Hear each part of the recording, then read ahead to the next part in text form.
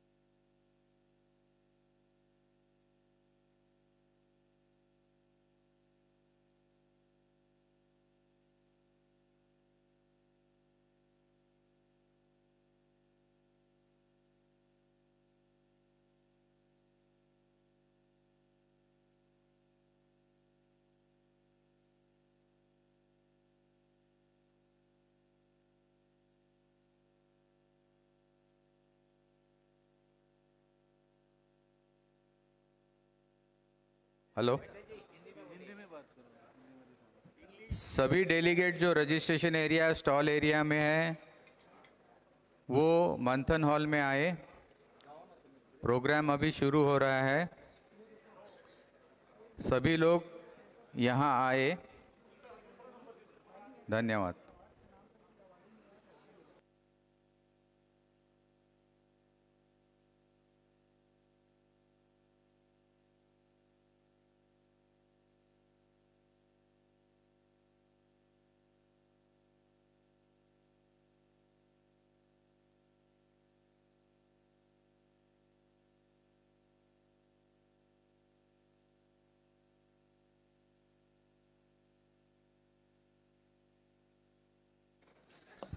Hello, hello, hello, hello, hello.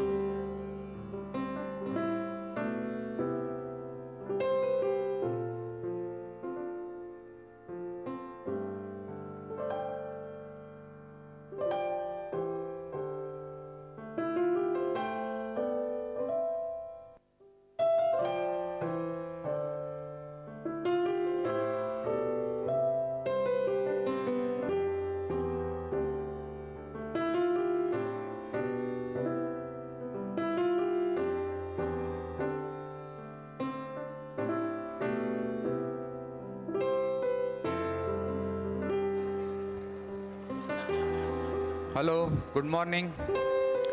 Our guests are on the way now. In 2-5 minutes, they will be here and we will start the program. Thank you.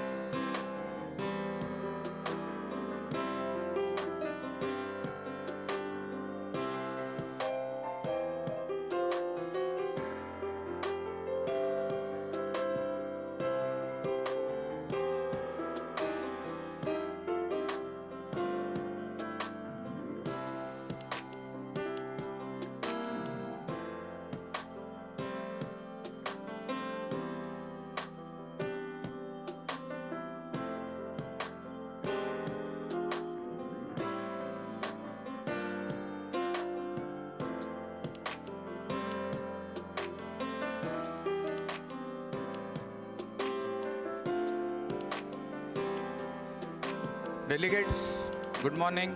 Our guests are in the doorstep.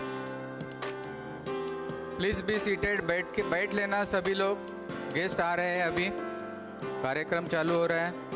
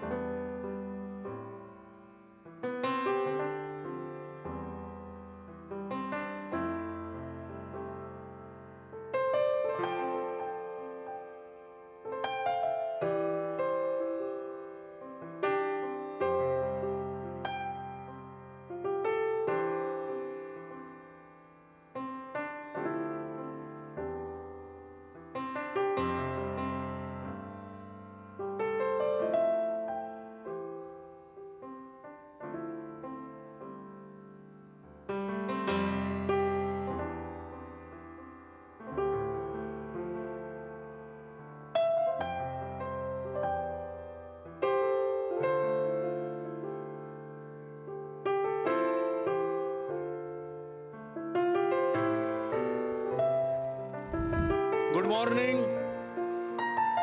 Good morning, please.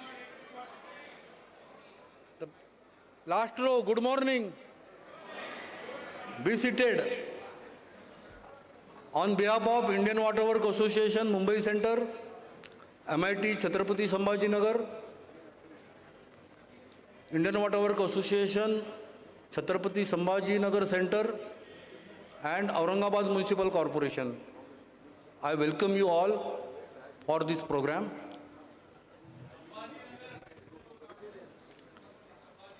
Yeah. Now I call upon our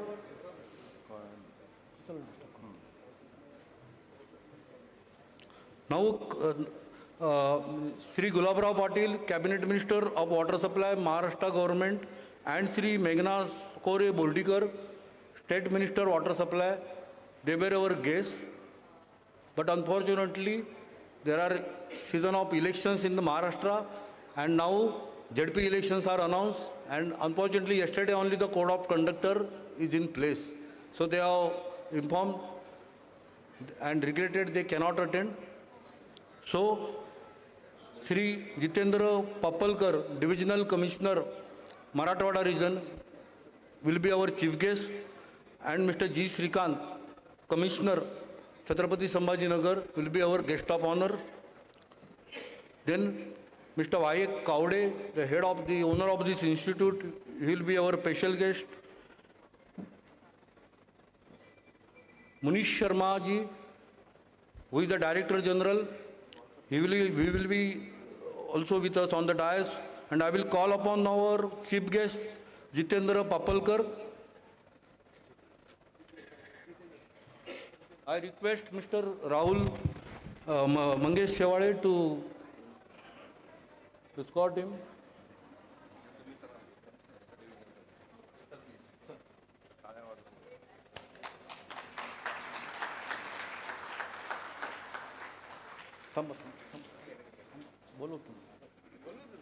Yeah.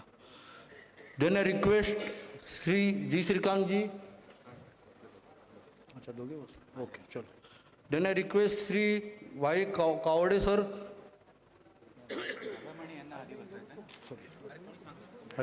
Then I request President Mr. Magalnal Agrawal ji and President-elect Manisha Palande madam to take their seats.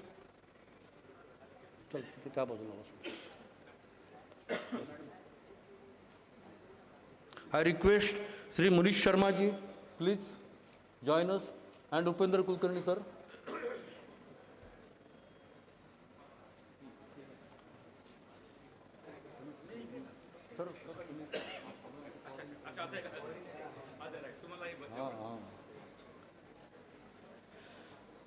Then I request Mr. Basant Kumar Parida, Honorary Secretary General, to take the seats, and Mr. Pramod Dalvi, Honorary Secretary, Mumbai Center.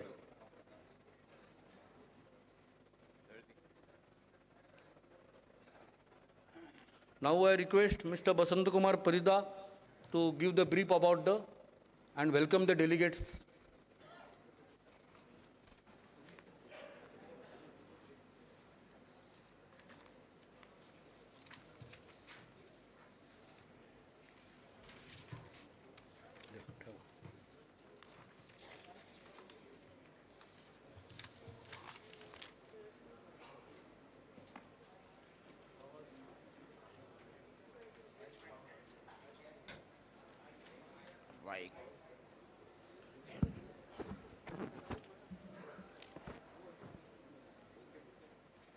Respected Chief Guest, Sri Jitendra Papalkar ji, IAS, Divisional Commissioner, Chhatrapati Sambhajinagar, Sri G. Srikant, IAS Commissioner, Chhatrapati Sambhajinagar, Director General, MIT, Professor Munish Sharma, Chhatrapati Sambhajinagar, Dr. Y. Kawade, President, Gramodyogik Shiksha Mandal, President, Indian Water Works Association, Vice President, Indian Water Works Association, members of the Committee of Management, respected past President, office bearers of Mumbai Center, respected delegates, distinguished professionals, ladies and gentlemen. On behalf of Indian Water Works Association, it is my proud privilege to extend a very warm welcome to all of you to the opening ceremony of Annual Convention 2027, being held here at Manthan Hall, MIT Chhatrapati Sambhajinagar, and graciously hosted by the Mumbai Center of Iowa. I extend my respectful greetings to our honorable chief guest and to our distinguished guest of honor.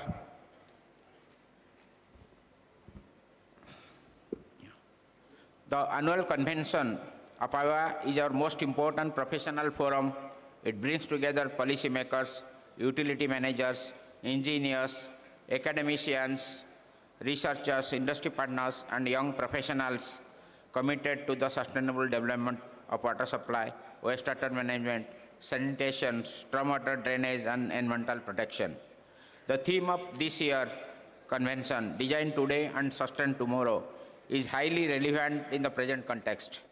As the water sector faces challenges arising from climate change, rapid urbanization, resource constraints, and infrastructure resilience, this theme reminds us that the decision and design we adopt today will determine the sustainability of future generations. During the course of this convention, we will engage in technical sessions, expert interactions, and experience sharing aimed at strengthening professional capacity and promoting innovative and sustainable solutions for the nation's water sector. I take this opportunity to place on my record my sincere appreciation to the Mumbai Center of IWWA, the organizing committee, sponsors, volunteers for their dedicated efforts in making this convention possible at this historic city of Chhatrapati Sambhajinagar. Friends, water is the foundation of public health, economic growth, and environmental sustainability. Let this convention reaffirm our collective resolve to serve the nation with professional integrity, technical excellence, and long-term vision. With these words, I once again extend a cordial welcome to all the delegates and guests and wish the Annual Convention 2027 of Indian Water Works Association every success. Thank you. Jai Hind.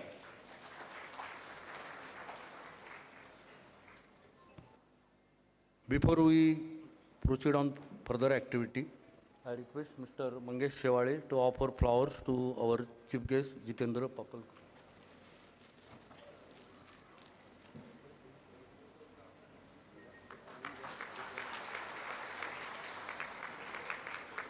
Now I request Mr. Sunil Vaidya to offer flowers to Mr. G. Srikant. Srikant, sir. Srikant, sir.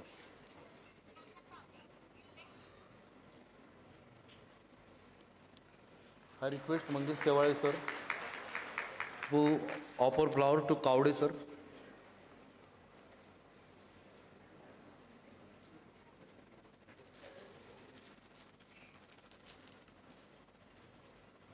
And I request Mr. Naikudi to offer flower bouquet to Mr. Maganlal Agrawal, our president.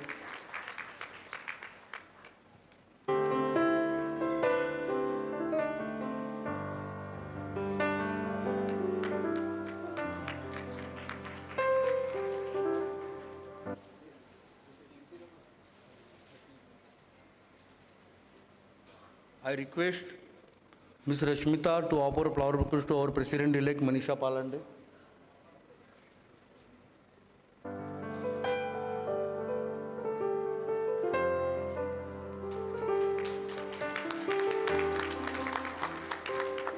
I request Mr. Mangesh Shewale to offer flowers to Mr. Munish Sharma ji.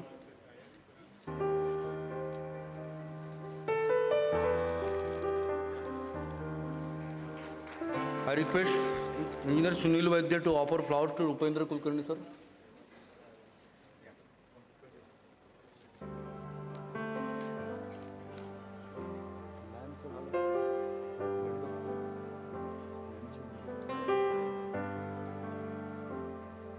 Then I request Mr. Naikudi, Uttam Naikudi, to offer flowers to our Honorary Secretary General, Basanta Kumar Paridaji.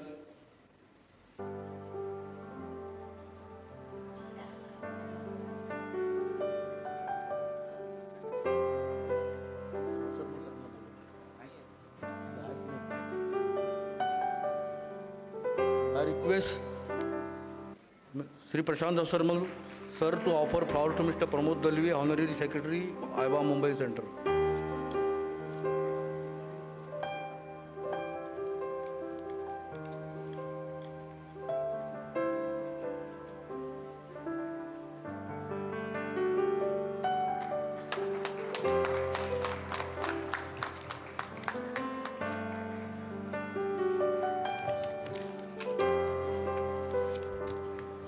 To make a mark of the inauguration, we follow the rituals of lightening of the lamps. So I request all the dignitaries be near the lamp.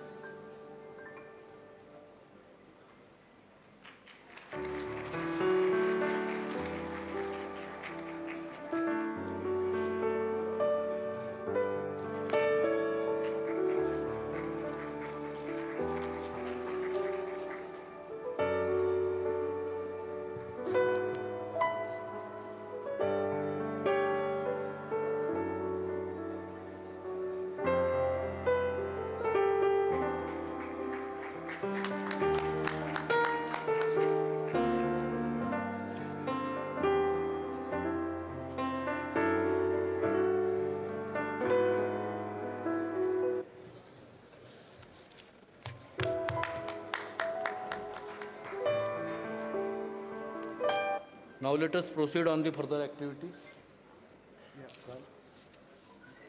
Before we proceed, I request Naitodi to give flowers to Mr. Ullas Naik.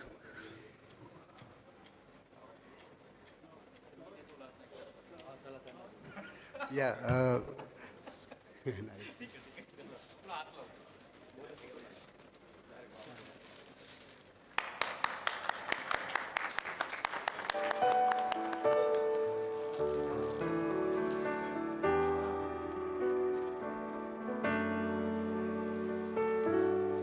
Thanks.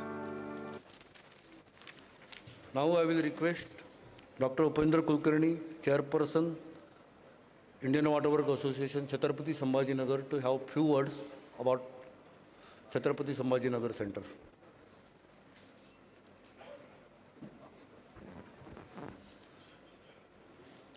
Dignitaries on the dais, I welcome you all at this convention at Sambhajinagar. It's a very ancient city, and you must have enjoyed before coming to Sambhajinagar, Shirdi, Singnapur, and so on. And that's why we find that the delegates who were registering for this particular event were very much excited to come over here. And that's why I welcome you all. Thank you very much.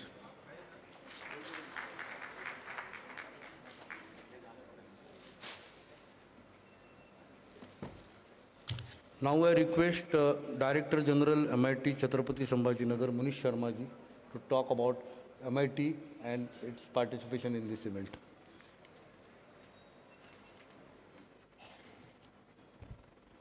Good morning, friends. If I have to do profiling of the audience sitting in this Manthan hall of MIT, I think that would represent the length and breadth of this country showing the water professionals. And we have few guests and delegates, those who have come from other countries also.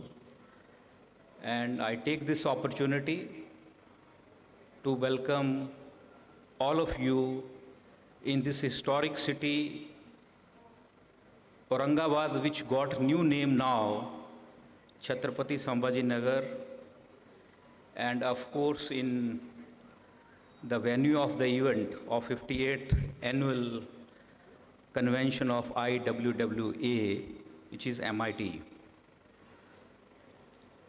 I would like to share two things with you. Number one, I would like to appreciate Mumbai chapter of IWWA for the reason they thought of to have this conference in our city. And in addition to that, they decided to conduct this conference in an academic institution. So I think this has great significance. So I really would like to appreciate the local chapter also, IWWA local chapter, Upendraji sitting here. And Madam being the Vice President, Manisha Palande Madam being Vice President of IWWA and President-elect and probably the first woman who is going to be the President of IWWA. What I could tell you on the day they have decided, I think it was January 2025 when they decided to have event here in our city. And since then I am seeing the level of planning and so many visits they have to the venue and the micro detailing of everything. And I think many of us attend conferences all over the world. We know that what kind of efforts are required to arrange this kind of complex event. So I am seeing Ulas Naik ji and the whole team as a convener and the kind of efforts which they have taken. I'm sure that you are going to enjoy your stay here. And they have taken care of every minute details to see that all the delegates should have great comfort. So I'm sure that you are going to enjoy. We all are here to take care of you and take full, I would say, participate actively. And for spouses also, there are many good events which you can see. So while we were doing the planning, the many ideas were coming. I would like to share one of the idea. So the idea I proposed to the committee, the organizing committee, that can we try homestay? Because when we talk about issue related to water, I think culture is something very important aspect of it. And we are getting delegates from all over the country. If few of them would opt for homestay, they can see that how Maharashtrian families, live, what kind of culture they have. And I am happy to say that we got a good response. One of the students is staying with me from Prayagraj. In fact, the two students opted for my house. And one of the students at the last moment felt, I don't know what hesitation, but he felt a little awkward. And he finally decided to stay with his professor. But then I would have certainly see that I will, take him to my home. So this is something unique and many unique initiatives. Even though if I am not linked with IWWA as such directly, but I could, gather the information about these organizations and many activities you're doing. I can tell you that many of the initiatives are very new and very innovative, which you will experience during your stay here. Second, I am so happy being citizen of Marathwada region and particularly the city of Chhatrapati Sambhajinagar, that this water conference is happening here. We are considered as a water deficit basins. And whenever there is a constraint, there is innovation. There is a lot of community participation to overcome the challenges. I think we have two very distinguished guests today with us. One is heading the urban bodies as a municipal commissioner of our city, and other one is the divisional commissioner. And the kind of work which has happened here to overcome challenges related to water and wastewater, 360-degree, I would say, that is something which is very interesting for the people, those who are working in this area, in this domain. They will get an opportunity to come and interact with you and see the great exhibition also, that what kind of technologies are there in the water and both in the wastewater treatment. I really appreciate all the stall holders. I mean, the kind of, I will tell you that, I was seeing yesterday evening the preparation. It is not less than Singapore Water Conference. But, of course, no, madam, and the time to come, they have challenged to make it as a really Singapore Water Conference. So that kind of, the feel was there. And I wish you all the best. We are here to help you, whatever the way you want. Enjoy your stay in Chhatrapati Sambhajinagar. MIT, the whole MIT team is there, including me. Will take care of you.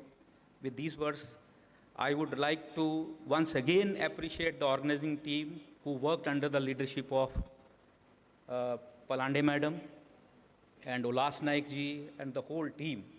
And with these words, I rest here. Thank you very much. Sir, indeed, thank you for your appreciating words for me and my team. And now I will request Mr. Maganlal Agrawal, our IWWA president. I think he's one of the president who has visited maximum center possible. That can be a record as a president of IWWA. So please, sir, we want to hear from you.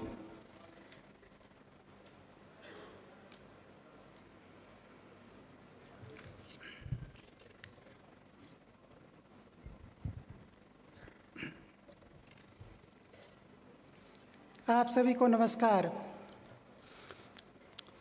With deepest respect, I begin by offering my humble salutations to Chhatrapati Sambhaji Maharaj, the great son of Chhatrapati Shivaji Maharaj, who stood underlining against tyranny and laid down his life for honor and freedom at this very scared place where we stand gathered. Respected dignitaries on the dais, Sri Jitendra Papalkar, IAS Divisional Commissioner, Sri Srikant, IAS Municipal Commissioner, Professor Munish Sharma, Director General MIT, Dr. Y.K. Kaude, President GSM, our newly nominated President, Madam Manisha Palande, members of the Council of the Management of the IWWA, life organizations of the IWWA, members of the IWWA students chapters, members of the organizing committee of the 58th Annual Convention, respected ladies and gentlemen. It's my privilege to stand over the land of Sambhajinagar, because you know very well what is the contribution of Chhatrapati Shivaji Maharaj and Sambhaji. Unless the Mughals goes through or wanted to go to the south, here the Sambhaji Maharaj there. That's why they don't get an opportunity to enter in the south. So we must respect the Sambhajinagar on the name of this Sambhaji Maharaj once again. Regarding the IWWA, since last 1 year, I am holding the president of the IWWA. I have visited all the 38 centers of the IWWA, and I have got an opportunity to inaugurate 2 centers of the IWWA, which is newly come up, one at Rajkot in Gujarat, and another in Tiruchirappalli in Tamil Nadu. While visiting all these centers, I have committed that I will visit all these centers not as a president, but as a member of the IWWA. That's why I have visited while traveling in the sleeper class coach of the train and traveled more than 70,000 kilometers altogether around the year. My motto was to go to the centers, not to criticize the centers, not to find out the shortcomings of the centers, but to motivate my members, to encourage my members and to remind them that they are the members of the IWWA and they have to do something for the water and wastewater. You know, water and wastewater, these both words are our stakeholders. Water means what? Every person carrying 67% of its weight, that is water in human bodies. So we don't forget that we are for water and water is for us. And what is wastewater? Whoever so is drinking the water, he is generating the wastewater. So these are synonyms, water and wastewater. We don't forget, and we should also always respect these 2 words, water and wastewater. While visiting all these centers, I found that in most of the centers, our people or our members are trying hard to work something for the IWA, but they are not getting any opportunity to work because of so many problems. We cannot compare the territorial area and climatic conditions of the Srinagar or Himachal Pradesh or Uttarakhand as compared to our this Maharashtra or Chhattisgarh or MP, because they are having some different climatic conditions. In Himachal Pradesh, the chairman of the Himachal Pradesh and honorary secretary suggested me that every year you are holding the convention in the month of January, and in the month of January we are having peak this winter season, in which most of their pipeline were packed with ice. So they are getting very biggest trouble in this season, and they are unable to attend your conventions. So please hold the conventions in the month of the December. Now you know, if you are holding the conventions in the month of the December, then most of the states are having these assembly sessions, and it would be very difficult for them. But we cannot ignore Srinagar or Himachal Pradesh or this Uttarakhand. So we will try in future that if it could be possible, at least one convention in 10 years or 5 years may be held in the month of the December. Similarly, we are having our stringent conditions regarding the formation of the membership or etc. That conditions will not suiting to them. So, gentlemen, we are here from Srinagar to Kanyakumari. Means here all the members from Srinagar to Kerala are present. So I can say that in this convention, Kanyakumari से कश्मीर तक भारत एक है और वो यहाँ पर देखने को मिल रहा है. तो I am thankful to Council of the Managements, member of the Council of the Managements who have come together, and I think this is the largest contribution of the Council of Management since last 15 or 20 years who are present here. So I am thankful to all the Council of the Management who come over here to attend this annual convention.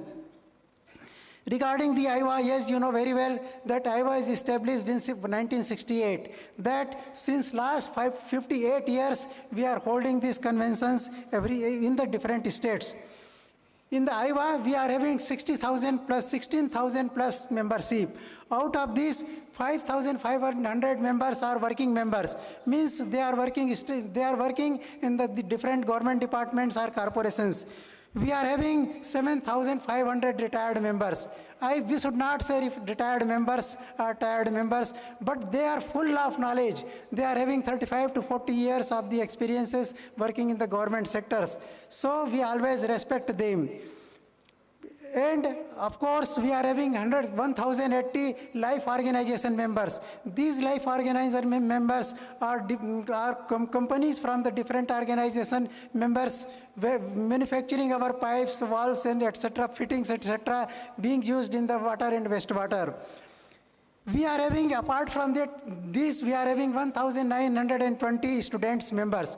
Students members are the most energetic members, and you see here in also, most of the students are traveling, coming from and bringing these flower bouquets or trays, etc. So in the coming days, as you know very well, that in government sectors, recruitments are very poor, or very less, or in some states it is almost stopped. So there is a shortage of junior engineers as well as assistant engineers. So all the bottom level of the engineering field is going to vacant. So in that case, we must have to bring out these student members so that we can adopt more and more. Now it is further to inform you that during the tenure of this presidencyship, our IWA get registered in the charitable trust. Now, again, the IWA has been registered in the CSR activities. So these are the two milestones achieved in the IWA. So with this, I congratulate Mumbai Center who came forward from 340 kilometers away and hold the conventions herein. So I congratulate all the organizing team of the Mumbai Center by holding this convention and giving us an opportunity to come over. Thank you very much. Thank you. Thank you, Shri Agrawal ji, and for the efforts you have taken in your tenure. Now I request Mr. Parida ji, because the in the convention, installation of the next president is the core event, and let him conduct that event now, please.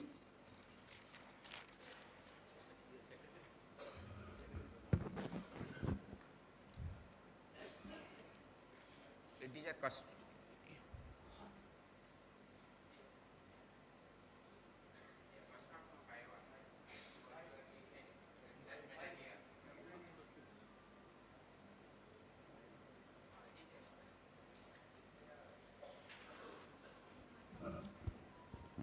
It is a custom of our to exchange the medallion of president, outgoing president, and the elected president. So I will request the incoming president to get the medallion of president from the outgoing president. And also I will request the newly honored president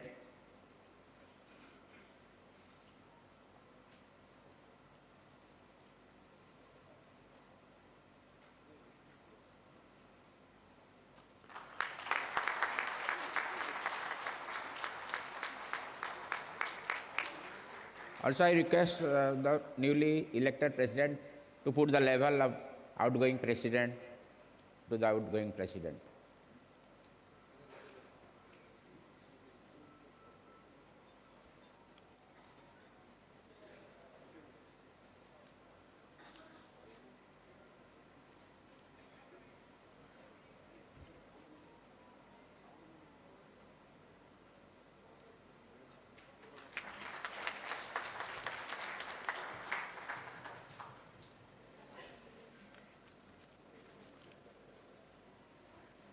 I will request our newly elected Vice President, Mr. Mehta, to come.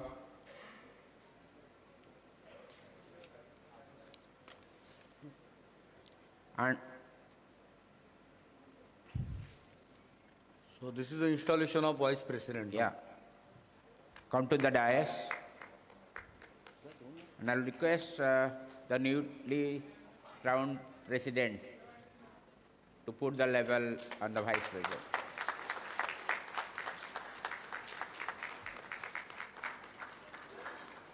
Thank you. Yeah. Madam, please. Arey, madam, please. Arey, she takes time, she wants in dais.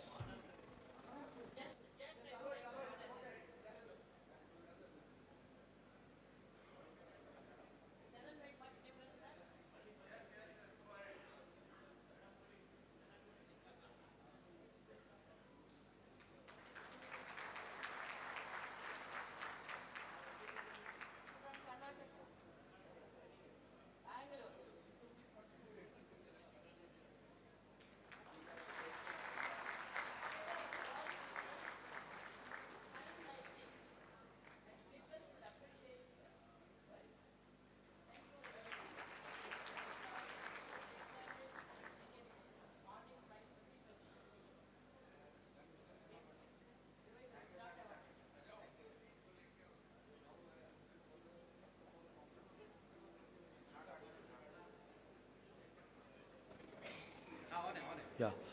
Thank you, Sakamma madam, to adding a different color to this event. Well appreciated. And before I proceed, let me congratulate Engineer Manisha Palande madam, who is now President IWA, the first female President of IWA. And I request her now to deliver her speech.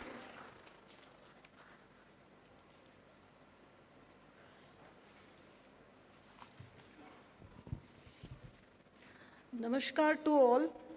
A warm welcome to all the delegates participating in this convention. As you know, Indian Waterworks Association is a voluntary organization of professionals connected with water, literally all kinds. Founded in 1968 with the headquarters at Mumbai, having 36 centers spread across the country, with a membership about 14,000 professionals all over the country and abroad. Besides conducting various knowledge-sharing activities by various centers, every year an annual convention is organized So we all are here. I welcome you, all of you again. Let me express my sincere thanks to Indian Waterworks Association, Council of Management for providing opportunity to IWA Mumbai Center for hosting 50th Annual Convention. For the first time, IWA is hosting convention at Chhatrapati Sambhajinagar.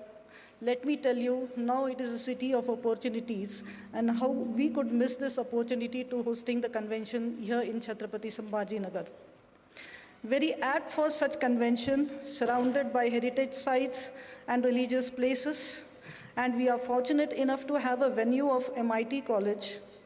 Not only the venue, this convention is unique in many ways, and you will find this in the next 3 days. We have called selected key speakers. All the papers have been shortlisted through software. Stalls are integrated with the main building. We also have taken care of the delegates. For that, Honorable G. Shikant sir was kind enough to give us ambulance, fire brigade, mobile toilets, doctors, all the facilities are available, and all the stalls are ensured. And many such new concepts will be rolled out in this convention. IWA gives platform to every engineer to showcase the innovation, research, concept, and ideas. And I appeal more engineers of local bodies should also be member of IWA. At Chhatrapati Sambhajinagar, right now, my department, Maharashtra Jivan Pradhikaran, is executing a mega project of Maharashtra that is providing water supply to the city. The capacity of the project is 600 MLD. Very soon that project will be partially commissioned, and believe me, we have mammoth structures which are under construction, and if anybody of you is willing to visit the jack well, please let us know, we'll arrange a visit for you. It has, the jack well size is around 95 to 35 meters, and we have 3700 HP pumps, 6+2 standby. Then we have 2.5 meter of dia of raw water rising main of 38 kilometers. It is really mammoth, and it is the mega project which is underway in Maharashtra. We have another ambitious project coming up, that is Marathwada grid. As Munish sir has said, that Marathwada is always a scarcity area, and so we have contemplated that we'll try to connect all the 11 major dams in the Marathwada region to mitigate the scarcity situation. And as MJP representative, we are sure that soon it will also be launched. And even IWA Mumbai Center, sir, I'm glad to inform that IWA has been contributing in many ways, even to the government and also to various other government institutions. For example, recently the Bureau of Indian Standards collaborated with Indian Waterworks Association to conduct a comprehensive technical study for IS 3589, which specifies steel pipes. We constituted expert committee, analyzed minimum thickness requirements considering internal pressure, external loads, surge pressure, etc. The study incorporated comparative analysis with international standards and data. The research established scientifically justified minimum thickness values, balancing structural requirements, manufacturing feasibility, and economic considerations. And this the proposal which we had given to IS, that has been published by BIS, and that is certainly a feather in the cap for IWA.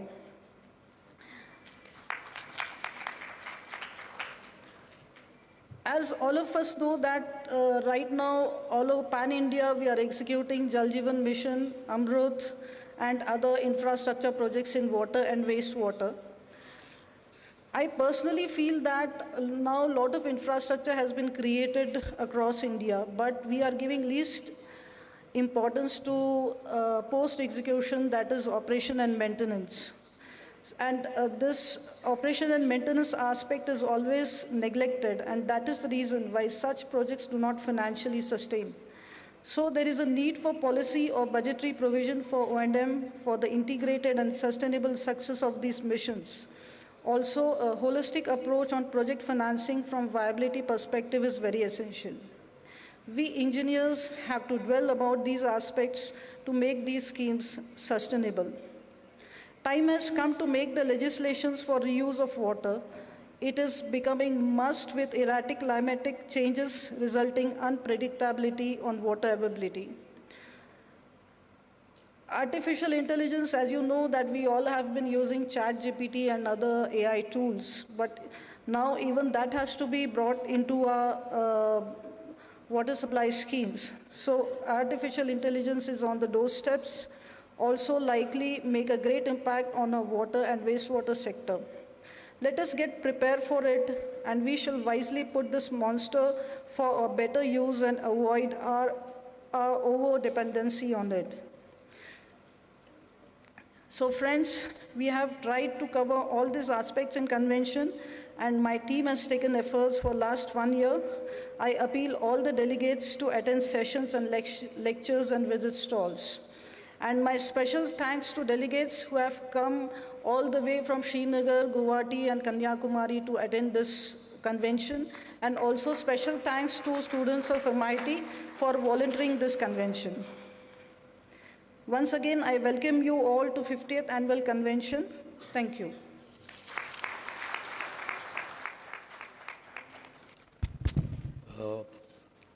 Delegates, there is a small change.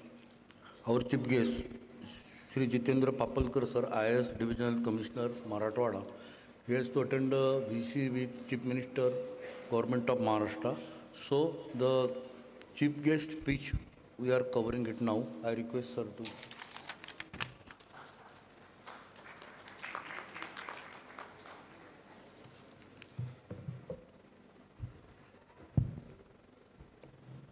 Good morning, friends. I first welcome all the distinguished guests and delegates, those who have present here all over from the different parts of country. And I'm sharing the dais with Honorable G. Srikant sir, who is the Municipal Commissioner of Chhatrapati Sambhajinagar Corporation, our Chief Engineer, Palande ma'am, and all the Indian Water Works Associations members and directors. I first officially inaugurate this 58th Annual Water Association Convention here in Chhatrapati Sambhajinagar today at 11 a.m. And I am very much glad to say that this is the region when we were there in 2012 and 12 to 13 or 14 or 15, we have faced this acute scarcity area in this Marathwada region. And that's why this convention will definitely help this Marathwada region as a whole to take forward all the new inventions or ideas or concepts in the region. I also thanks to MIT and MIT students and director MIT who has taken this lead, made this available, this hall and all this facility that have been done for this convention to make it happen very successfully. You might all know that water is the only essential part of our nature. It is not only essential, but it is very scarce also. And not only scarce, it is very fragile also. So we'll have to very, very careful about this use of water, its conservation, and its recycling and reuse. And all these three concepts, this convention will take forward. All this research and papers will definitely help us to design today and sustain tomorrow. That is the main theme of this convention. And I welcome all of you for this. I think this is the area, this is the city which is having a very heritage city, we can say. International Ajanta and Ellora is here, Krishneshwar is here, they are here, Bibika Maqbara is also there. You can always go around and have a city look, but also don't forget to see our very, very mammoth water supply scheme which Palande ma'am just now referred, it is to be very well to see that how this work is going on and how we are saying that it is sustained for next 50 years for the people of corporation. So I welcome and thank you all. I am just thank you well all of you, and thank you very much. Sir, before you leave, sir, 1 minute only. I request Mr. Palande madam to offer you a moment, please. I request Mangesh Shewale to bring that.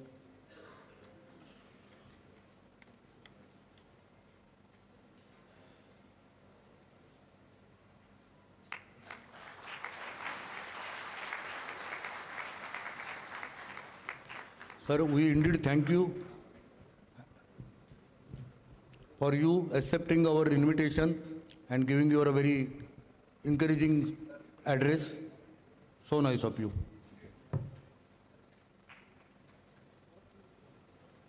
Indian Water Works Association has got more than 35 centers, and to encourage various activities, we have a lot of awards for the performance of the center, for the individuals, for young meritorious engineer, for the paper presenting, for the best paper of the journal. And I request Mr. Paridaji to conduct the award ceremony now.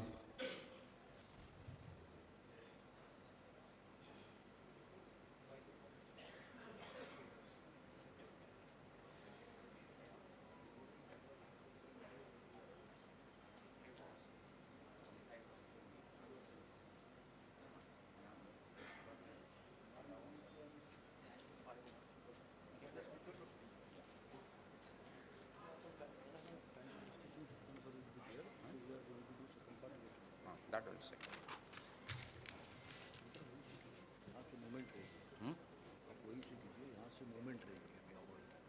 अच्छा, उस side पे.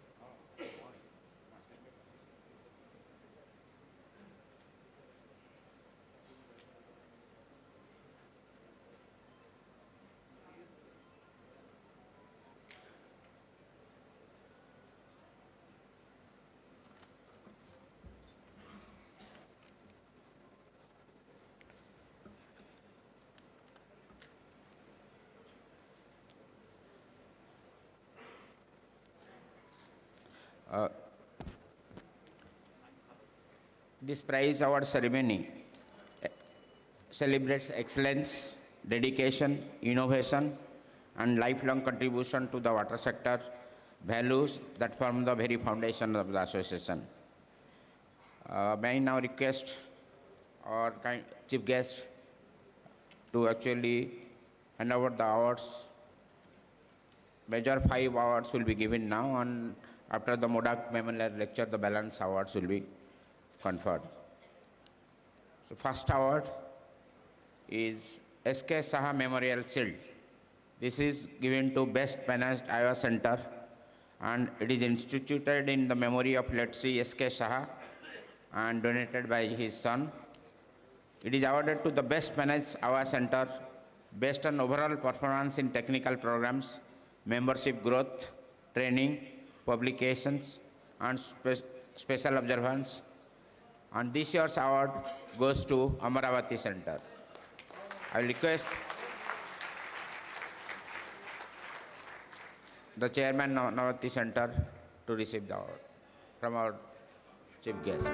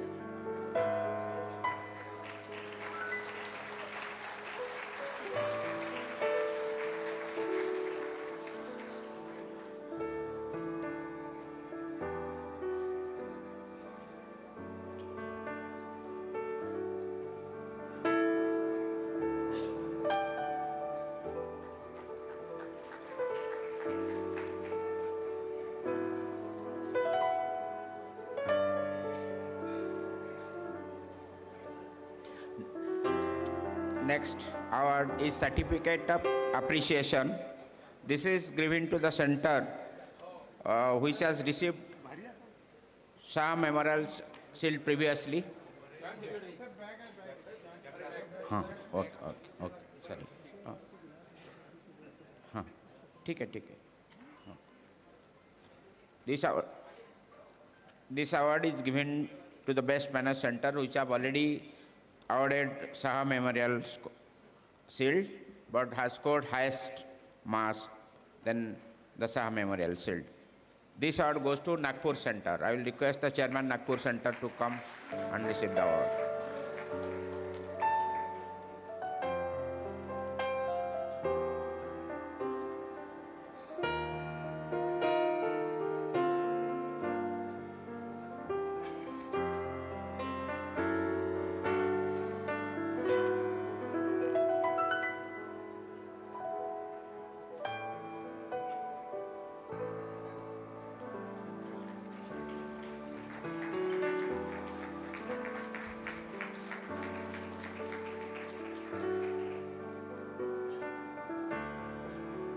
Next is Dr. V.S. Memorial Shield. It is being awarded to Bhopal Center.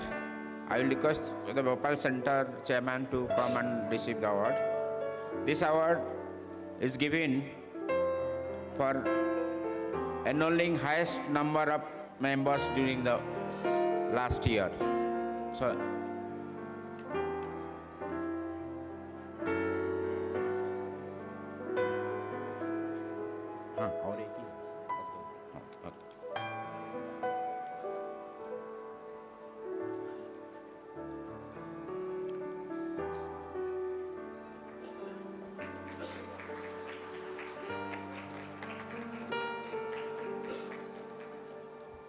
next is Jal Nirmalata Puraskar.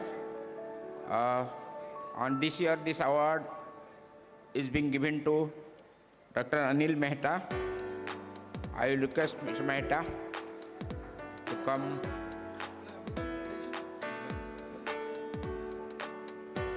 Jal Nirmalata Puraskar is the most prestigious individual honor of Iowa for protection, enhancement, and preservation of water quality. It includes trophy, certificate, citation, and cash prize of rupees 10,000. It is being awarded to Dr. Anil Mehta.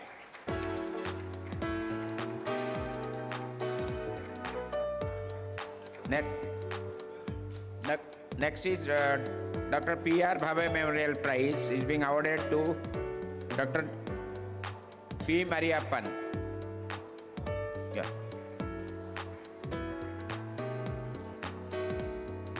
I will request Mr. P. Mariappan to receive the award.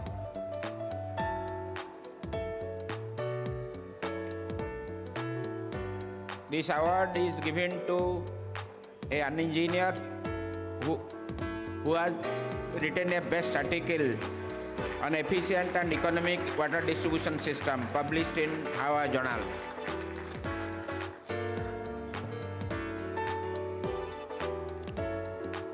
And the balance award will be given after Modak Memorial Lecture in the next session. So I will request all other awardees to actually remain present for that award. Now this closes first part of the award ceremony. Now I will request our chief guest, Sri Srikant sir, IS Commissioner, Chhatrapati Sambhajinagar, for giving his address.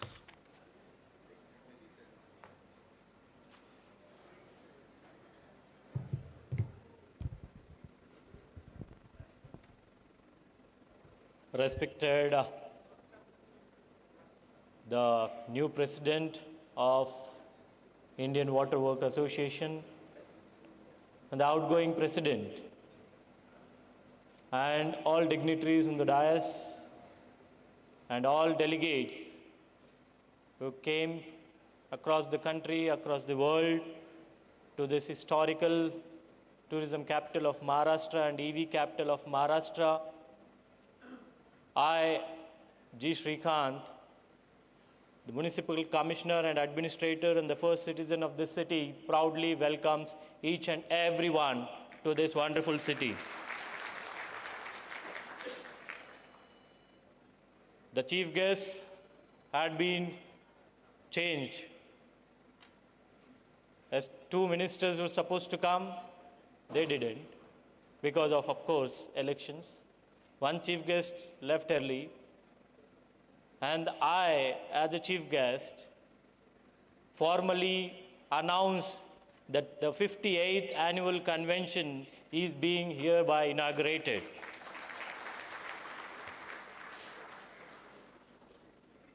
First of all, I sincerely thank myself and Munish Sharma ji. Myself, just because that this conference wouldn't have happened if I would have conducted election counting in this particular hall. Because the conference was decided, and every time the election process, we approach and we force MIT institutes to acquire this particular Manthan hall for conduct of elections. But when Munish ji and Palande madam has requested for this particular function to be organized here, which is a proud moment for the city, I said yes to myself, because I had to convince my people to opt for some other place so that this convention will happen here only and will happen very smoothly. For that, I have to thank myself and you. And we are sitting in Manthan Hall. What is the Manthan means? There are two Manthans.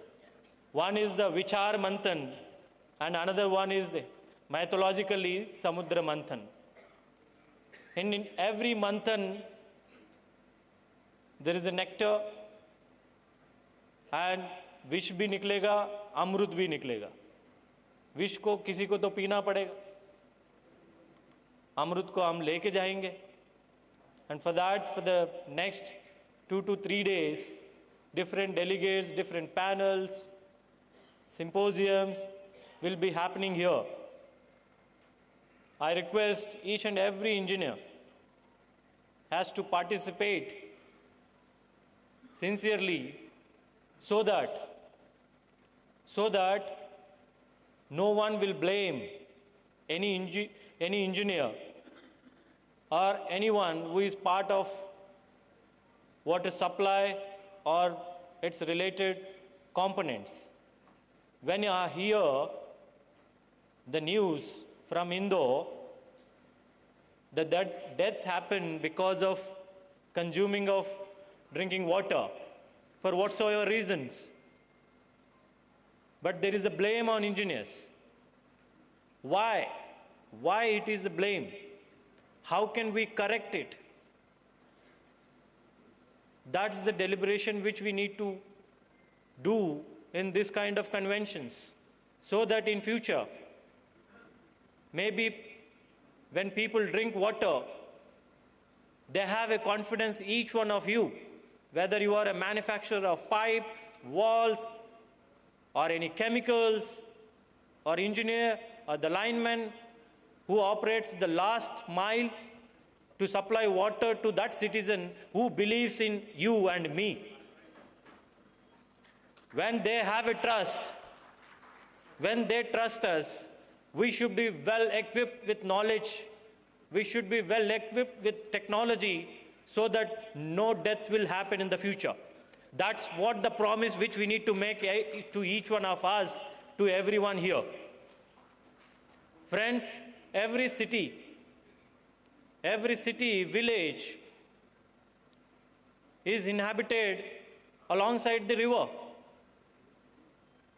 Sometimes I worry why the technology had come. Because of the technology, we forgot about our rivers. You tell me which river in every city is very clean. When we see West and developed countries, the Thames, or any river across the countries alongside the western part of the hemisphere, the rivers are so clean. But what happened to this country? What happened to the rivers where we lost? Is it because of the piped water supply? We forgot. Friends, we need to work. We need to deliberate on the river rejuvenation, which are converted into drains, nalas. We need to work on it. How we can rejuvenate our rivers, which we consider, which we equate with mother. Ganga, Yamuna, Saraswati, Kaveri, Narmada, all rivers. Everyone is doing only parikrama, but no one is worried about the health of the river. Every parikrama is happening, but what about the health of that river? Yes, this city, for the last 5 years, we have worked for river rejuvenation. In the name of river rejuvenation, it's not just a concretization of rivers. We need to work how we can rejuvenate the river.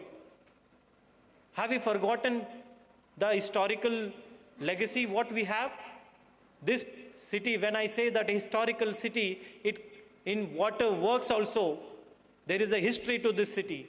In the 17th century, Malik Amber, who has founded this city, has constructed a Nehre Ambari aqueduct, which still in this 21st century we are drawing 2 MLD water, 20 lakhs water, the scheme which is implemented in 17th century. Can any engineer, can anyone can proudly say the scheme which we implemented in 21st century will talk the generation in 25th century? We should question that. We should worry about that. Can we deliberate? Can we think? Can we innovate? The companies, everyone. That's what we need to think about, friends. These kind of conventions, you have a huge trust. Don't lose it. Because water is a requirement for everyone. I'm not an engineer. I'm just a commerce graduate. But for the past 3 years, working as a municipal commissioner, I understood each and every terminology in water supply because High Court is monitoring the historical water supply scheme also. It is one of the India's largest water supply schemes which is being in execution right now. In the coming 2 to 3 months, if everyone favors, if God favors, we will be able to supply water regularly to this city. Unfortunately, we are supplying water once in 7 days, 10 days. I am ashamed to be as a commissioner of this city, wherein I can't give water to that poor man. I can afford Himalaya water also because of my salary. I can afford Bisleri water also. What about that poor man living in Jopadies? What about that middle class man who is waiting for this water? It is a problem across each and every city. Many houses have been occupied by drums, vessels of this water storage. Can't it be like when you switch on and then you get a water? For that we need to invest, innovate. And we are very proud that Honorable Prime Minister is implementing Jal Jeevan Mission, wherein he talks about Har Ghar Nal Se Jal. Each and every household, it is a basic minimum right to water, right to drinking water. Not the drinking water in bisleries or some water bottles or some jars. It had become a common phenomenon. If you go to any village, I'm very thankful to the organizers wherein they have given water in the Tamba vessel. Otherwise, they would have supplied water in a bisleri, it was a failure of this convention, my friends. And in this convention, we need to deliberate wastewater solutions. And experimentally, we have done in N1 area wherein we have come up with a STP which is, to an extent, which is portable. I drank water by myself, and I made sure that Honorable Judge of Bombay High Court had drank that water also. There are technologies. Maybe the acceptance is not right now. And Mumbai has recently awarded one of the biggest desalination projects, wherein the cities across the coastal lines has to survive, and how the ocean water can be desalinated and how we can give that. We need to come up, we need to invest and innovate in the technologies. And in the artificial intelligence, because in this last experience with this scheme while executing, I came to know that how it should not be executed, how it should not be designed, how it has to be designed. There is a digital twinning, how we can put, whenever we are coming up with the big water supply schemes, can we follow the digital twinning, how it will be. Not that once you dig out, you come across some new things. Are naya pipeline nikla either. It's not that. We fail to plan. And then while execution, it takes years and years and years. And whenever we are planning for a big water supply scheme, how we can use technology, how we can delay in planning. It's okay to delay in plan, but it's not okay in execution. How we can do that? That's what in this 2 to 3 days I expect that we should deliberate. Though we have a national water policy, state water policy, now the cities are big. My city is equivalent to one big country in the Europe. I'm 20 lakh population. I'm 2 million plus city here. And why can't I have a city water policy? Each and every city should have its own city water policy. How? And you are going to give water for another 50 years, 100 years. We should think and deliberate. These innovative things I know in this Manthanal provided by Munish Sharma ji, इधर विष कम अमृत ही निकलेगा और इस अमृत से पूरा भारतवर्ष को हर एक घर को नल से जल मिलने का जो प्रधानमंत्री जी का सपना है वो पूरा होगा। जय हिंद, जय Maharashtra.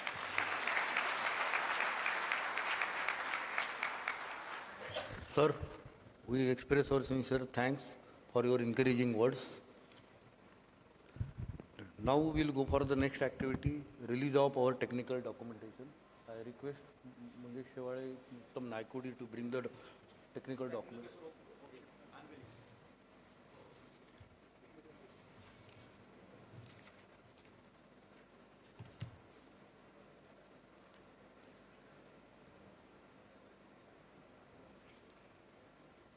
And I request all other dignitaries to join.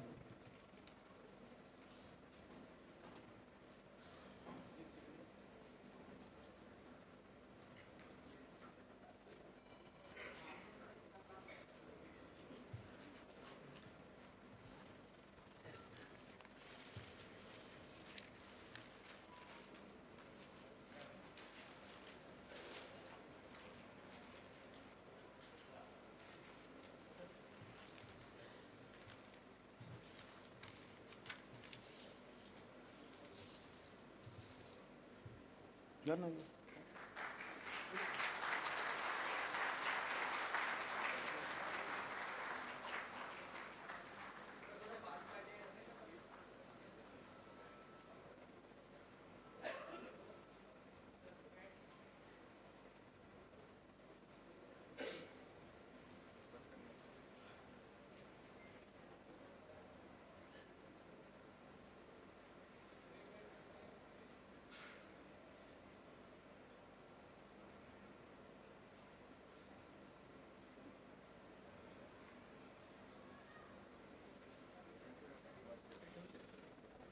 Now I request my volunteers to offer memento dignitaries, starting with Sri Srikant sir. Let Mr. Sunil Vaidya, Sri Mangesh Shewale, Sri Uttam Naikodi coordinate this. I request Palande madam to give it to Mr. Srikant sir.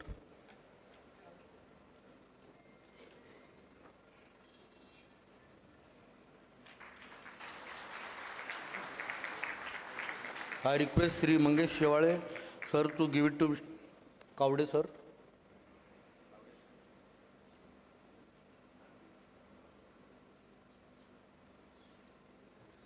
I request Sunil Vaidya to present it to Mr. M.L. Agrawal, our immediate past president.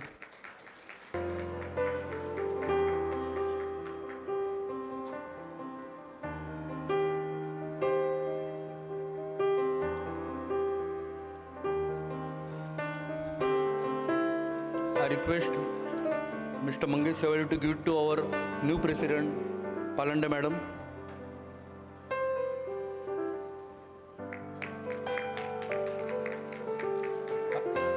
I request Sri Naikodi, Uttam Naikodi to present it to Mr. Munish Sharma ji.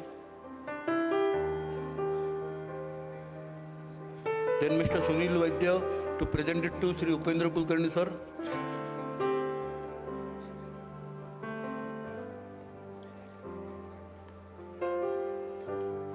Followed by Mr. Anil Gadge to present it to Basant Kumar Parida ji.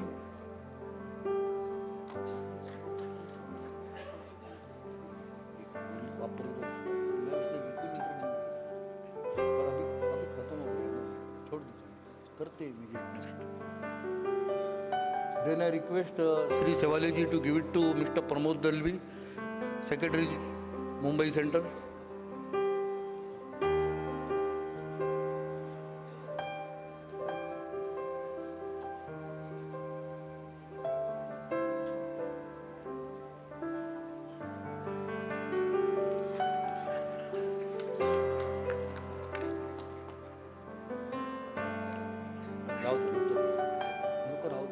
I request all dignitaries to take the seats.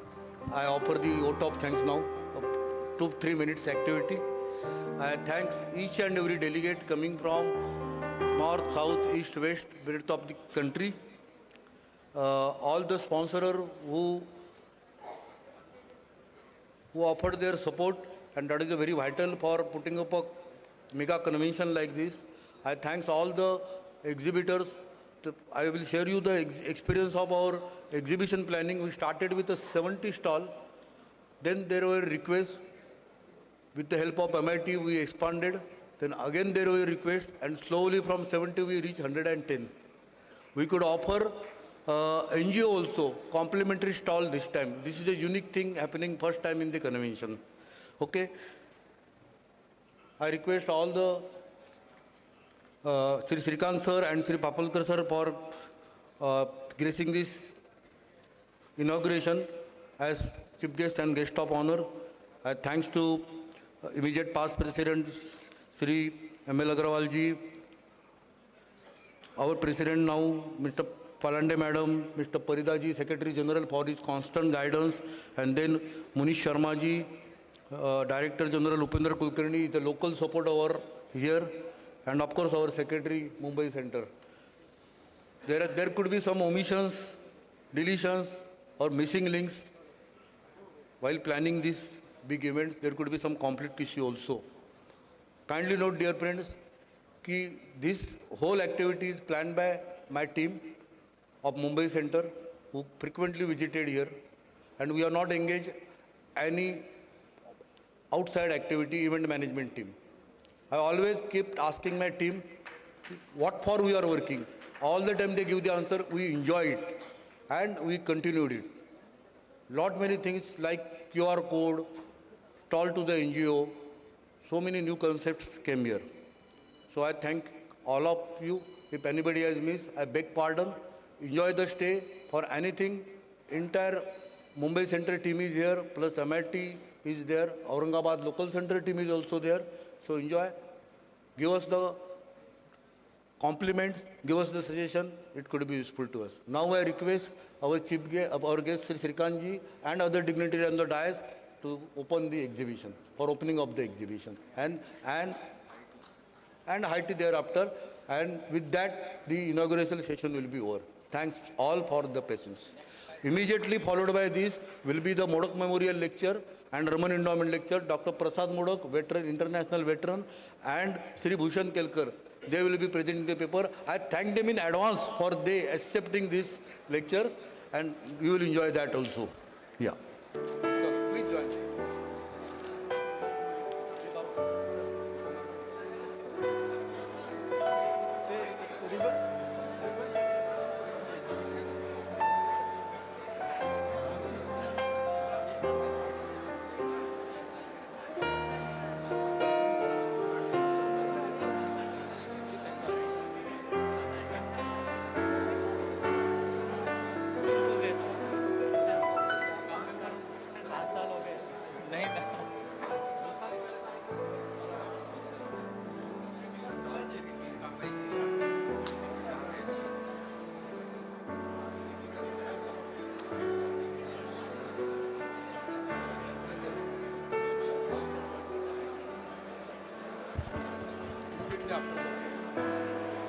All delegates can join the high tea after the inauguration of stall outside Manthan Hall.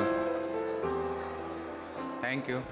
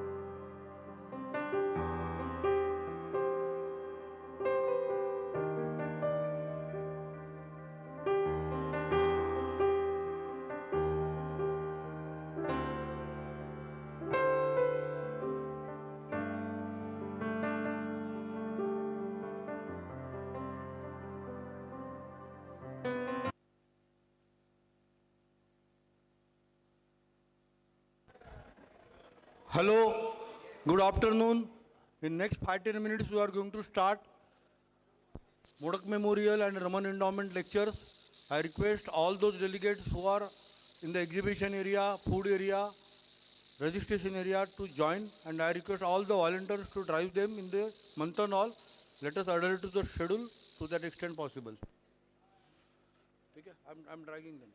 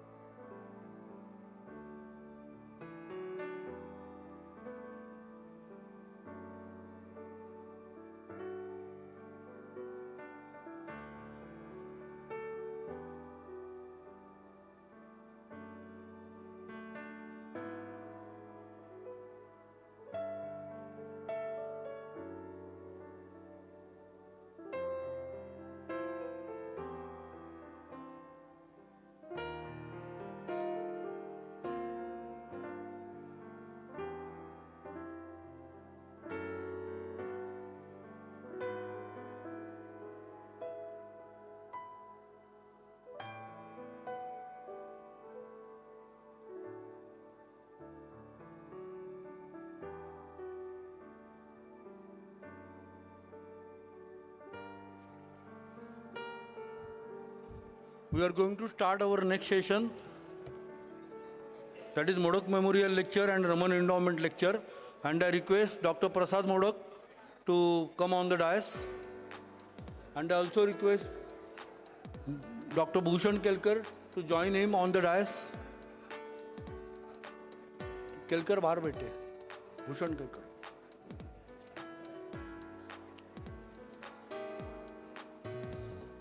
Dr. Prasad Modak is a veteran associated with Mumbai Center so long. He is the person who brought me in Indian Water Works Association. He is at present Managing Director, Environmental Management Center Private Limited, and is the Director of eConnect Knowledge Foundation.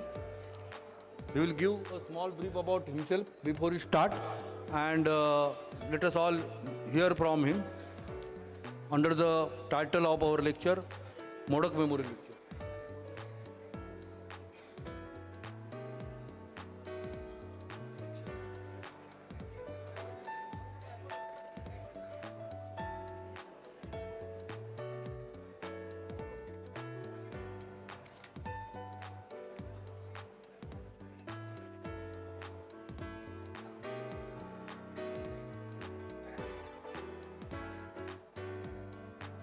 Welcome Dr. Bhushan Kelkar, who will be delivering Raman Endowment Lecture.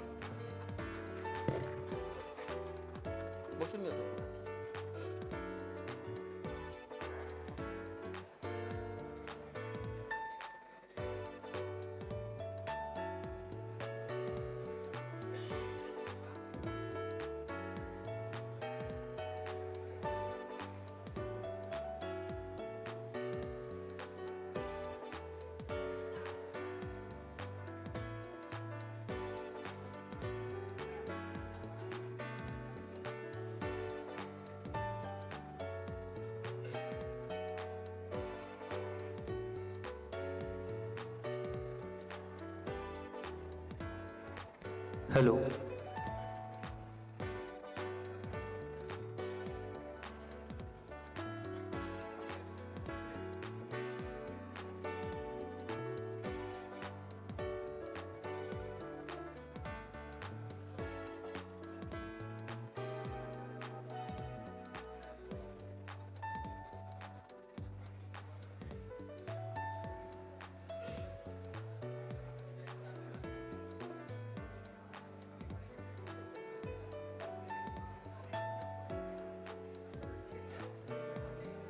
Hello. Yeah.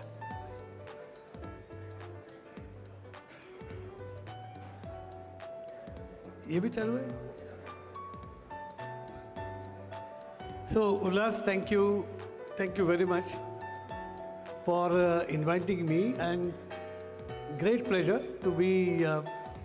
If I use the word getting back to Indian Water Works Association and meeting old friends, indeed a great pleasure. To me, sometimes I feel it's like homecoming.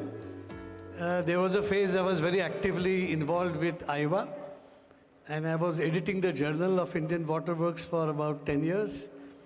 And in Bombay Center, of course, I was quite active. And then things faded away, and now I've come back to the convention after a long gap. And this is my actually third Modak Memorial Lecture. So there is a kind of I feel a little bit emotional about it, because N.V. Modak was my uncle, and I've seen him in action.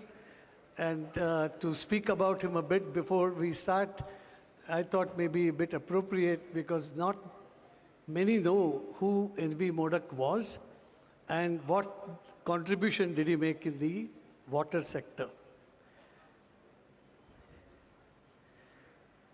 So, for three things, N.V. Modak was well known. The first, of course, that he built the Vaitarna Dam. Now it is called as Modak Sagar. I think I would say it's a great thing the Municipal Corporation of Greater Mumbai did it, MCGM, to honor an engineer and name the engineer to the dam, in this case, the Vaitarna Dam. Second contribution he did was he founded Central Public Health Environmental Engineering Research Institute, CIFERI, which we all know now, it's called NIRI in Nagpur, and he was the founder director. But I would say the third part, not very many people know that he did the first outline master plan for Mumbai. And the person he worked with, Albert Meyer, this was done in 1948, and this was a futuristic vision. How do you look at city infrastructure? Looking at the growth perspectives, but also the green perspectives. And that's what you see in the outline master plan. There are very interesting things here to note, to give you some anecdotes. When he began building Vaitarana Dam, you can't guess his age. He was 66-year-old. This is a phase of life where you want to retire, spend your time with your family. And this was a phase where he used to leave his residence in the morning at 2:30, reach the dam site, work whole day, and then return back. So that was something I saw also when I was young, what a passion could be for an engineer to build something. And this was a concrete dam, so cold concrete dam. This was a technology those days developed in France. So he traveled to France and took a look at what those dams looked like. And it also, therefore, the first thing what happened in Vaitarana Dam was the building of an ice factory, because you needed huge quantity of ice. So this is something very interesting for you to know. The Siferi story is that he was summoned by Jawaharlal Nehru, and he said that you do something for institutional building in this sector. And in response to that, this whole concept came that we should have a central public health engineering research institute. So this was driven that time by, I would say, by the Prime Minister, who wanted that such an institution be set. And the last part, the Albert Meyer, is today preserved in Harvard University. The entire correspondence between N.V. Modak and Albert Meyer.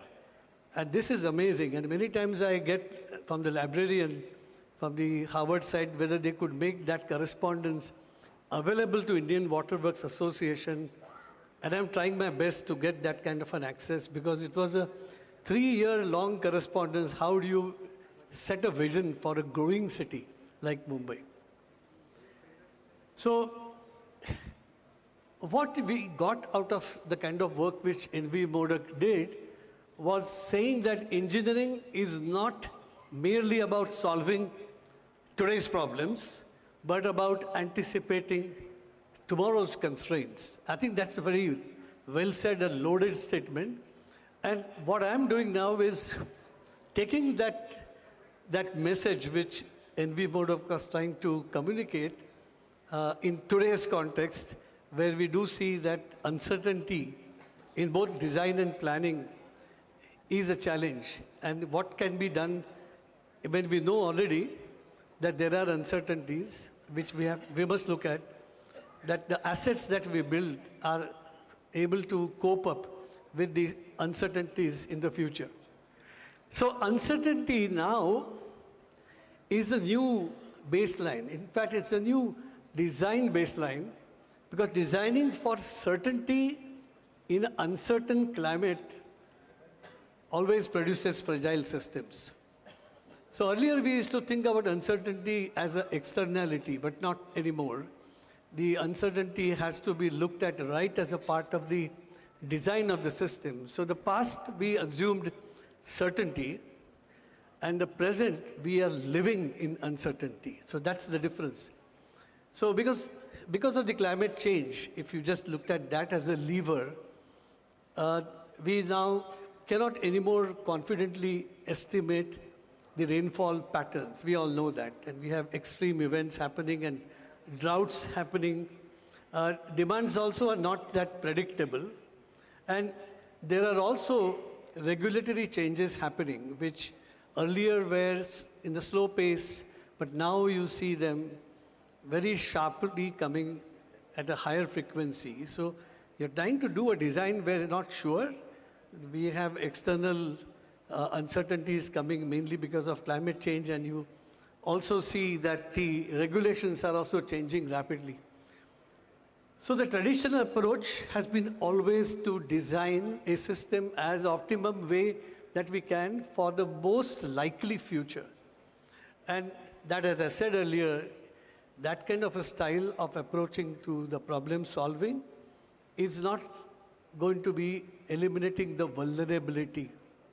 So we have to move from the philosophy of narrow optimization that is actually now to be looked at how do you bring in that thinking adaptability, how can we be more resilient, and the term we use sometimes is called optionality, that you are ready to look at scenarios while you make a decision in terms of building the assets.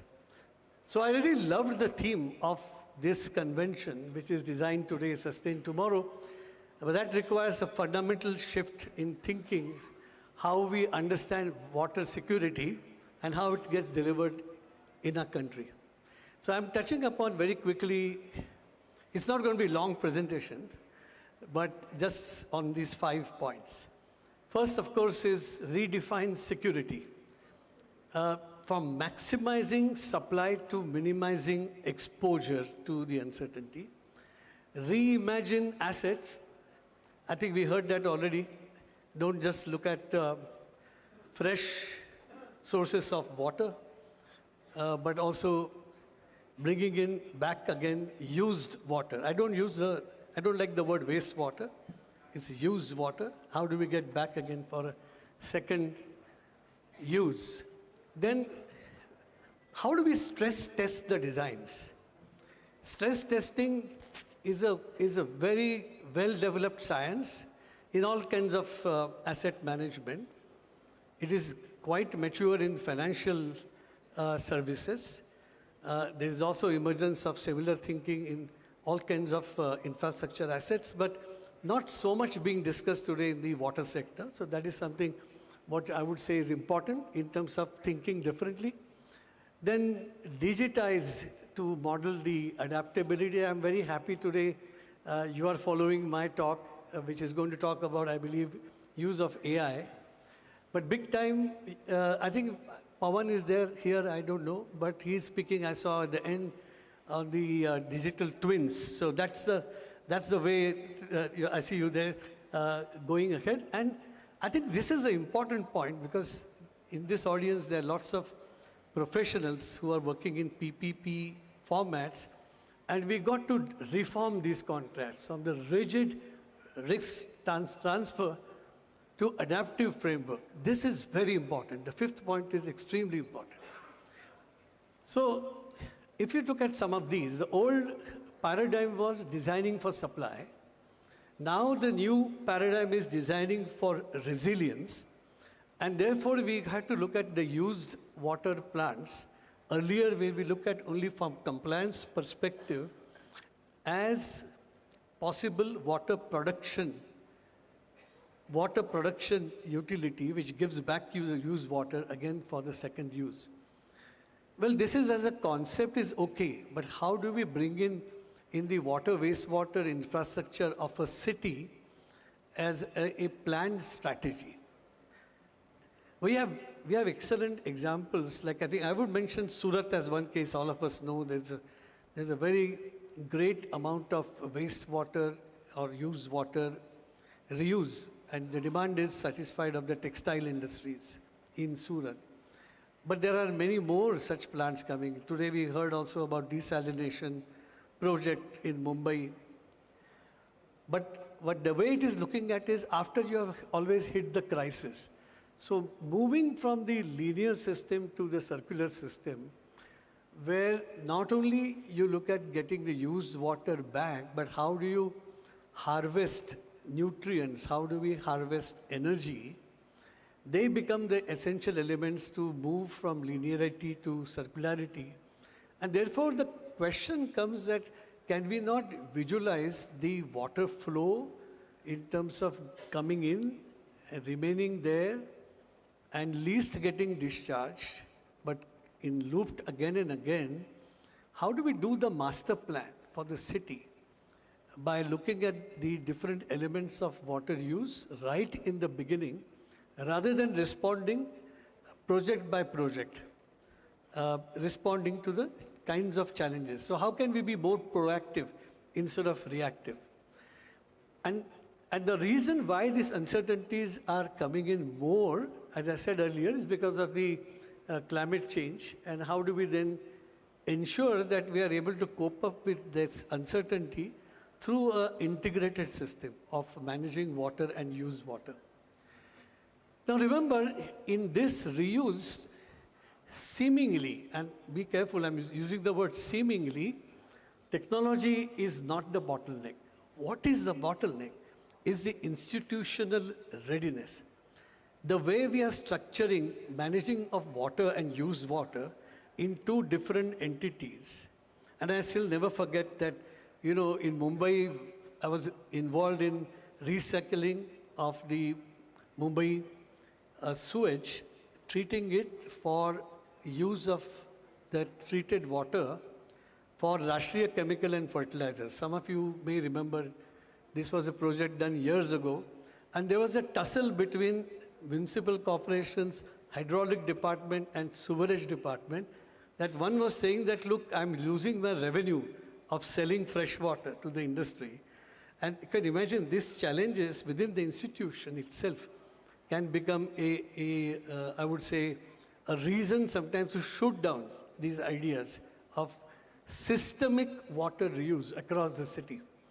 So Chennai, we know the case of the day zero.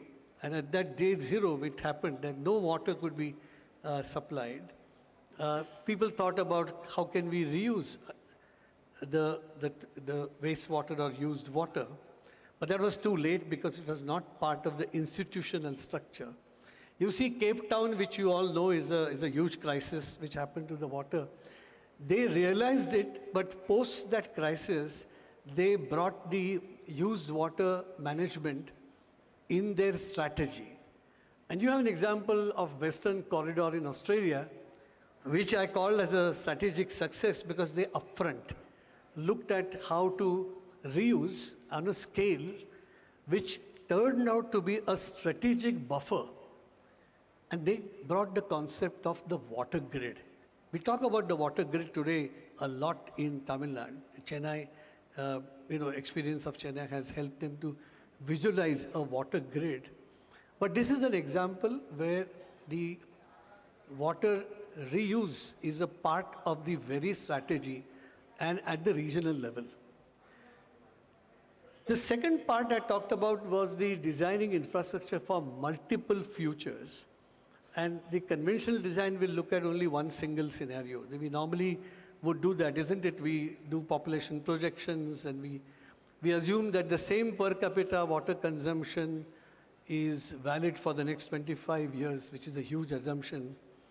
And those of you involved in distribution network design would recall that we assume that everybody is exerting demand at the same time.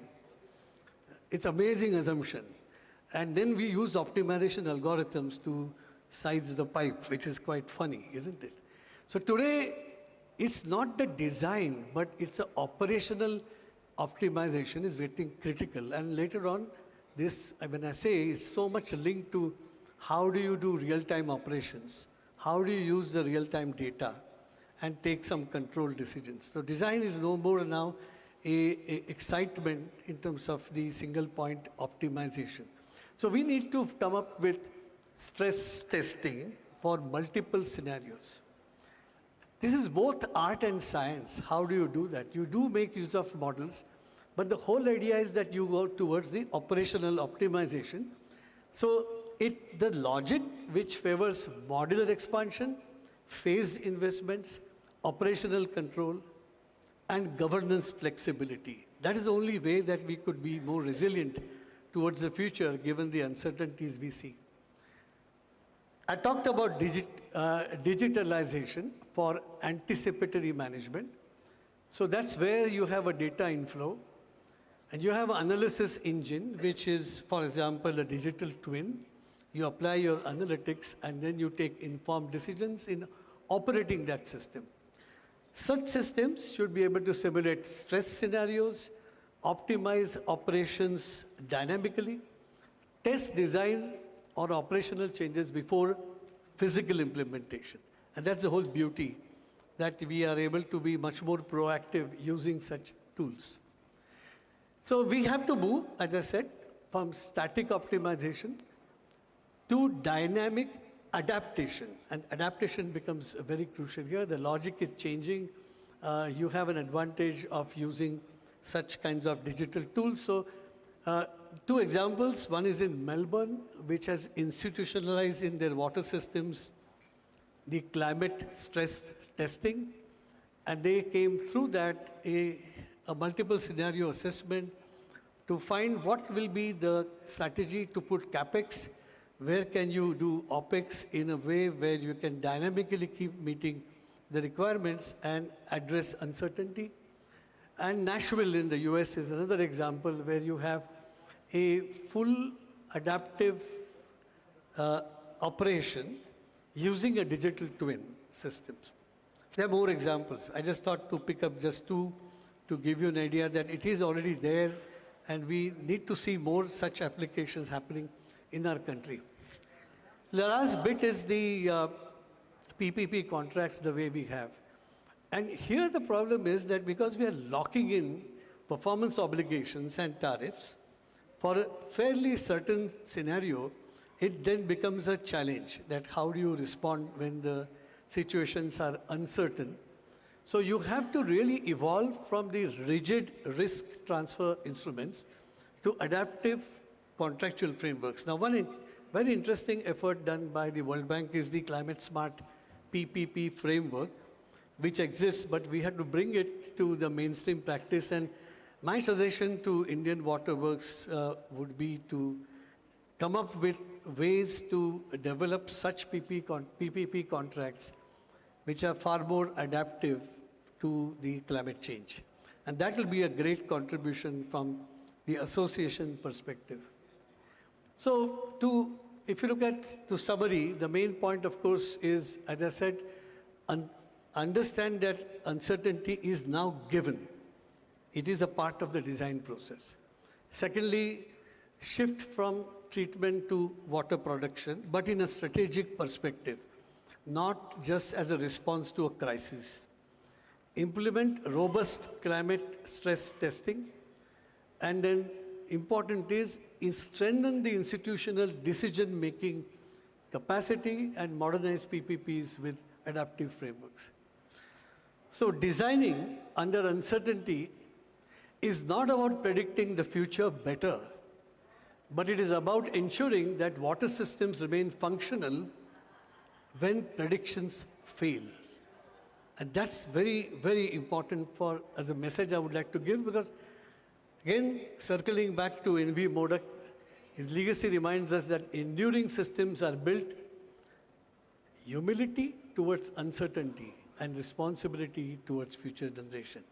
Humility of an engineer is extremely important. And that's what I would say as the last bit of my talk with you. Thank you once again, IWWA.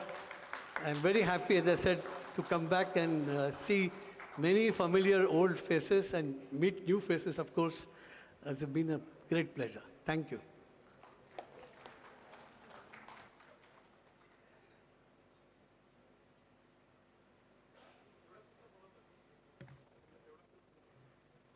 बोलवू त्यांना.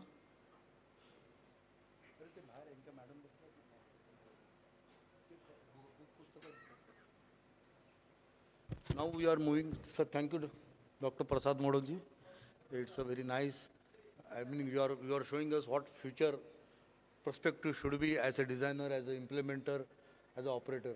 Nice. Your thoughts were always encouraging and giving a direction for new research. Now we are moving on to the next lecture, Raman Endowment lecture, more on a technology. Artificial intelligence, as I said, is knocking over doors, and we have to be selective because it is going to be a monster. So how best use of that we should make? Let us listen from Dr. Bhushan Kelkar. Bhushan Kelkar is the director, Netflix Talent Solutions Private Limited, and internationally a known personality in the area of artificial intelligence. So I request Dr. Bhushan Kelkar to begin his presentation.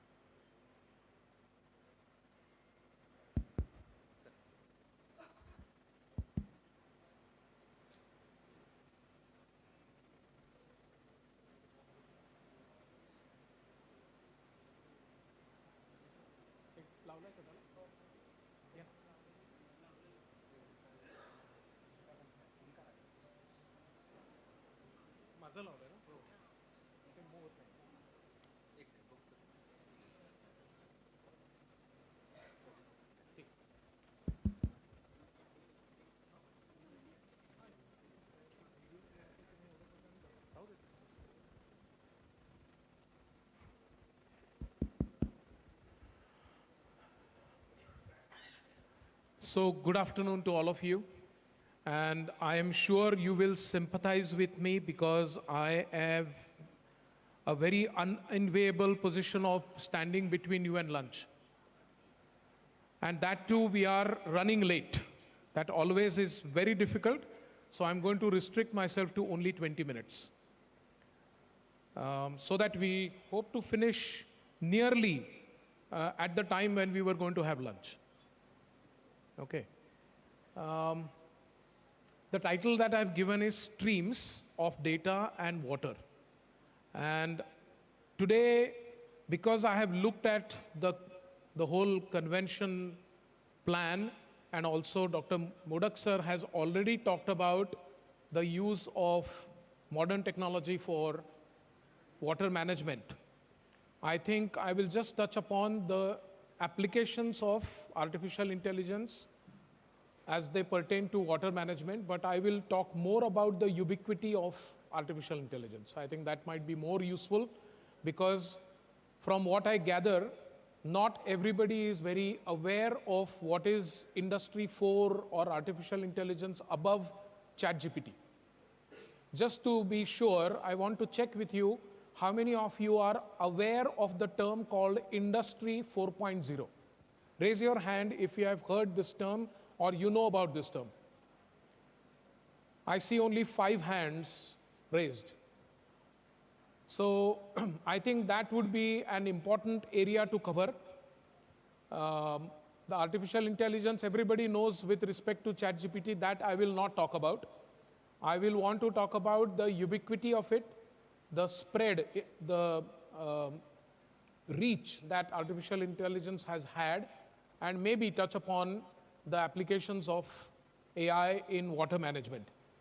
As far as the ubiquity, if I told you that just by looking at your face or taking a look at your photograph, I can make a reasonable prediction on your political orientation, whether you belong to BJP or Congress or Manasseh or NCP or any other party, then I think many of you are already giggling, you are smiling, and you are thinking the presentation has gone berserk.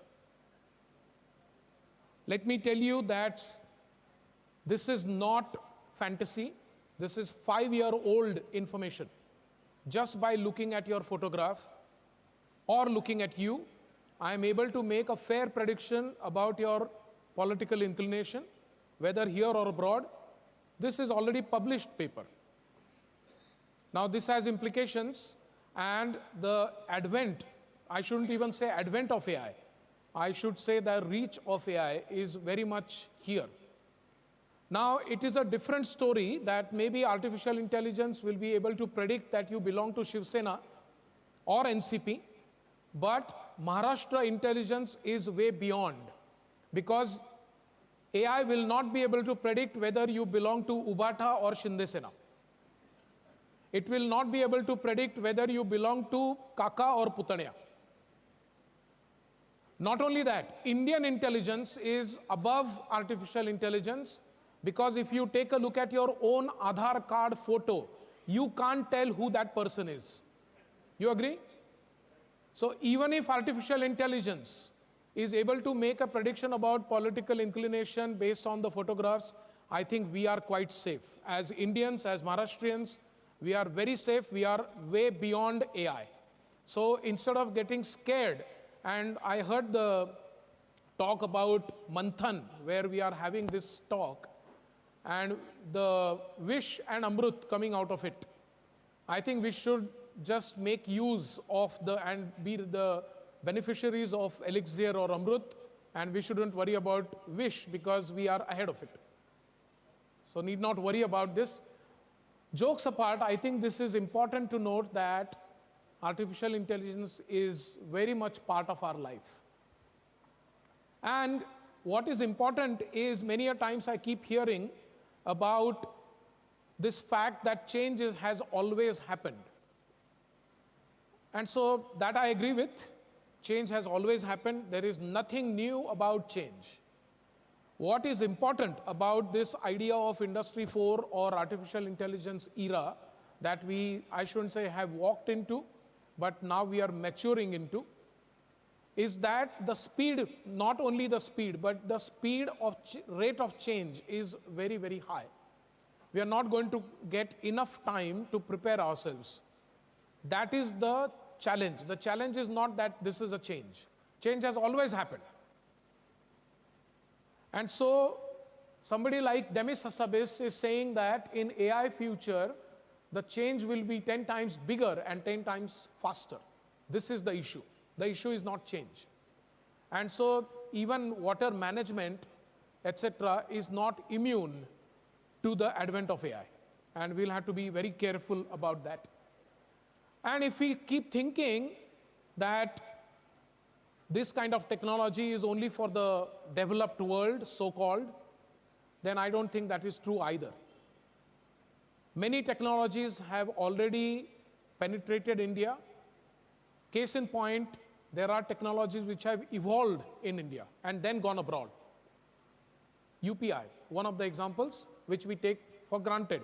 The German minister was here in 2023 December for G20 summit, and he expressed his complete amazement at the use of UPI on the streets of Delhi. And he said that despite being the 4th largest economy of the world, there is not penetration of this technology, and he was quite bewildered. Now, this is a very hardcore Indian technology. Needless to say that, yes, we may not be there yet, but we are at a cusp where India as a country can make use of a lot of technology and create technology to be used outside India. And if you start thinking that this is just one-off and there are many technologies which will touch only the higher echelons of the Indian society, then again we are gravely mistaken. The title that I have given is Digital Bhikari. This is a beggar on, and this is the news. This is not my creation. This is the news in the newspaper, and there is a beggar on the local train in Mumbai, and he demands that the help that you want to give him should be given by QR code rather than cash. Now, if the German minister in Delhi is talking about technology and the beggar in the Mumbai local is also using the same technology, I think we all are somewhere in between this spectrum. And therefore, it will be a complete misnomer if we thought that technology is not really for us. And especially in the area of water management, I think it will become more and more important. And since there are lots of papers to that effect, I just want to touch upon the ubiquity of AI and this concept of Industry 4, because that I did not see being covered in any of the presentations that are there as abstracts. Also, I listened to Mrs. Palande, and she did say that artificial intelligence is going to be important. I'm very glad that the new leadership is also behind this technology, and she recognizes that artificial intelligence will take a center stage. I don't know how many of you have watched this video. I do want to play it and check if the sound is there. Even at the cost of taking some 40-50 seconds, I do want to play this video because this will really drive home the point that the artificial intelligence part is now part of our lives. So let me just play this for you. Hi, is this Pizza Hut? No, sir, it's Google Pizza. Oh, sorry, I must have dialed the wrong number. No, sir, Google bought Pizza Hut last month. Okay, I'd like to order a pizza then. Do you want your usual? My usual? Do you know me? According to our database, the last 12 times you called, you ordered an extra large pizza with 3 cheeses, sausage, pepperoni, mushrooms, and meatballs on a thick crust. Super. Yeah, that's what I want. May I suggest that this time you order a vegetarian pizza with sun-dried tomatoes on a whole wheat gluten-free crust? Shit, no. I don't want a vegetarian pizza. It sucks. It's too healthy. Your cholesterol is no good. How in the hell did you know that? We cross-referenced your home phone number with your medical records. We have the results of your blood tests for the last 7 years. Well, either way, I don't want your goddamn vegetarian pizza. I take medication for the cholesterol problem. Excuse me, sir, but you have not taken your medication regularly. According to our database, you purchased only a box of 30 tablets once at Superfarm Pharmacy 4 months ago. I bought more from another pharmacy. That doesn't show on your credit card statement. Well, I paid in cash, that's why. But you did not withdraw enough cash according to your bank statement. Jesus Christ, I have other sources of money. That doesn't show on your latest tax returns unless you bought them using an undeclared income source, which is illegal. What the hell? Somehow you have my tax records? This is nuts! I'm sorry, sir. We use such information only with the sole intention of helping you. I'm sick and tired of Google and Twitter and WhatsApp and all that shit. I'm going to a desert island where I don't have to deal with any of that shit. I understand, but you need to renew your passport first. It expired 6 weeks ago. How in the hell did you know about my passport being expired? I was going to renew it. Jesus Christ, what's wrong with our country? Well, welcome to the new world. The new world is here, and it's scary.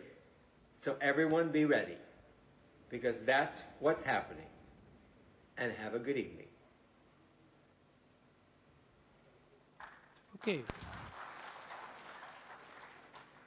So I think this should underscore how much AI knows about you and me, how much Amazon and WhatsApp and Microsoft and Google knows about us. It's just that we are too insignificant, and so they don't want to tell us that they know everything about us.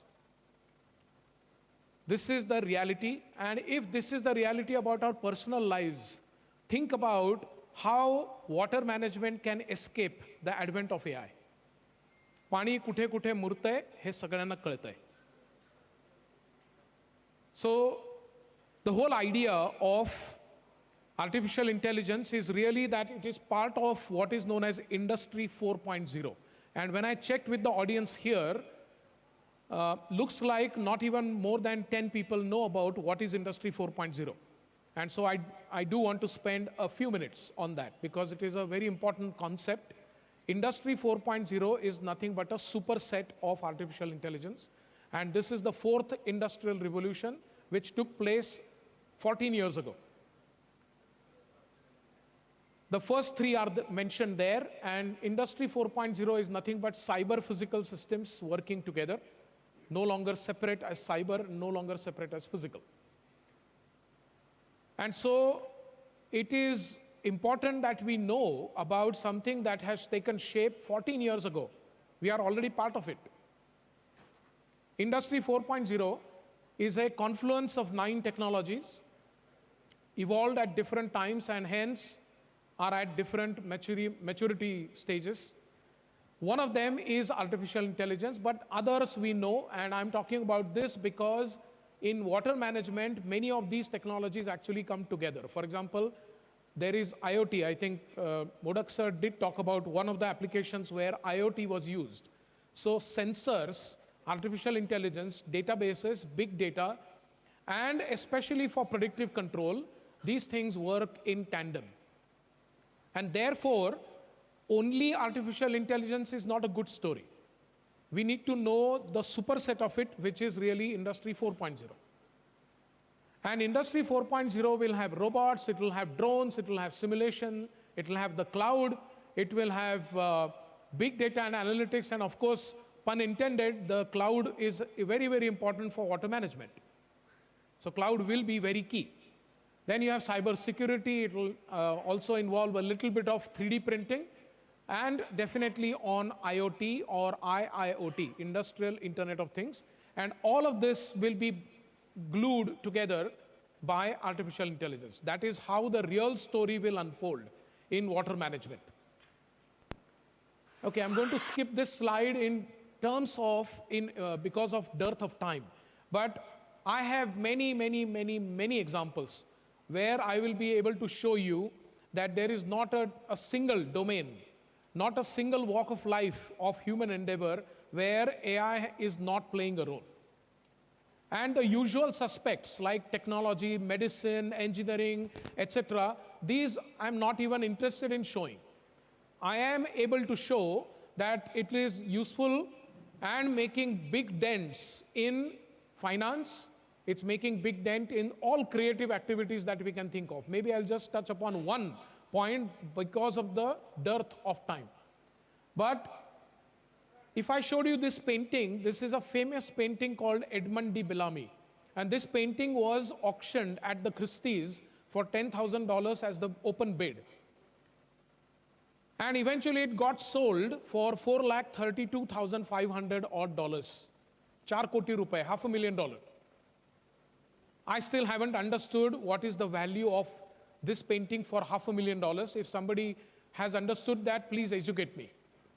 Nonetheless, somebody who actually paid this price, who is the connoisseur of paintings and drawings, came to the podium, got the picture, got the painting, handed over the check for $4,32,500 and said, I want to meet the person who has come up with this beautiful painting. To that, he was told that this is not a painting done by a human being. The painting is done by this equation. What we thought was very human activity, painting, drawing, sketching, vagare. All of this is now, if I can call, falling prey to artificial intelligence. So naturally, the water management part will also be one such example. And then, of course, because of shortage of time, I'll not go into any of this. But suffice to say that Oscar Academy last year declared that they are going to accept complete entry from scratch, from the script to final rendering, done by AI as a valid entry for Oscar awards. Think of that. This is last year's information. So entertainment, etc., is also not immune to artificial intelligence. And then there are lots of other examples. Because today we are talking about water management, AI can be used from turning streams of sensor data into real-time control, and especially it will be useful for water treatment, distribution networks, and sewage systems. And these things are already in place, and I'm sure there are many more able colleagues here who will be able to throw light on real-life examples because they have done that work. So it will be inappropriate for me to educate you people on how that has been done. What is important for me to talk to you about is the importance of AI, the fact that it is part of a much bigger umbrella called Industry 4.0, and the fact that we all are going to need to use AI tools. There is not a single person here who can escape the advent of AI. If you look at the use, then we will say the chemical dosing, aeration process, etc. 15% energy savings have been achieved, 20% chemical reduction has been achieved by use of AI, especially predicting equipment failure, which is not something specific only to water management. This is used left, right, and center in very many manufacturing plants. In production engineering, this is used lock, stock, and barrel. So there is absolutely no reason why it cannot be used in water management and has been. If I go for examples, then I would go for these 4. I thought they were really, really important. In Thiruvananthapuram International Airport, AI-powered wastewater intelligence system is already in place. We have India's first AI-powered sewage treatment plant developed by the company, and it automates pollutant detection. Robotic solutions, you probably know about this Bandicoot, and this also was awarded with Raghunath Mashelkar Award, which is a very prestigious award in India. And Green Environment in Chennai are using AI-based real system monitoring system. These are just some of the examples in India. I wanted to give specific examples in India because otherwise we have seen many, many in Singapore, in Germany, in Japan. But this is not something that is restricted only to the so-called developed world. It is very, very important and in fact more urgent in our country. I know I'm preaching to the choir, but really the adaptation or adoption of AI for wastewater, for water treatment in general would be very key. For that, as Mr. Modak also referred to, what will be very, very key is the digitization. He talked about the 4th point, and the steps which are required are the scattered data that we have should be first integrated, then it should be converted into information, then it will be open for any kind of analytics, and then into insights, and then a closed loop formation where things are corrected before the damage is done. I also heard reference to the tragedy that we witnessed in Indore. Some people died because of the mishap, and that could have been, in theory, at least averted. And those things are possible if we have the closed loop system. For that, first step that we will require in India is the data collection and the digitization of data. And there are certain tools which can help you in terms of making a fair assessment as to how ready you are in terms of Industry 4.0. And some of those tools I've given, they are a mix of Indian tools and outside India tools which are quite popular. Some of them are free, some of them are not. And if you want our own government's tool, then there is something called Bharat 4.0. And this is put up by India DIPP. And you can use that. You can also seek help from C4, I4, which is also our government initiative. What I would then say in closing, so that we all can have good lunch in time, 3 things. One is that AI is not an option. I think AI is a reality. It is also not a wave. I think it is tsunami. And so we better be ready ASAP rather than being tactical about it. We are not competing with AI. We are definitely going to be competing with people and countries who know and use AI. So what is the solution? The solution is to learn AI on our own. That way we will make ourselves competent. And I will say in things going forward, I would use 10-80-10 rule. What is 10-80-10 rule? We know Pareto's rule in statistics, which is 80-20. I have split that 20 into 10-80-10. The way it works is first 10% is asking the right questions to the AI tools. 80% is left to the robots and machines. And the last 10% is to find out which one is the best solution that has been given by the AI tool. So if we use the right or put right emphasis on the first 10 and the last 10, then I think we are in business for all times to come. The central part, 80%, will be done entirely by technology, and we cannot compete there. The technology part, the robots and AI is much more efficient than what we are there in the 80%. But the first 10% and the last 10% is very, very key. And what I want to leave you with is this thought. I wrote a book on Industry 4.0, for which I asked how many of you are aware, and only 4 to 5 hands were raised in about 200 people here in the room. All of you being connected with water management and engineering and etc. And so I wrote this book way back in 2019. And this book is here for sale. So now many of you might be thinking this person is here to make marketing pitch. पुण्याहून कशाला आले तर पुस्तक विकायला आले. So I'm not here because of that. I'm telling you, if for such a very great convention, I think the organization was started in 68, if I remember, I was not even born then. If an organization which is this old, and then only 5 people are raising their hand about a technology which is already here for 14 years, then isn't this something that we should be concerned about? I wrote this book in 2019, and I wrote to Dr. Raghunath Mashelkar, who is my mentor, and I worked for him. You know, he's a Padma Vibhushan. And I wrote to him and I said, sir, please give foreword, Prastavana, for the book, Marathi and English. And he called me up. Imagine a Padma Vibhushan calling you. And he said, we are going to meet tomorrow at my lunchtime, and I am going to give you this Prastavana or foreword, because I think it is an important activity you have undertaken. He gave me, not only gave me the foreword in English and Prastavana in Marathi, but he said, and this is written in the book, he said that I have made the personal recommendation to the Prime Minister's office that these books be translated in other languages in India. And the reason he said was when he visits China, he said that many students who are this high, like in primary or secondary school, are taught 18 courses on Industry 4.0 even before they graduate from 10th.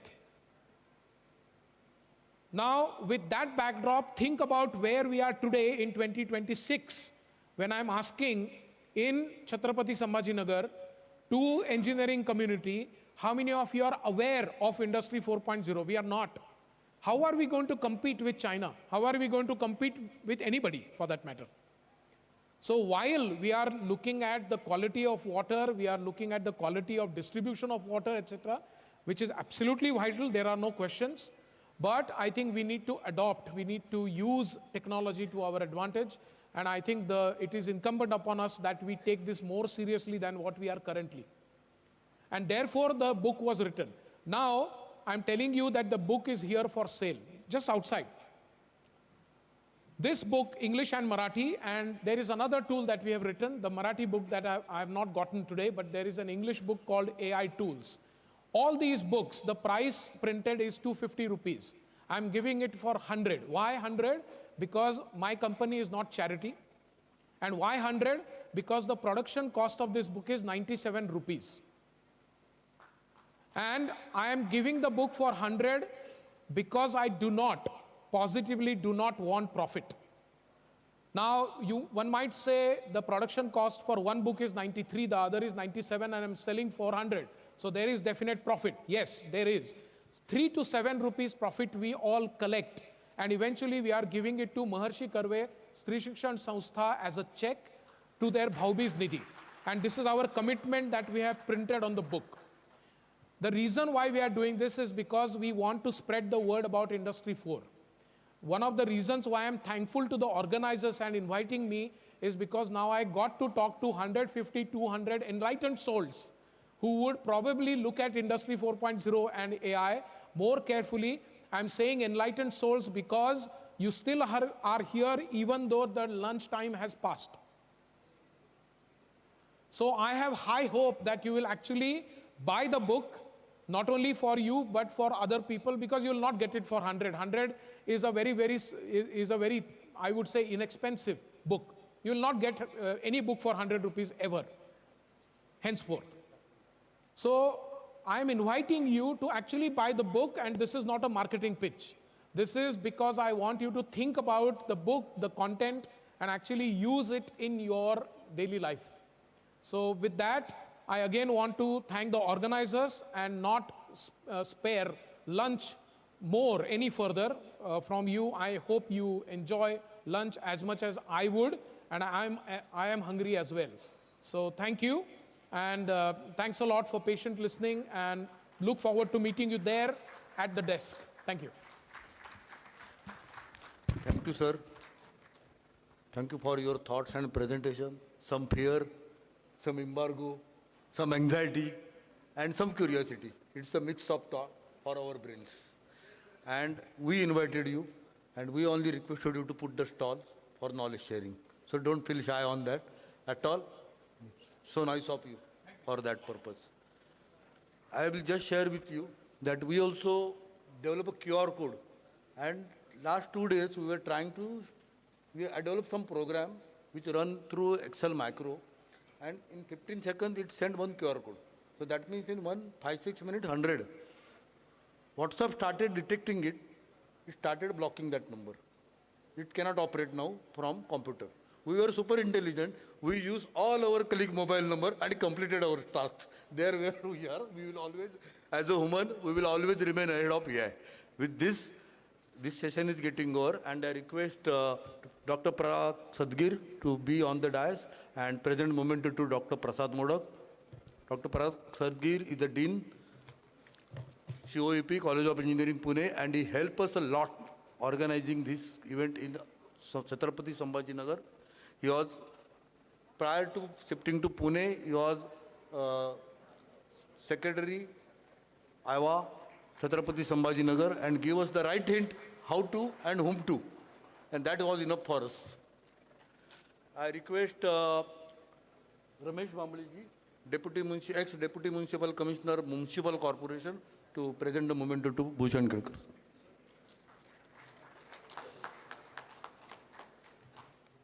Thanks both the dignitaries. We are going to have a lunch break now, and there will be a panel discussion where Commissioner Srikant sir, Palande madam, Munish Sharma, and other veterans will be joining, and that time the balance award ceremony will be conducted. Now I request all of you to join us back, finishing your lunch as early as possible. Thank you.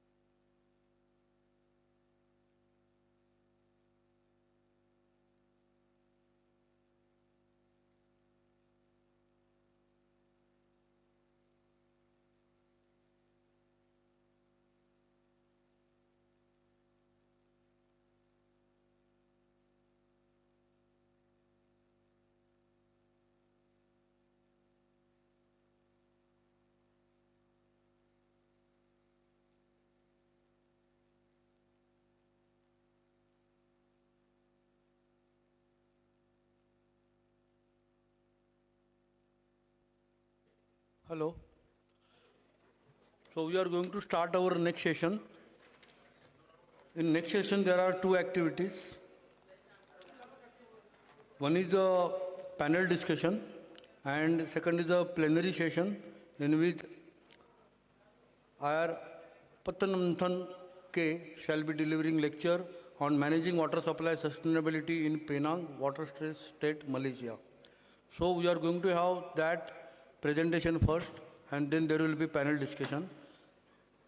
So I request Joyce Lee to come on the dais to give introduction of our Patamanthan K.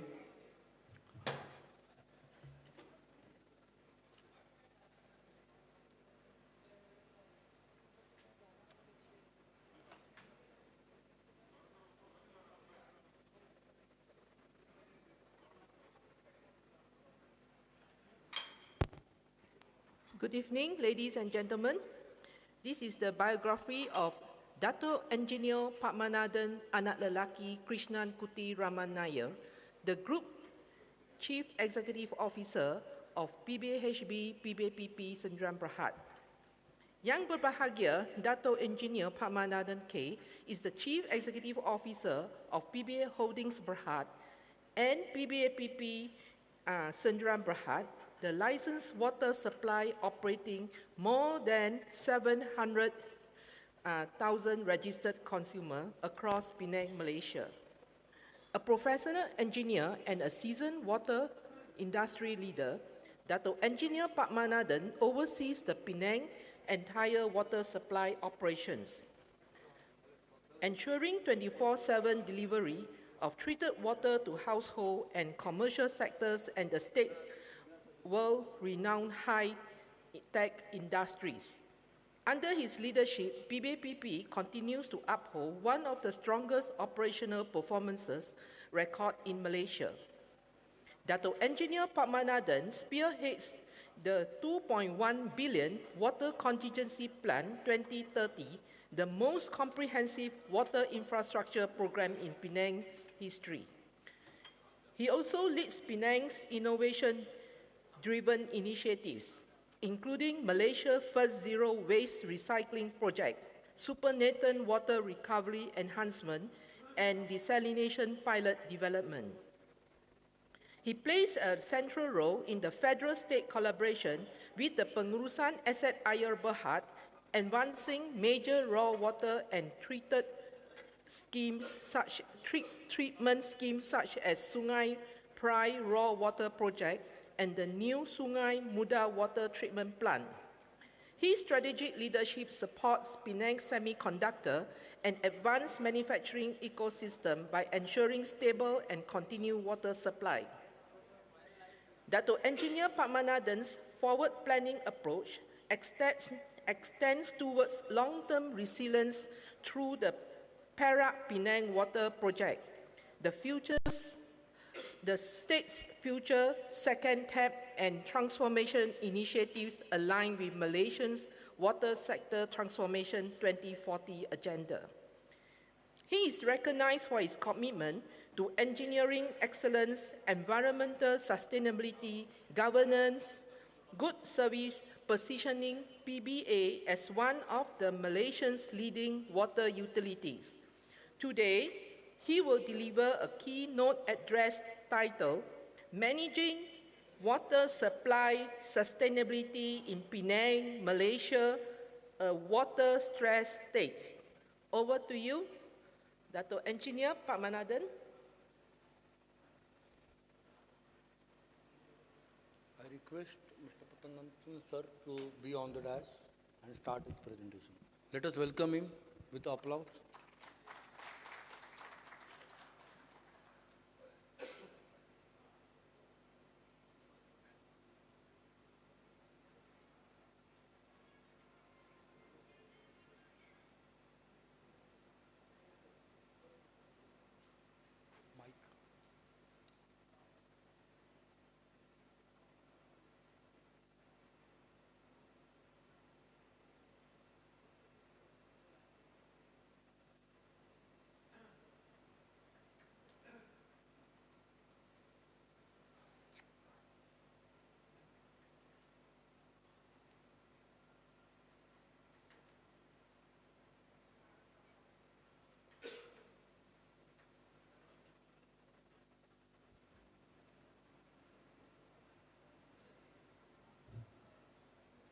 Thank you, MC.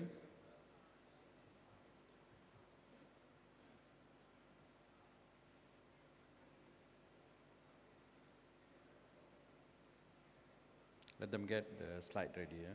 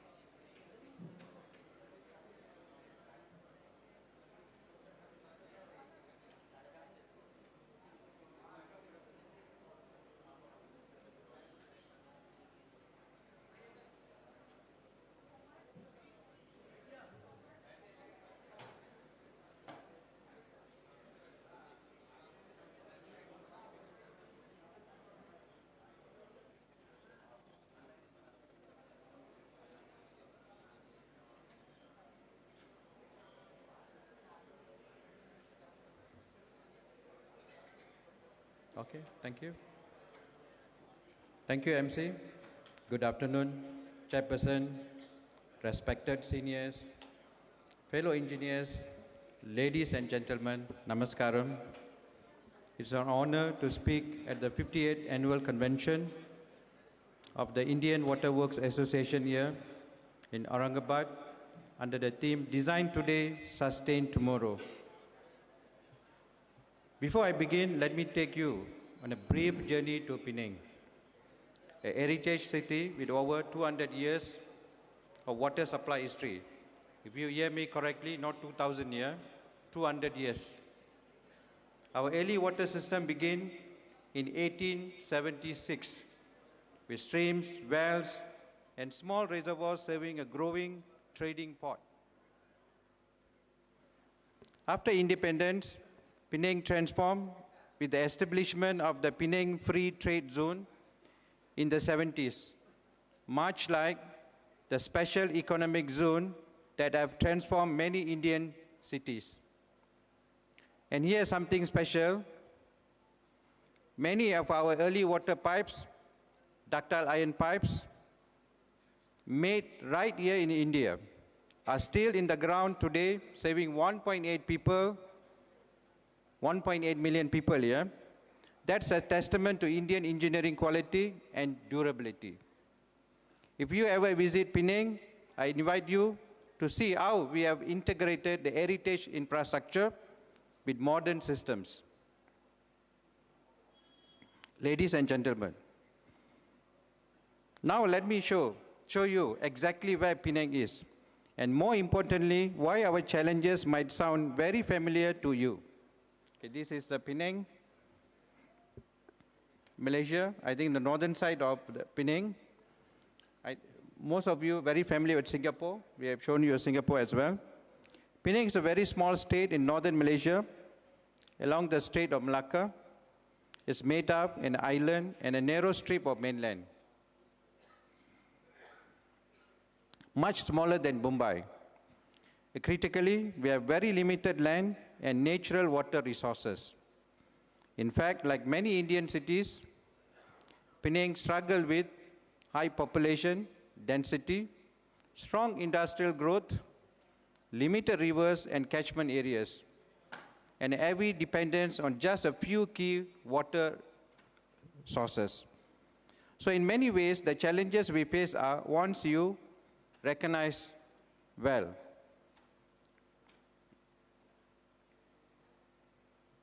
Penang socioeconomic and water statistics. So let's look at the numbers. Since PBA was incorporated in 1999, Penang's population had grown by 47%.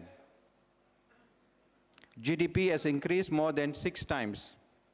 But our water catchment area has remained exactly the same. Water consumption has risen by 62%, with industrial use growing faster than domestic.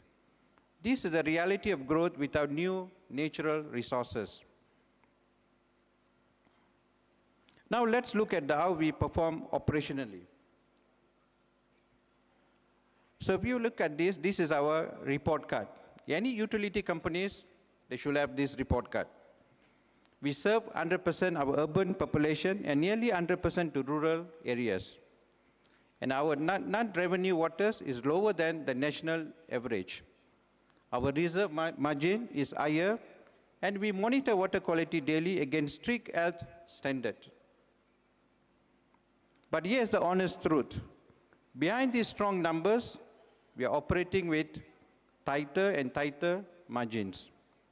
So what exactly does our water supply system look like on the ground? So this is water supply infrastructure. It looks so good. The map shows our entire water supply infrastructure. You can see our dams, treatment plants, and the submarine pipeline that connected the mainland to the island. You also notice new projects under our Water Contingency Plan 2030, and upcoming interstate transfer pipeline. So that's the northern. We are sharing Lahatiang intake. Then it goes to Sungai Dua.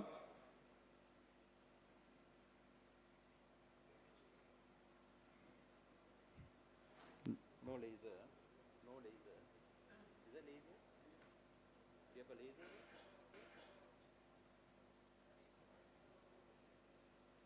can't project, right?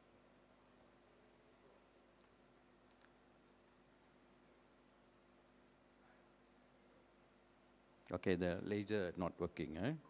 Okay.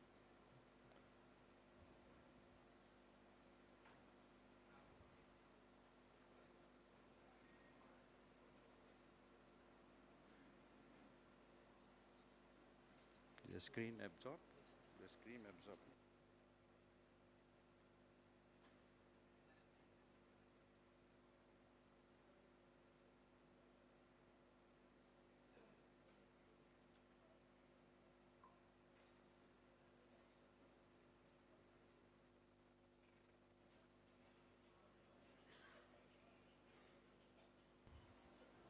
Okay, if you look at that, our infrastructure map, the green actually shows our catchment areas. It's only about 6% of total land area. And the drops actually shows all our treatment plant. There are 10 treatment plants, and there are future already in operation. And if you look at the northern side, Sungai Muda, that is our single source. We depended so many years, last many years dependent on that intake, that source. Only one river on the northern side. And Sungai Dua, our largest water treatment plant, is centralized.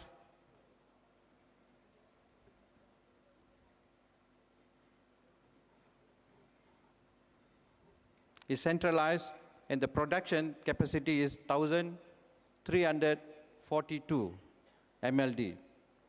And we are managing 4 dams, only one utility company in Malaysia managing 4 dams. And also we have 59 reservoirs, 46 water towers, followed by 9 water treatment plants, and we are managing about 4,800 kilometers of pipelines.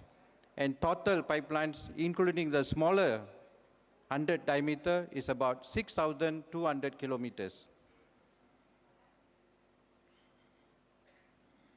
However, the entire system is under growing pressure from several interconnected challenges.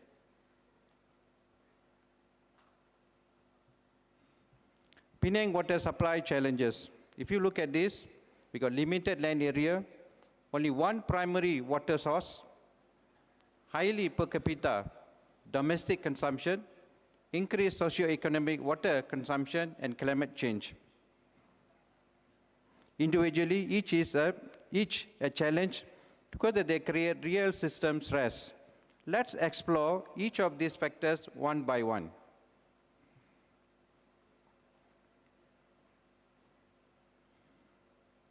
First, limited land area. Penang is only about 1,000 square kilometer. Our water catchment area is fixed at just about 6%. So there's literally no room for new large reservoirs.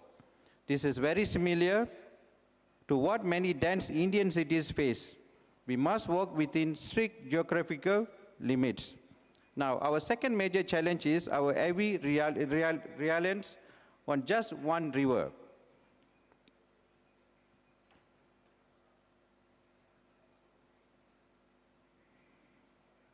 %80 of our raw water comes from single river, Sungai Muda. The catch is upstream management is outside our control. We are sharing with our northern state, so this is totally not in our control. This means a single source also means a single point of failure. Adding to this pressure is our high per capita domestic use. If you compare this to Indian cities, I think we are much, much more. Our domestic consumption is 261 liters per person. Compared to Indian, I think about 140 or less, which is high by regional standards. This puts continuous pressure on our supply system and means that demand management is just as critical as expanding supply. And it's not just household, industries are a major factor too.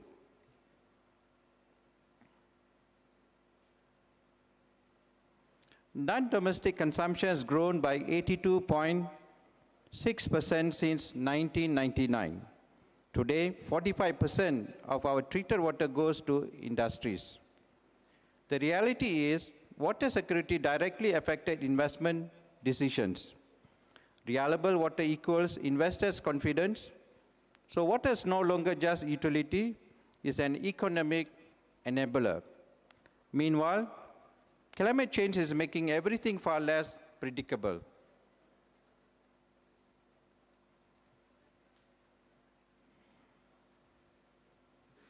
As you can see, from this rainfall graph, patterns are becoming less reliable, with longer dry spells, followed by intense rains. These affect both water quantity and quality, which means our planning now must include much greater flexibility and resilience.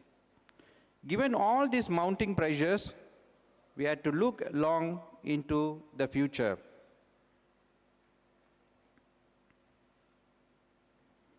Our projection shows that by 2050, demand will reach 2,170 MLD. The message is clear. We must plan today for tomorrow's needs. So here how we decide to respond.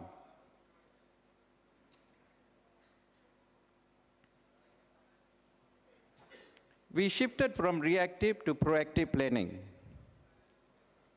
Our strategy rests on several pillars: increase capacity, diversify resources, create buffers, manage demand, improve efficiency, and strengthen governance. A key part of this strategy is what we call Water Contingency Plan 2030. The Water Contingency Plan 2030 is a Rm 2.1 billion ringgit program covering 8 major projects, from upgrading and new pipelines to entirely new treatment plants. To deliver this, we use a shared model. Large projects are handled by Federal Water Asset Company, so some of the projects we given to the federal, while PBA-PB focus on daily operations. This way, we reduce risk and avoid overstretching our terms. Let me walk you through a few of these key projects.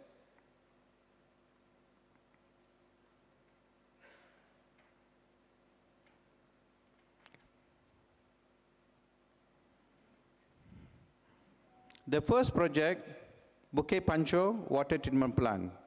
So we upgraded another 10 MLD, because all the projects, all the water treatment plant, we plan for future expansions. We don't plan for 50 years or 60 years. What we did, the plant land size was catered for future, but the plant is not built for future. The next, package 12A, Sungai Dua Water Treatment Plant, as I said earlier, the largest centralized water treatment plant in Penang. The design capacity is 1,342 MLD. This model also in stages, and we already upgraded since 1973, 7 upgrades. And there are still land to upgrade.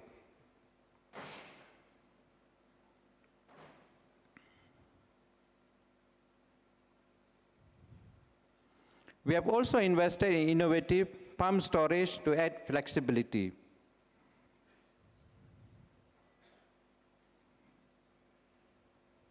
So this is one of the project which is upgraded, additional 10 MLD.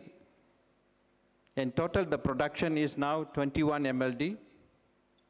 This is another project, WCP, under WCP Water Contingency Plan 2030, completed 114 MLD. This is another project underway to build Mengkuang Park Water Treatment Plant, 114 MLD. Again, if you look at that, this is next to the dam. This dam, we reserve the water to supply to our largest centralized water treatment plant. So right now, we converted this dam into a daily dam because our stress in the water system. So water is pumped in during wet season and stored in this dam. So it's about engineering control, not just waiting for rain. But perhaps our biggest strategy move was securing a second long-term water source. This is an interstate treated water transfer project on the southern part of Penang. So we are transferring 500 MLD from Perak to Penang, that's southern part of the state. So this dramatically reduced our independence on a single river and is a true resilient project planned for long before any crisis. And this morning, I think few presented talking about PPP. This is one of the PPP, based on PPP initiative. At the same time, we are also recovering water that was previously wasted.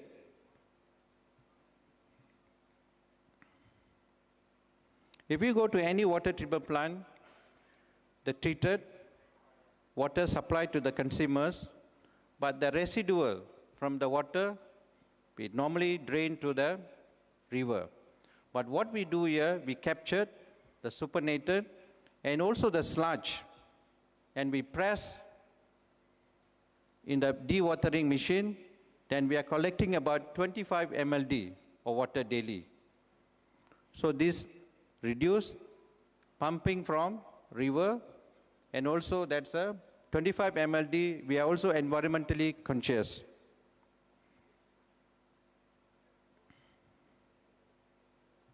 This is a project. We recover 25 MLD from treatment plant supernatant, turning waste into resources. This improves efficiency without needing new raw water sources. But infrastructure only part of the story. One of the operational side, daily discipline is absolutely key.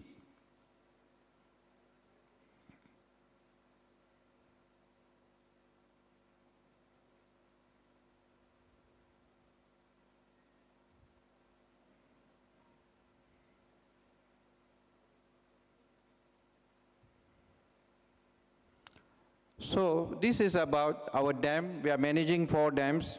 We call it Air Hitam Dam Action Plan. Instead of reacting to crisis, we monitor, model, and manage dam levels every single day. This turns static infrastructure into dynamic resources, providing that good governance and daily discipline can extend water security without building new dams. And the results speak themselves. So this is a result. If we come to Penang, all our dams are full with water. After 20 months of disciplined management, and despite lower rainfall, Air Hitam Dam remained 99.4% full. This didn't happen by chance. It's happened by choice, through daily data-driven decisions. Of course, technology and operation alone aren't enough. Public partnership is just a vital.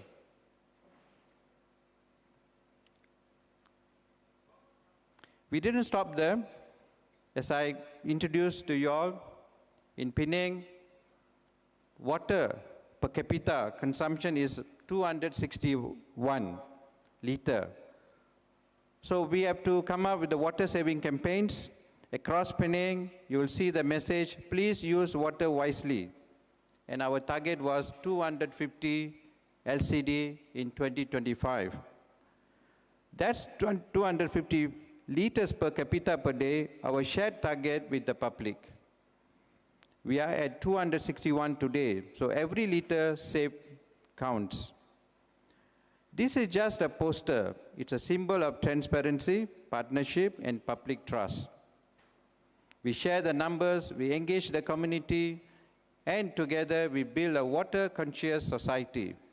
I believe this lesson resonates deeply here in India. where public cooperation is a key to managing demand. When people understand the why, they support the how.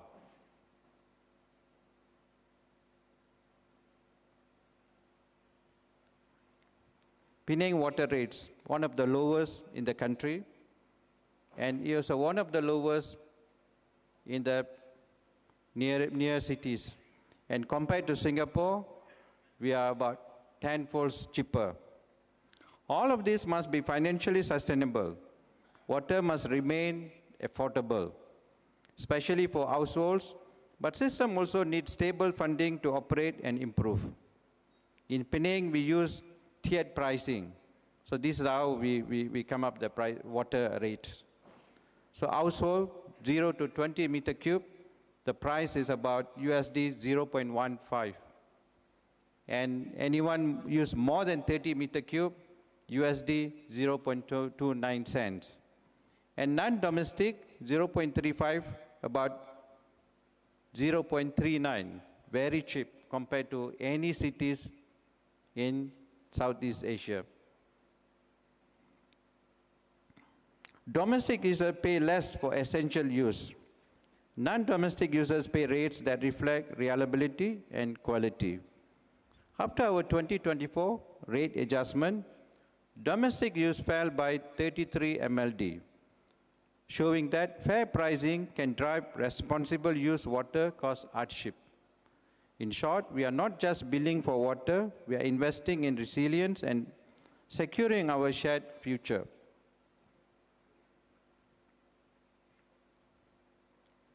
So, what we have learned in Penang? Plan early and honestly, diversify via sources, operate with daily discipline, engage the public as partners, and ensure financial sustainability. In one sentence, design today, operate with discipline, share responsibility, and even water-stressed cities can sustain tomorrow. To us, that is the true meaning of design today, sustain tomorrow. Thank you. Save water, use it wisely. Water is life.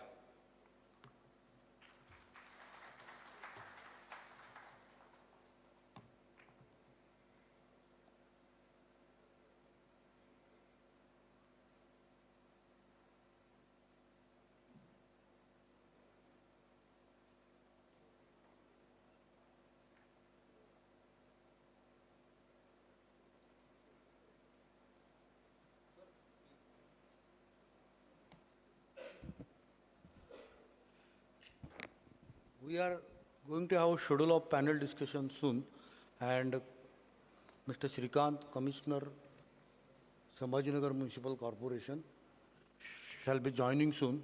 So, the balance award ceremony will be conducting. So, I request President Manisha Palande Madam, Munish Sharma ji, and to Sri Patwantan to join for the award ceremony.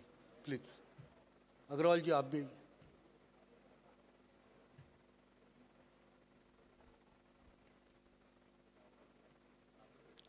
Parida ji, I request Mr. B.K. Parida, Secretary General, to conduct the balance award ceremony.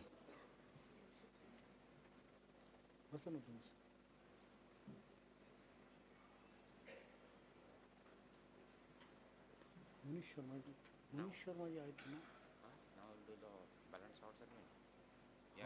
Madam है मनीष शर्मा जी है वो जो Malaysia में है corporation में जीतो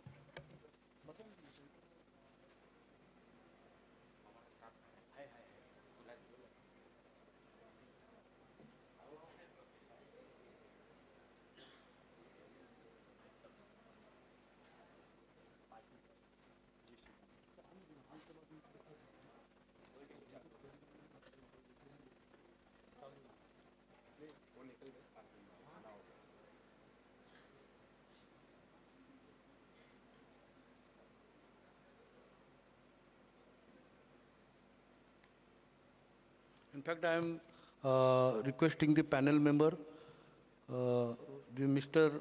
Rajendra Ganantra, the famous economist. He shall be conducting the panel discussion. And President Ms. Palande Madam, then Munish Sharma ji from the Institute, Mr. Padananthan, and Mr. Mangesh Shewale will be the panel member. And Srikant Sarji also joining in 10 minutes. But in between, we are starting the prize distribution ceremony.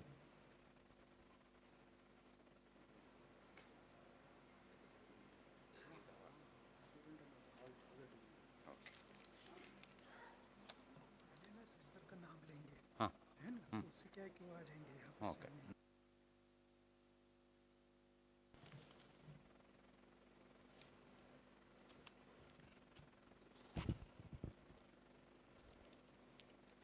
Thank you for your patience.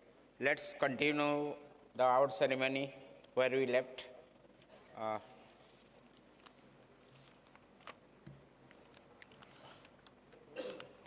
We'll start with Lifetime Achievement Award.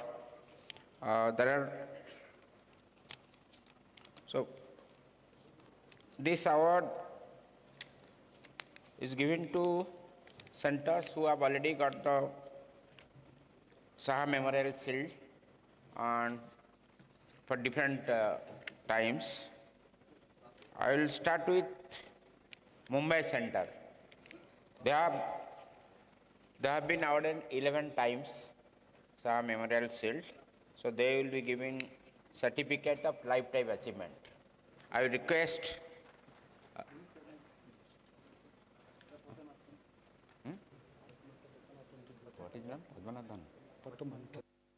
I will request Patamanthan ji to please do the honor of giving the awards to Mumbai Center. Yeah.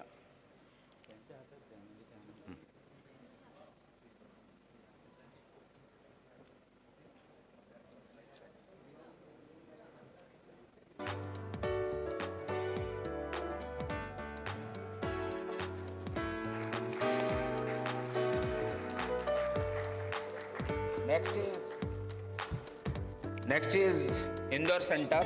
They have got the award for 10 times. I will request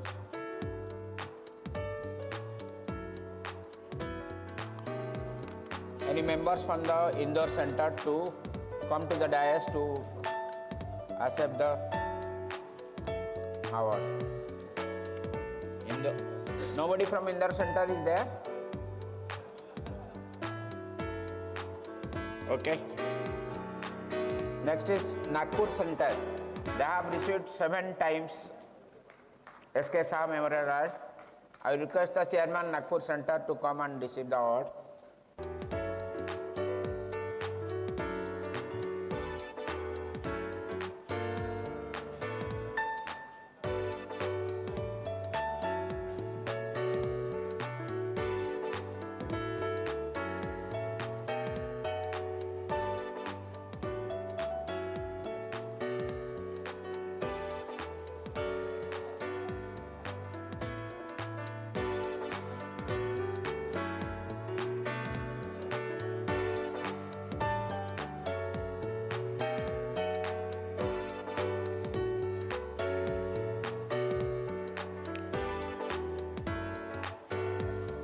Then Vadodara Center.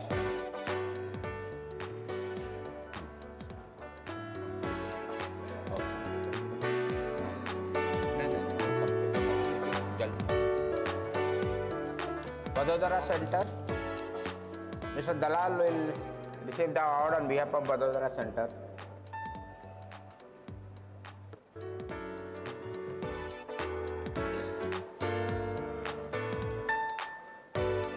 Okay, we'll go to next center, Kerala Center. They have got it 2 times.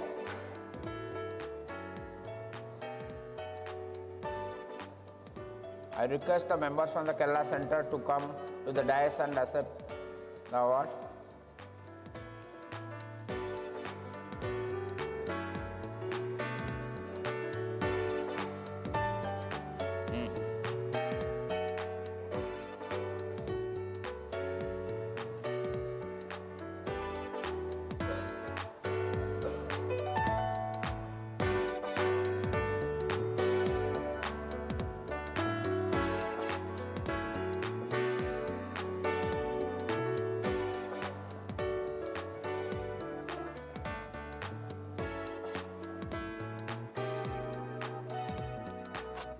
Then Kolkata Center, they have got only one time. Anybody from Kolkata Center?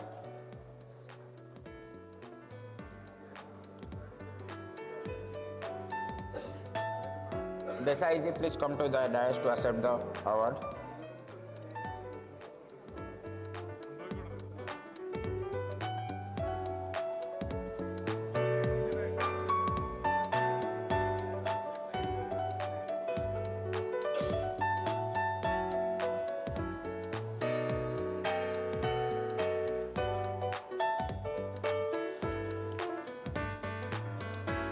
Then Pune Center, I will request Pansai ji to collect the award and Bhujbal sir to come to the dais to accept the award.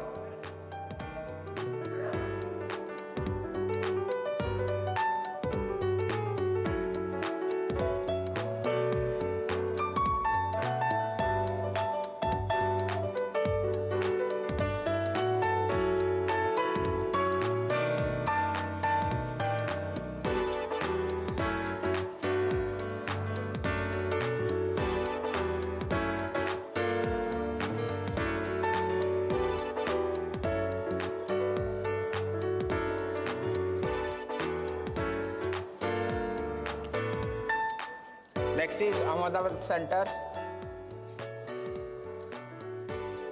Ahmedabad Center. We'll skip it. Then Bangalore Center. Bangalore Center. Anyone from Bangalore Center?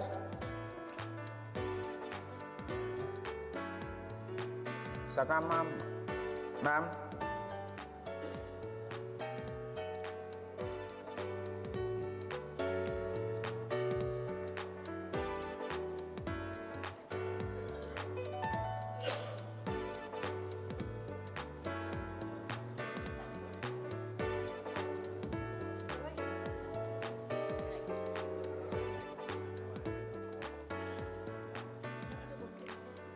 Last but not least is Hyderabad Center. Anyone from Hyderabad Center? Yeah, please. Ready, sir. Yeah.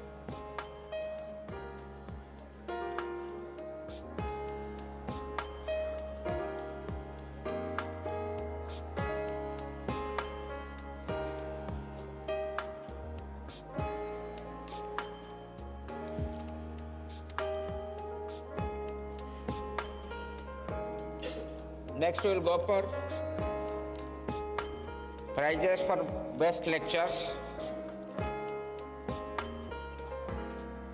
recognizing their outstanding lectures.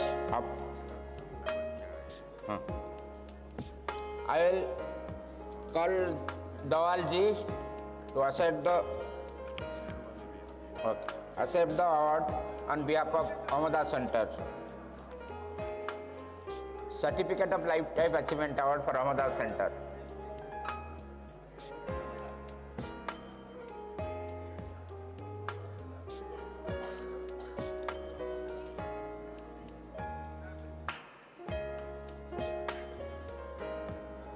Then I will request members from Indore Center to come to the dais to accept Certificate of Lifetime Achievement Award.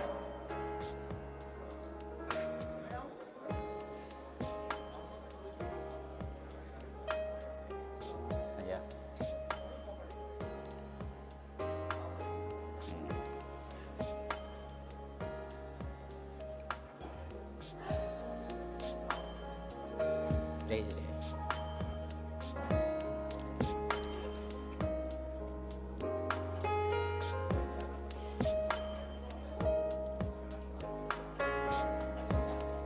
Then prize for best lectures from Ranchi Center, Dr. Satish Kumar.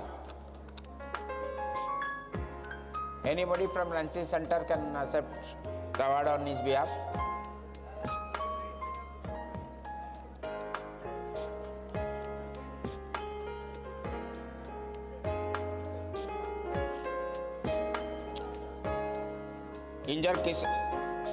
Engineer Krishan Mohan Yadav from Miru Center.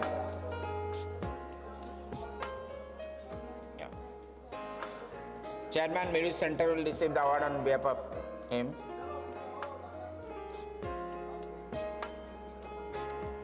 Mr. Pankaj Bandi, Indore Center.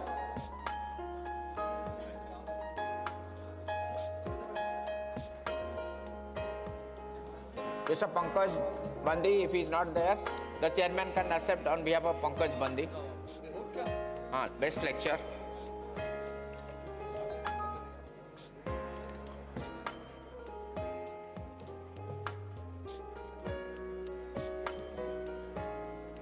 Mr. Pankaj Jain from Raipur Center.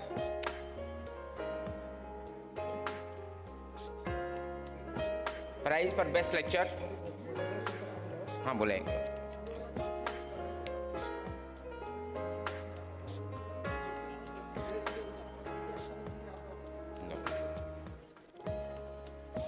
This is for Indore Center.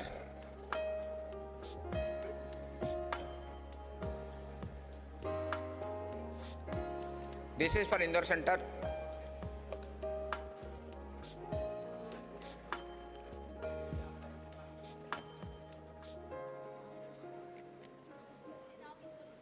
Yeah. Raipur. Next is Raipur Center. He is already there. So.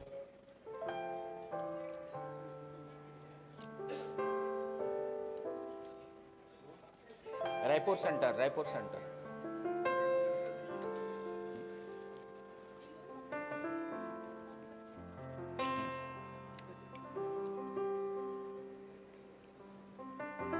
Then Dr. Asin Mirajkar from Nagpur Center. Dr. Asin Mirajkar. Yeah, Chairman Nagpur Center can receive the award on his behalf.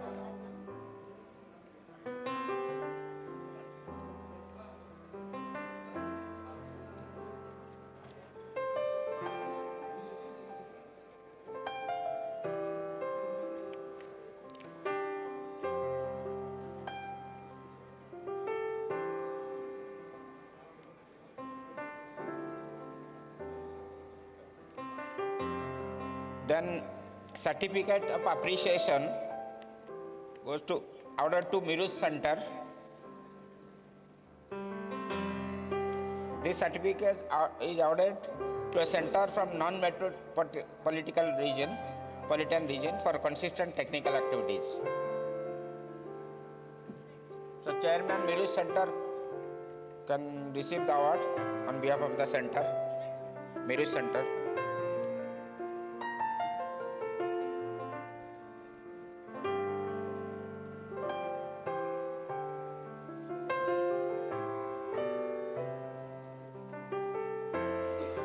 Youth Forum for Water Individual Award to a young leader aged 20 to 25 years for outstanding contribution in water management awareness. Awarded to Mr. Rakesh P, Civil Engineering student of Dayanand Sagar College of Engineering.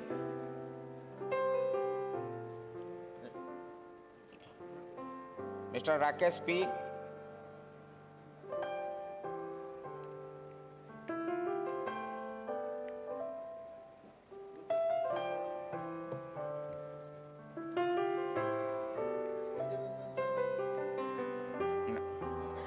Certificate of appreciation for individual contribution to our recognizing our outstanding dedication to growth of our is awarded to Engineer Subhash B. Bhujbal, Engineer Dayanand Panse and Engineer Parag Sadgir.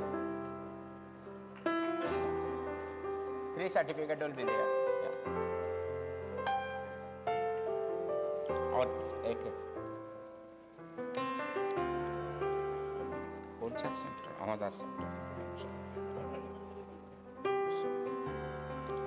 Three certificates to give.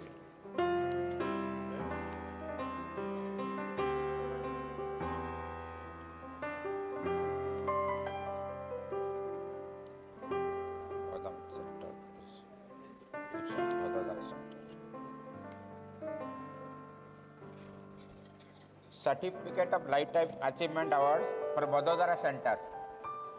Mr. Dalal is there, he can accept on behalf of Vadodara Center.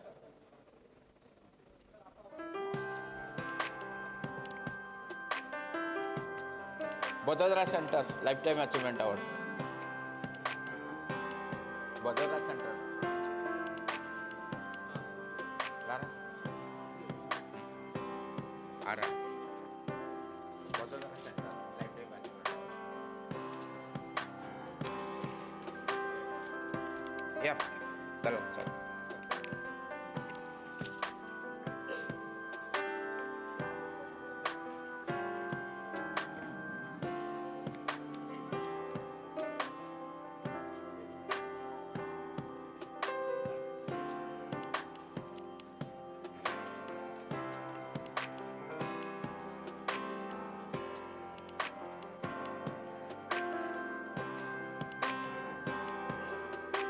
Thank you, sir. This brings us to the conclusion of the award session. Once again, congratulations to all awardees. Ranchi sister, he is there. Okay. Sorry, one more prize is balance. Best lecture for Raipur Center. I will request Chairman Raipur Center to collect the award on behalf of Satish Kumar. Ranchi Center, yes.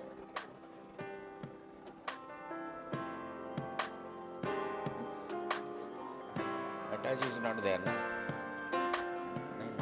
He is not there. Okay. So this ends the our ceremony. Thank you, sir. ये भी ले जाओ, नहीं तो मैं ले जाऊंगा. ले जाइए, आपका average certificate. It was a very tiresome exercise for the dignitaries on the dais. But it was a proud moment for those who are going to receive it. Thanks for your patience. And we are going to start a panel discussion. Srikant sir, Commissioner, Sambhajinagar Municipal Corporation is joining in 2-3 minutes. But we will start panel discussion. And I will request Mr. Rajendra Ganantra to start a coordination, give a little background of how you want to conduct, and then put a questionnaires.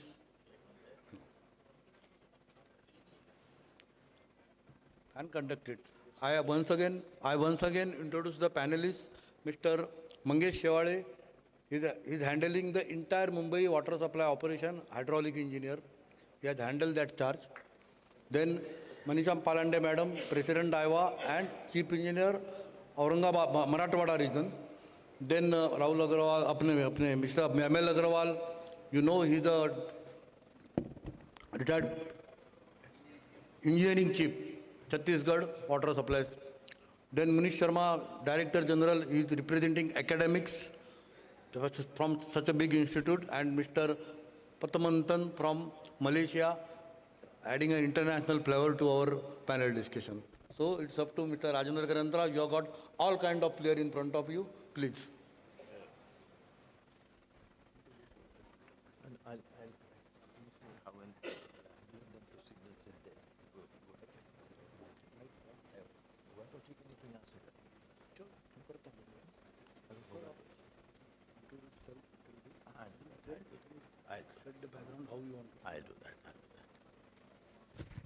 Excuse me, I wanted to give this opportunity to our Director Technical.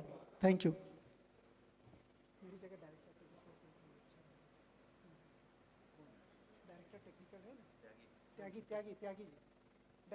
Okay, we invite Dr. Tyagi ji, Director Technical, to join the panel.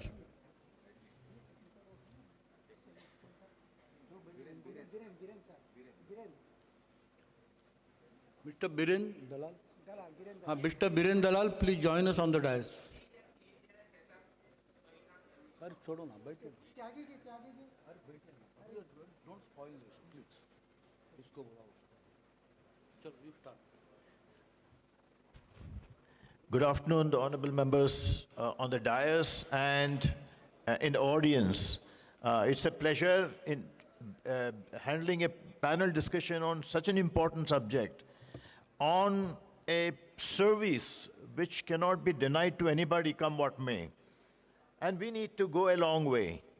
So I'll get started with this, but not before quickly introducing myself as advised by Dr. Ullas Naik. Well, I started as engineer way back in 1978 after doing my mechanical engineering from VNIT Nagpur. It was VRC in those days. After 5 years as engineer with Hindustan Aeronautics Limited, etc., I moved to financing. I would rather say I drifted to financing.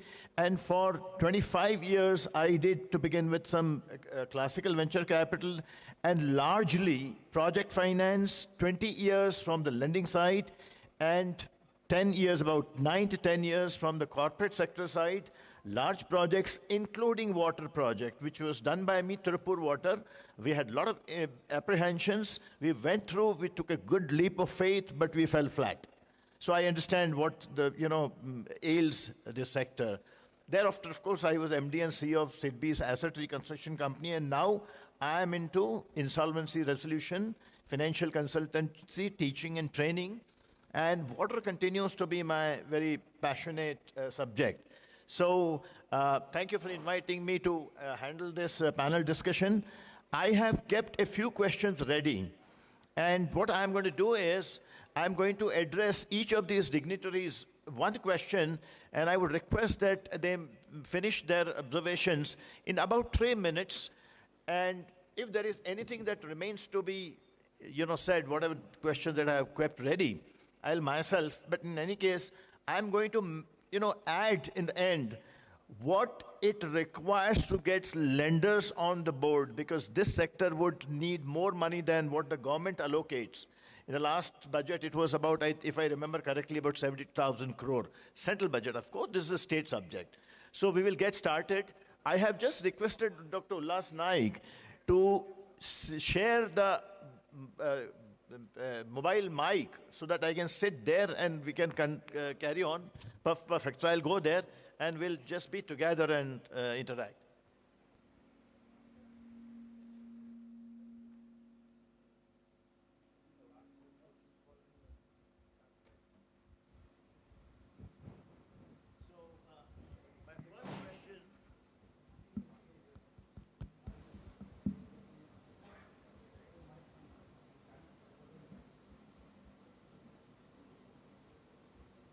My first question is addressed to Mr. Padmanabhan, who impressed us with his scintillating presentation.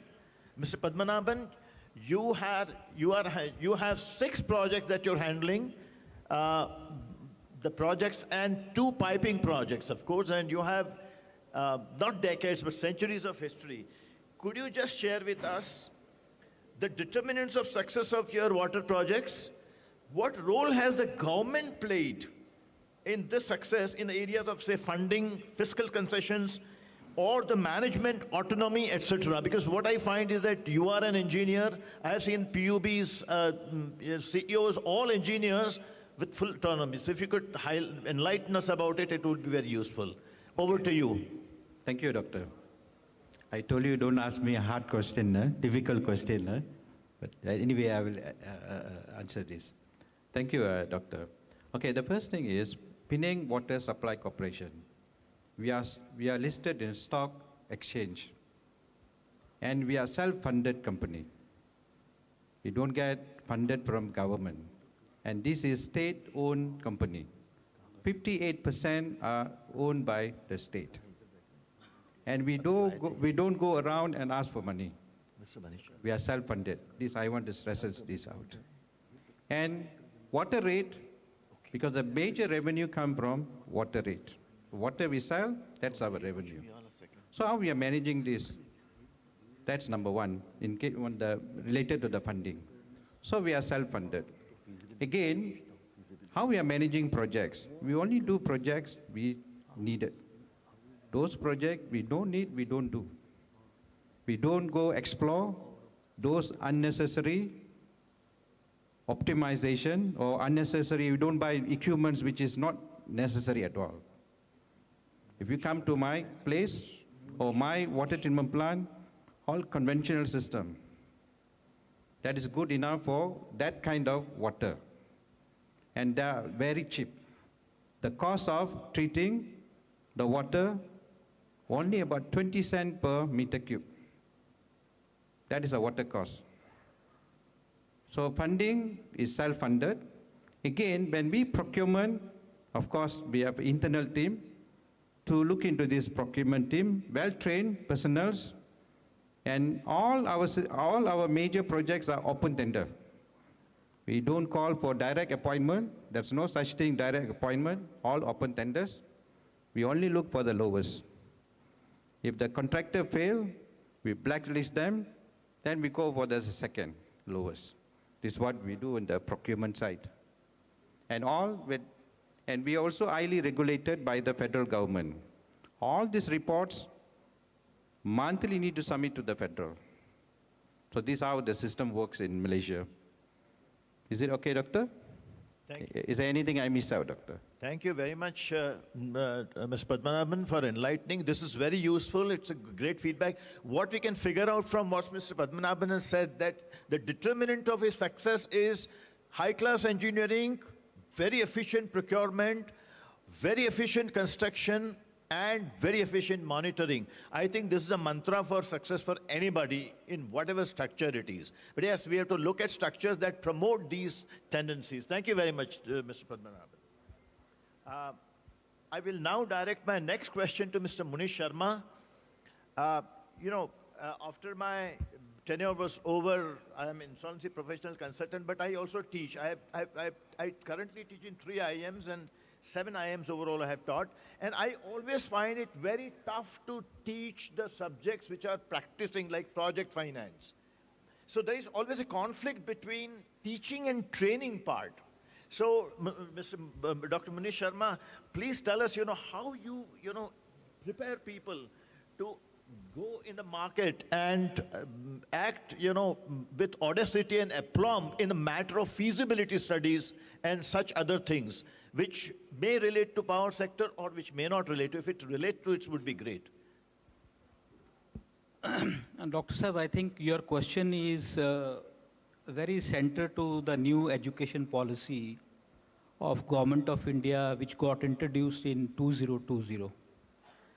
So there are, in this policy, there is enough scope where you can add a feature like experiential learning. And you can actually are more flexible in terms of designing your curriculum. There is a more flexibility in terms of that how you would really implement and teach that subject. Now, for an example,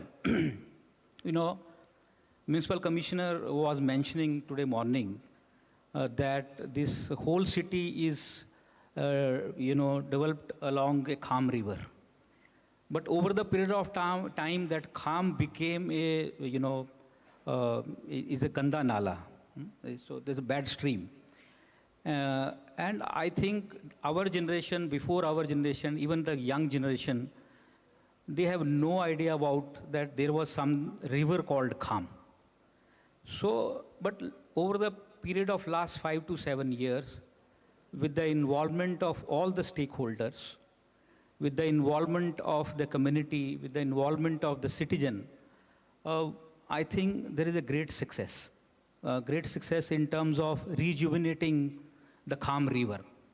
Then we as an academic institution thought that localization is one such very important thing to integrate with the educational system.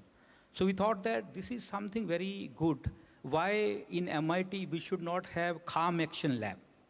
No, it started 2 years back with the Calm Action Lab, where we start introducing about the Kham river to the young generation through different means and all the work which was happening there, taking the students to those areas, area of work. And I would really love to share that last year we have introduced subject called river restoration as a full 4-credit programs. And this subject have 50% of the student has to work in Kham. They have to take any one of the subject. If you are from civil engineering background, you can choose the area of interest and how you can contribute in Kham. Similarly, if you are from, let us say, artificial intelligence, computer engineering, or in fact, in any of the stream, you can work with the Kham. And that is the one of the way by which we can give experience and, and the live kind of training on the live project.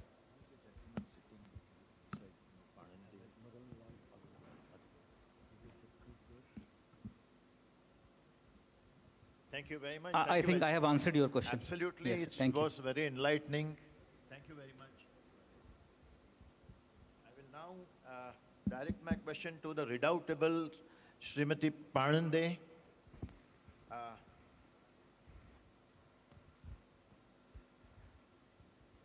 India has clocked moderate successes in PPP projects in power sector. Very different, of course. But the PPP in water has not been good. And it's my personal experience as well. I can take the credit of handling a project finance that failed. I'll not say more details on that. It's very interesting, but that will be wastage of precious time. So that was Tirupur I was saying. So how can India make a success in water projects under PPP structure and even other structures, in that what are the precise areas that need to be strengthened? I think as you have rightly said, PPP in water sector has not it has not been a success, because even MGP had tried PPP in water sector. In Latur, we had partnered with a private sector for finance and management of water supply system.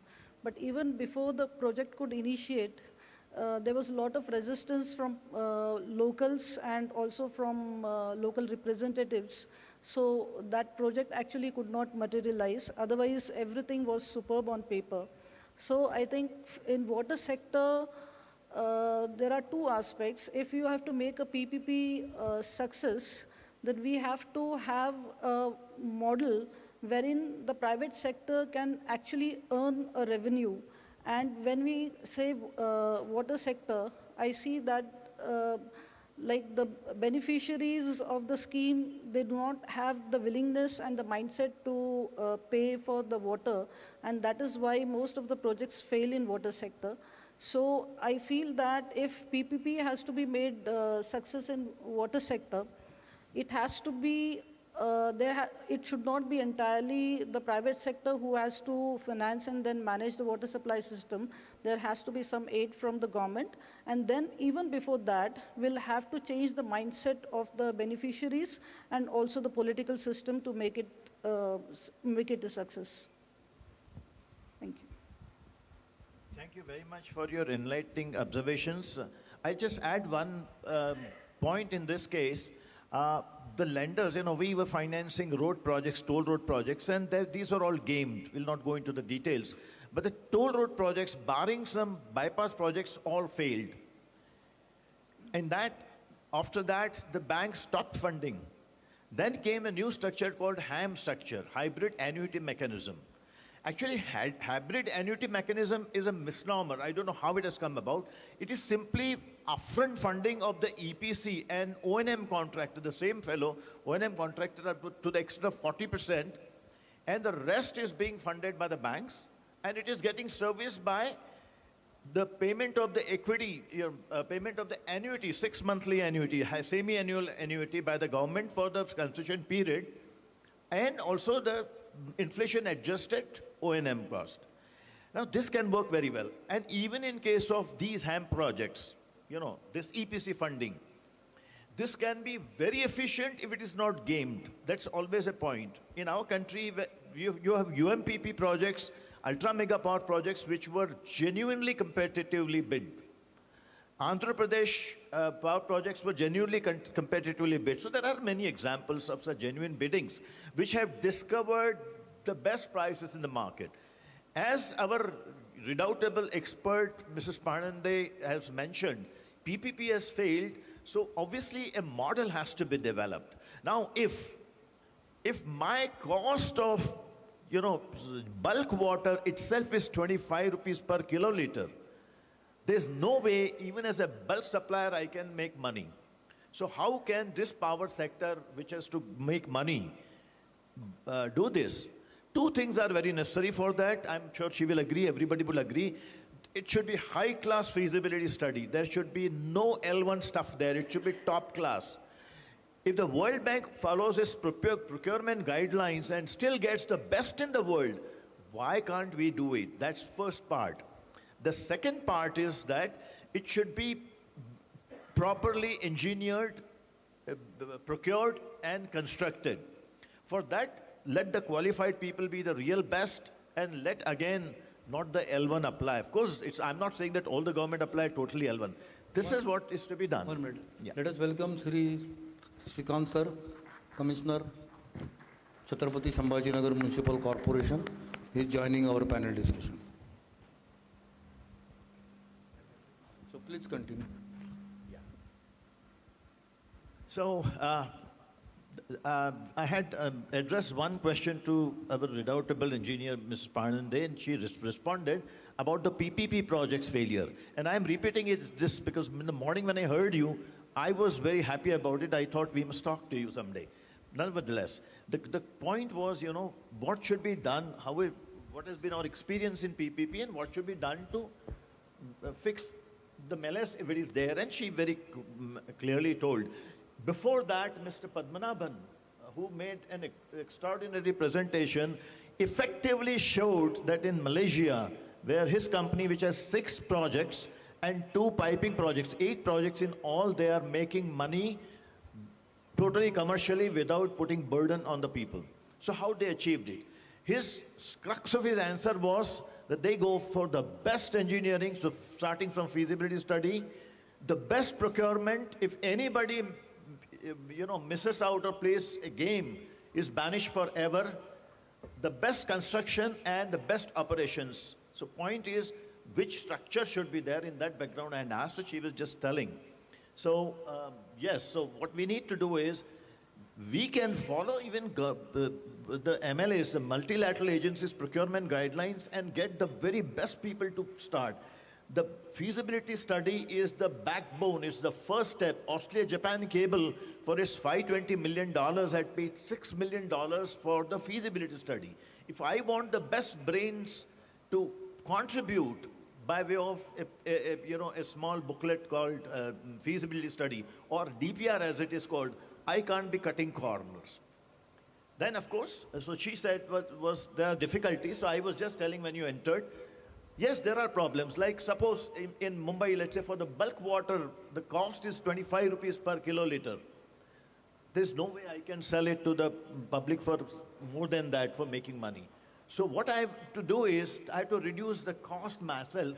So I have to have competitive bidding based on the best of the EPs. Design, feasibility study, design, engineering, procurement, construction should be done by the top class people, no matter the fee. Fee never adds up much in design, and engineering fee never adds up much in so many projects that I have handled in the last 25 years on the lending side and even on the corporate side. So it just doesn't matter. L1 there is a sure way to disaster.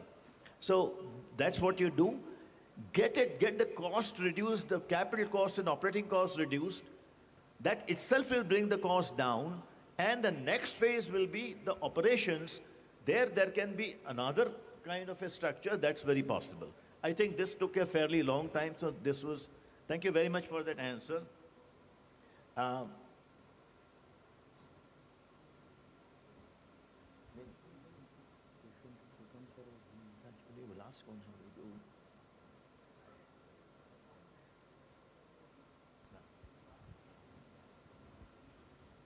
Mr. Agarwal, thank you for your very scintillating speech in the morning. I really loved it. Would like to speak to you sometime. Right now, I just want to know from you, what should be done to make these water projects attractive to the lenders? Because the funding requirement for India is not, enough in one budget. Every budget it's increasing, but it's not enough. The lenders should find that there is a value and they should be able to come. So what should be done to achieve that situation? Thank you, sir. As you know very well that water is one of the most essential commodity, and it is very difficult to say that what measures should be taken. By any means, if any place the cost of water of one bottle is 10 rupees and we are hungry, then we will purchase it without any thinking that whether it is cost 10, 15 or 20 or more than 20. But it depends on the situations where we are facing the crisis of the problems. Those areas where water is not at all a problem, we don't need any such type of projects where such such type of projects where more and more costs are required. But if there is a crisis of the water, then the funding is one of the most important factor. What happened when we started any projects, then there are so many banking sectors, as well as nowadays the government of India also is starting funding 50% from this year. But as soon as the execution started, somebody withdraws his proposal, 50% of the work is over or 75% of the work is over, then you can't go back. In that situation, it becomes a troublesome for the agency who is executing the work. What he do, because he has completed the 75% of the work and is facing financial problems. So it is very difficult at that stage whether to continue or stop that project. But since this project is going on the water crisis area, it must have to be completed.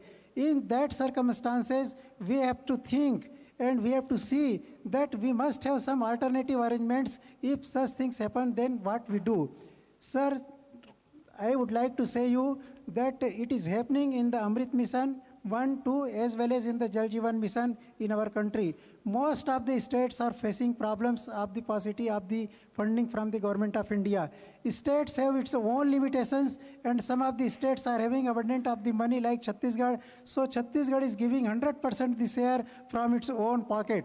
But not all the states have capacity like that. That's why in our state, all the works under Jal Jeevan Mission, which is costing more than 25,000 crores, is going on as smoothly as earlier it was going on. But at the same time, we are finding very, very difficulty in collecting funds or revenue from the panchayat. Whatever fund is going to the panchayat, by collecting the revenue, they consider that it is their own pocket money. They don't want to spend a single rupee on the maintenance. Now the additional burden is coming on the government on the maintenance part, for which the government never thought. The opinion of the government is always that whatever revenue is coming from the water source, water has to be expended or made on the O&M expenditure. Whereas the real picture is that only 10%, 20% or maximum 30% can be recovered from these revenue sources. Now the problem is that from where we will pay the remaining 70%. Out of these 70%, sir, maximum problem is the payment of the electricity. No one wanted to pay the payment of the electricity. The reason behind is that in a village, if you see in Chhattisgarh or any other state, there are thousands of the electricity pumps running free of cost. And the government used to say if there is a one pump which is supplying the water, for which the electricity has to be paid, and not only on the domestic basis, but commercial basis. So the problems for the O&M of the rural water supply schemes or urban water supply scheme is one of the major payment due to the electricity, and every government is considering the payment of electricity on the commercial basis. So to run all these projects, we must have abundant of the surplus funds, and the surplus fund is very, very difficult, and even right now we are not able to make the payment of the execution works. Thank you. Thank you very much, Mr. Agarwal, for giving your very interesting perspectives. I'll come back to you in the rounding off comment in the end, because I have been lender for my lifetime. I'll add something to this. Thank you very much. Now I'll direct my question to Mr. Mangesh Shewai. Before that, I'll just give a quick background. India has been deficient in water-based technologies. Our ISRO and of late DRDO show that our India can deliver the best in the world. But unfortunately, in water, it's not happened. And why ISRO has been so good? Because their focus is very clear. What are the project objectives and how to do it? They have the best of the physicists, they have the best of the mathematicians, scientists, engineers, and all that. Water sector somehow needs that kind of an incentive. So what should be done to make India a technology hub for water sector technologies? I'll just add one more thing. Because unless you have your own technology, you're always going to be high cost. I have seen it in steel sector, just adding one more before. Like for example, when the mining is done, the iron ore fines which come are of no use unless they are pelletized. For pelletization, we import technologies. Our ore is hematite ore, but China, which is worthless magnetite ore, has perfected technology for pelletization of hematite ore fines even. So they have technology, name a thing, they have technology, and when they do it, they make it very cheap. Unless we have our own technology, we'll be very expensive, we will not be able to create value for money. So therefore, my request is, how do we achieve that technology hub status for us? Thank you very much. Thank you, Ganatra sir. I come from BMC, and we supply 4,000 odd MLD per day to Mumbai city. Regarding your technology development or this session, we have tried in K East to give PPP model, but it could not be run because of the infrastructure and the complexity of water supply. The project it looks good on the paper. When it comes to ground level, there are so many things which are to be done, and there are some issues which private sectors can't take the task up to the end. Secondly, we have tried 24/7 at 2-3 wards by appointing some international experts. He was a what you call service provider. He is well known in European countries, but he could not deliver the required solutions. So what I think, the technology or the solutions, they should be categorized, or they should be tailor-made, and no single technology will work for the entire problems. The problems has to be dealt with as per the problems and the situation, which ground level staff and the staff working with water department or the government organization, they do know best. Secondly, what you called in some fields like O&M sectors or construction sectors, plant development, there we can use the private technology or the what you call the patented technologies, which work best because due to the constraints of land, the cost,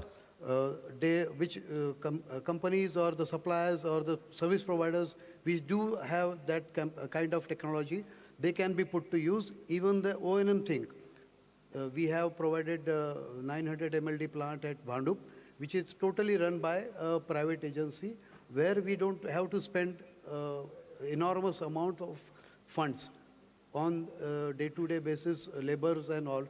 So sometimes it is beneficiary to the institute, and sometimes it does not work. So we have to think, and we have to find a solution in between it, and it's up to the institute to decide whether we should go for this technology or we have current technology which can run. But what you said, we should go for the latest technology, but it should be cost effective and it should be available for us at a cheaper rate, not at the highest cost. Thank you. One supplementary here, Mr. Mangesh. Let's say desalinization technology. We really don't have our own technology. When will the day come when we will not have to import that technology? Not even our home filters have RO membranes which are not ours, which are imported. So when possibly that day can come, and how can that be achieved? That's all. Yeah, for those type of technologies, we should engage, you said like ISRO, BARC, those are institutions, or DRDO, those who are running good quality of research. So we should engage those types of institutions, and government should fund for that, and then the technology will be available for entire India, pan-India, at a very cheap rate. Thank you very much. And I understand BRC is doing something. Maybe we get some good news. Thank you very much. May I address a question to you? Okay. We started PPP in infrastructure sector in 90s. 1992 power sector reform which was there. Actually, it was no reform. It was just powers. It was all bad going on. The private producers were allowed to come in and supply power to the bankrupt fellows. But subsequently, the PPP model emerged, and in around 97, 98, ILFS came with one project, etc., etc. We are aware of the history. In 2003, Singapore also embarked upon PPP. So that Public Utilities Board, PUB in short, PUB, I will say in short, which was handling 3 infrastructure sectors, including water, was divested of 2 sectors and asked to focus only on one, simply because they meant specialization was the best way forward. Till date, they have 8 very successful PPP projects in water. Singapore's water management system is recognized as the best in the world. My, grouse is that we do not have anything of that kind. Now, one might say that Singapore is a state country, small country. But yes, this is, in our country, water is state subject. So the states can replicate or even emulate that structure. So my question to our honorable guest is, what can be done by a state to replicate or emulate the success of the PUB? I'll just add one more thing. In PUB, the CEOs have been all top-class engineers who have worked in design, engineering, construction, operations for ages, and who have all the knowledge. How can we replicate that? What should be done? Can the central governments be aligned with this for some incentives? First of all, thank you very much for the very important question. See, when it comes to PPP in infrastructure projects, now if you see infrastructure, right from roads, electricity, power, and even in drainage, and coming to the water. See, as far as the roads is concerned, now everyone is accepted. Today, Honorable Gadkari sir, when we say that he's the man who has constructed many roads, and most of the roads are through PPP only, where you pay the toll and you get the best service. And vis-a-vis, even it happened in power sector also. And I will talk about the example of this city. As a municipal commissioner and administrator, in infrastructure projects, especially which affects people at large, I think I am the only one who is successfully implemented PPP in street lighting. Whereas earlier many corporations has tried but failed. And in this corporation, it is successfully running as far as the street light is concerned. And second, drainage, like sewerage treatment plants, is being well managed by the PPP operator only. I'm not doing anything except paying them a certain amount. And it is like O&M and to an extent. And when it comes to water supply, there is a failure, because this city was the first city who tried to experiment that the scheme should be on PPP. Aurangabad Water Supply Utility Company Limited, it has been formed, and central government supported through performance security grants, but unfortunately we had failed in this city. This city is the very classic example how a PPP project had been failed.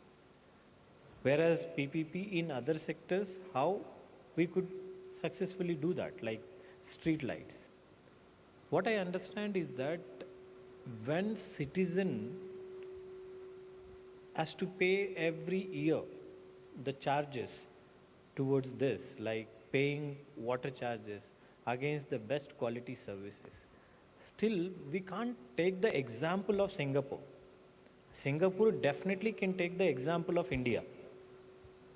If we successfully implement with the kind of diversity which we have, the population, the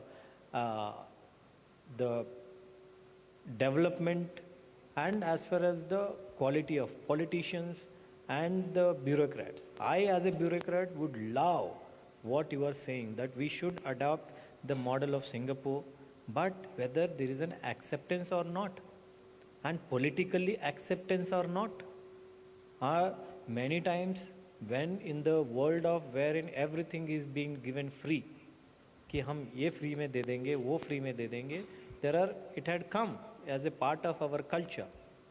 Like even very recently concluded municipal corporations, many people had promised free power, but luckily no one had promised free water, like itne water free mein de denge. But definitely it can come, and I'm also very curious to know from any of the panel members that the model in Delhi, when they said that we will give this much of water freely, after that you start paying it. That is sort of PPP wherein the operator is not sure where for doing PPP, the investor has to come with a strong financial support and the strong assurance from the local body. And in the decentralization of the power, wherein the central, state and local bodies, water supply is the purely local body subject, central list, state list, but it is being managed by the general body, and the general body is answerable to the people. But whether that political acceptance is there in the water supply, I'm saying no. But how can we do it? Definitely we can do it in phases. Phases in the sense, maybe from Jackwell, the raw water rising mains, or till the treatments. Post that, at least these particular portions should be well managed. After that, the distribution, it can be implemented in a phased manner rather than in holistic manner. Because earlier in this corporation, when I think Kirloskar had come and presented an offer that we will deploy all our machinery, whatever the charges which you are paying, you pay less than that to us for certain time period. But at that time also it was not accepted by the, of course, local body. And second is that when holistically, when this scheme has been experimented, but unfortunately we failed, and then the case went to arbitration. We had to pay a huge amount of crores. Still the case is pending. We have to pay money. But finally we came back to the original model. This we tried to copy from the developed countries, and then we failed it. The model is like recognized by World Bank and appreciated. We received awards for implementing, for adopting this, but that never got successful. But how we can do it? Who will do it? Definitely, I think it should be performance-linked grants. The central government, the state government, because these all our local bodies are relying on the funds by the state and center. Today also, if the funds don't come from the state, I can't even pay salaries. That has to be forceful on the local body, the decision makers. Decision makers, I am talking about mayor, standing committee chairman, and all the politicians. Yes, this is very important. And no city is able to give better water supply system except rare examples. But what we are deploying, what we are doing, unfortunately nothing. And when can we do it? How can we do it? Is that when the state government forces, when the central government forces. See why these elections has been conducted. One thing is the Supreme Court order was there. And second thing is that the central government has stopped the grants which was supposed to come to the local bodies. My grant, almost 100 crores, is being not released by center just for not conducting an election. And the same election, I can, as a central government, as a state government, we can force that if you don't adopt PPP or best practices, in water supply. Either you give the best system or run system like that wherein you don't require PPP. Not that PPP is required in each and every sector. No, I am not saying that. But if your regular system is a failure, why can't you adopt a PPP? And then if you can't adopt PPP, then your grants will not be released. That's what in such a manner I can do so. But taking example from Singapore and straight away adopting to each and every local body will not be a solution. Thank you very much, Mr. Srikanth. I'll just make a couple of points on this and one final point.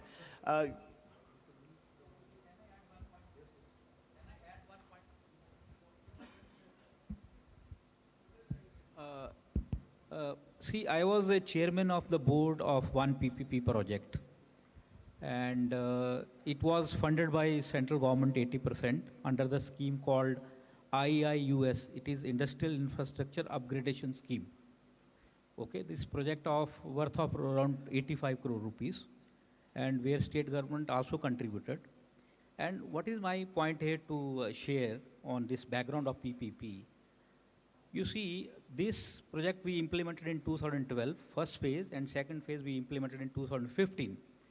From 2015 till 2025, it happened 4 times that the annual report of that project was tabled in the parliament because of the performance of that. So I'm coming to the point that what was there, that how come that common facility centers built under PPP scheme was that successful. So my observation is that when the project was under execution stage, there was a representation in the board from the central government, there was representation from the state government in the board, but the whole implementation process was completely based on the real requirement of the stakeholders. That is number one. What to do, what not to do, decided as per the gaps, as per the need, and therefore the whole infrastructure was built by keeping in mind the future. Okay, future 10 year, 15 year, 20 years, that what kind of technologies are coming and this and that. So my point is that the whole infrastructure design was highly scientific, based on the complete study. And once the project was completed in 2015, the whole autonomy of the operation was given to the stakeholder. There was zero intervention from the center, zero intervention from the state, even after funding 85% cost of the project. So that is the reason of success, when, I don't know how it is relevant to when we are talking about PPP in the large infrastructure project like water and other, but I think somewhere autonomy, gap identification, and then I would say the kind of autonomy which is required to implement. It is something which can make the difference. Right. No, in other words, you have elaborated what can be achieved by a top-class feasibility study. It's obviously that. Feasibility study is not just one study, it's a blend of various studies, including the technology and engineering.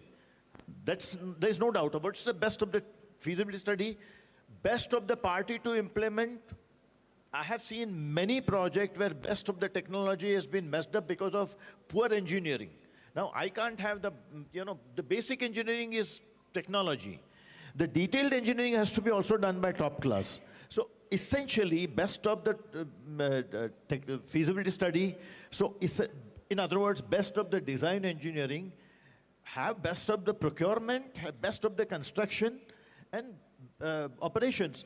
These are within the control of the promoter, be it PPP, be it government. There's no doubt about it. And I agree that you can't blindly follow a system. You can pick up what are the determinants emanating from them and how we can achieve that. That's only my limited point. And I'm absolutely certain that this day will come. And another thing, for this country, size of this country, there is no substitute for PPP. Because outsiders will have to come. There are very good people outside, there are very bad people also outside, and we have seen that. So how to get the best implementer, all that. So probably a revisit will have to be done where the PPP, the party should get two things. I'll quote, you must be aware of Riva Solar, how brilliantly it was executed by a bureaucrat who was totally committed. Riva Solar produced the lowest tariff ever, where 27 people had bid for that. Granted that solar project is simple, but the whole idea is the same. Whereas in Nagpur only 3 bidders had come. So my point is we have to give a signal. The government has to stand up and say in its RFP document, even RFQ document before that itself, it should say that it is mitigating all the risks in its own domain. No, don't worry about that. In Riva Solar, even the promoter, even the private parties who are coming in, they were waived requirement for the bank guarantee for performance. Can you imagine why it was done? It was done because the promoter, that is the awarding authority, knew that with such a competition we are going to get best of the parties and they are not going to default. So let's not unnecessarily, put a burden of bank guarantee on them, which will increase the tariff. So that clarity with which government says that, look, these are the risks in my domain, I am mitigating it. Now you come forward and you put your best feet. I will adopt stringent qualification criteria to choose. Even my engineering consultant, he can't do copy and paste, he'll be banished forever. I'll get best of the promoters and eventually implement. So essentially we have to capture the essence of the best to be employed. That's all. Thank you very much.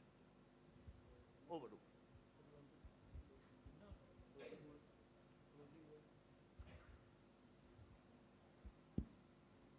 See, the topic, I believe, the PPP and this thing, and slowly everybody wants quality water at their doorstep, and people don't mind paying the right charges for the high quality services.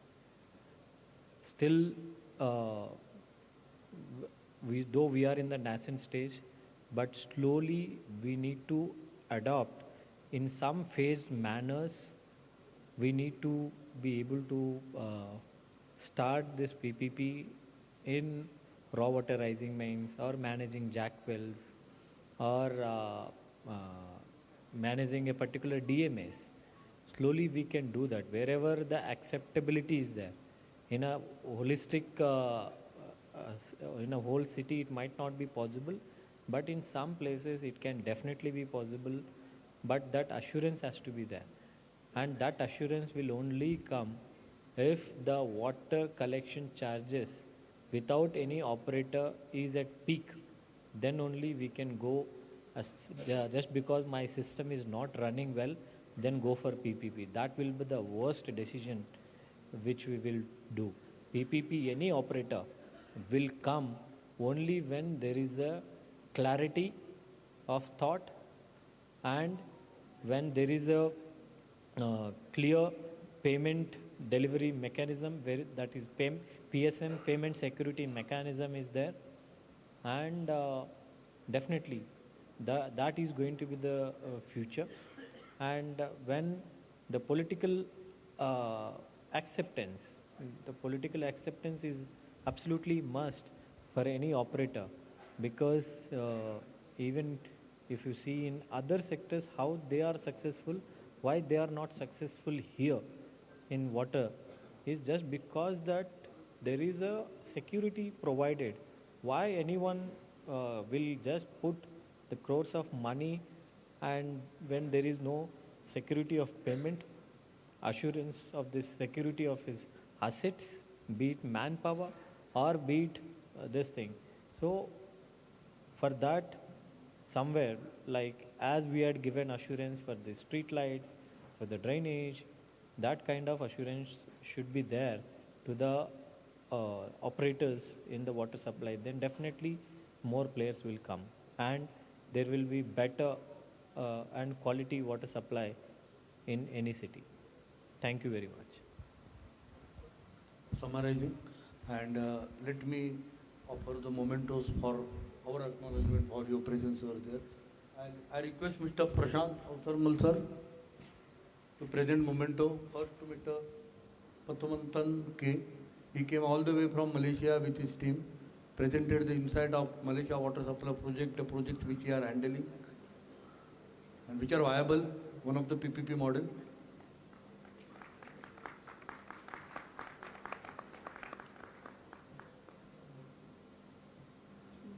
Then our Manish Sharma ji.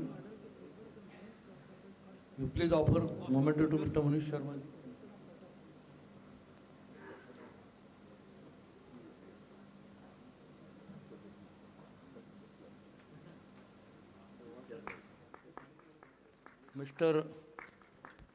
Mr. Maganlal Agrawal, our immediate past president.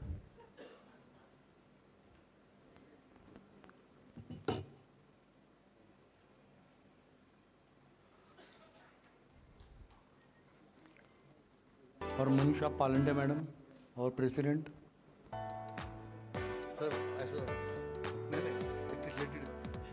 he want to give photograph with you. A special request. For our commissioner sir, Sri Srikant.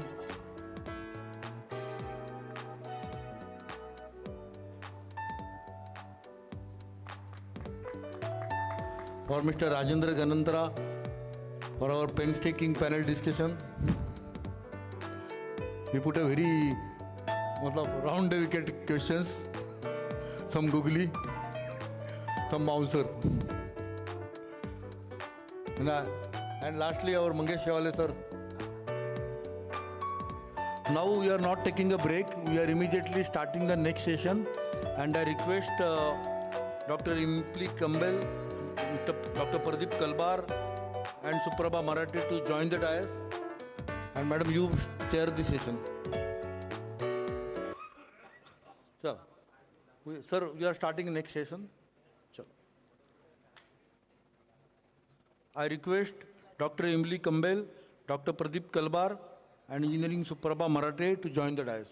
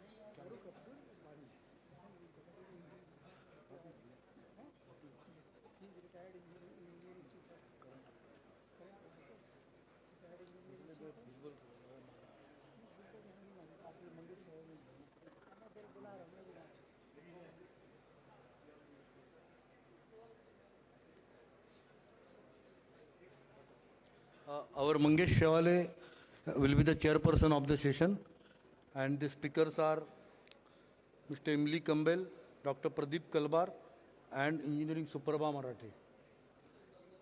Marathi madam kude gela?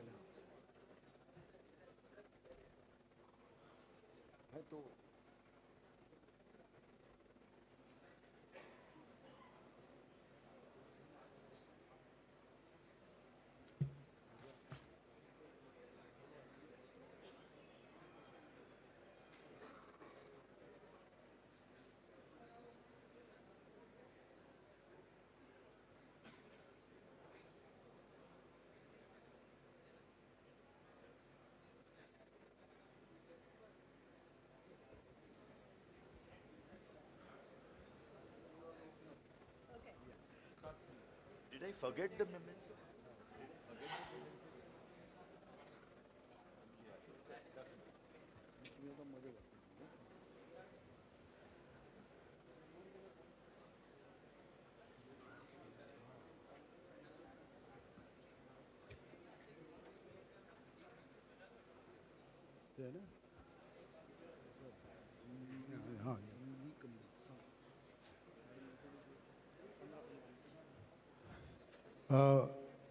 Welcome, Dr. Emily Kumpel. Yes. So, all are requested to keep quiet, and she will introduce herself and start the lecture, technical session. 15 minutes, madam. Thanks.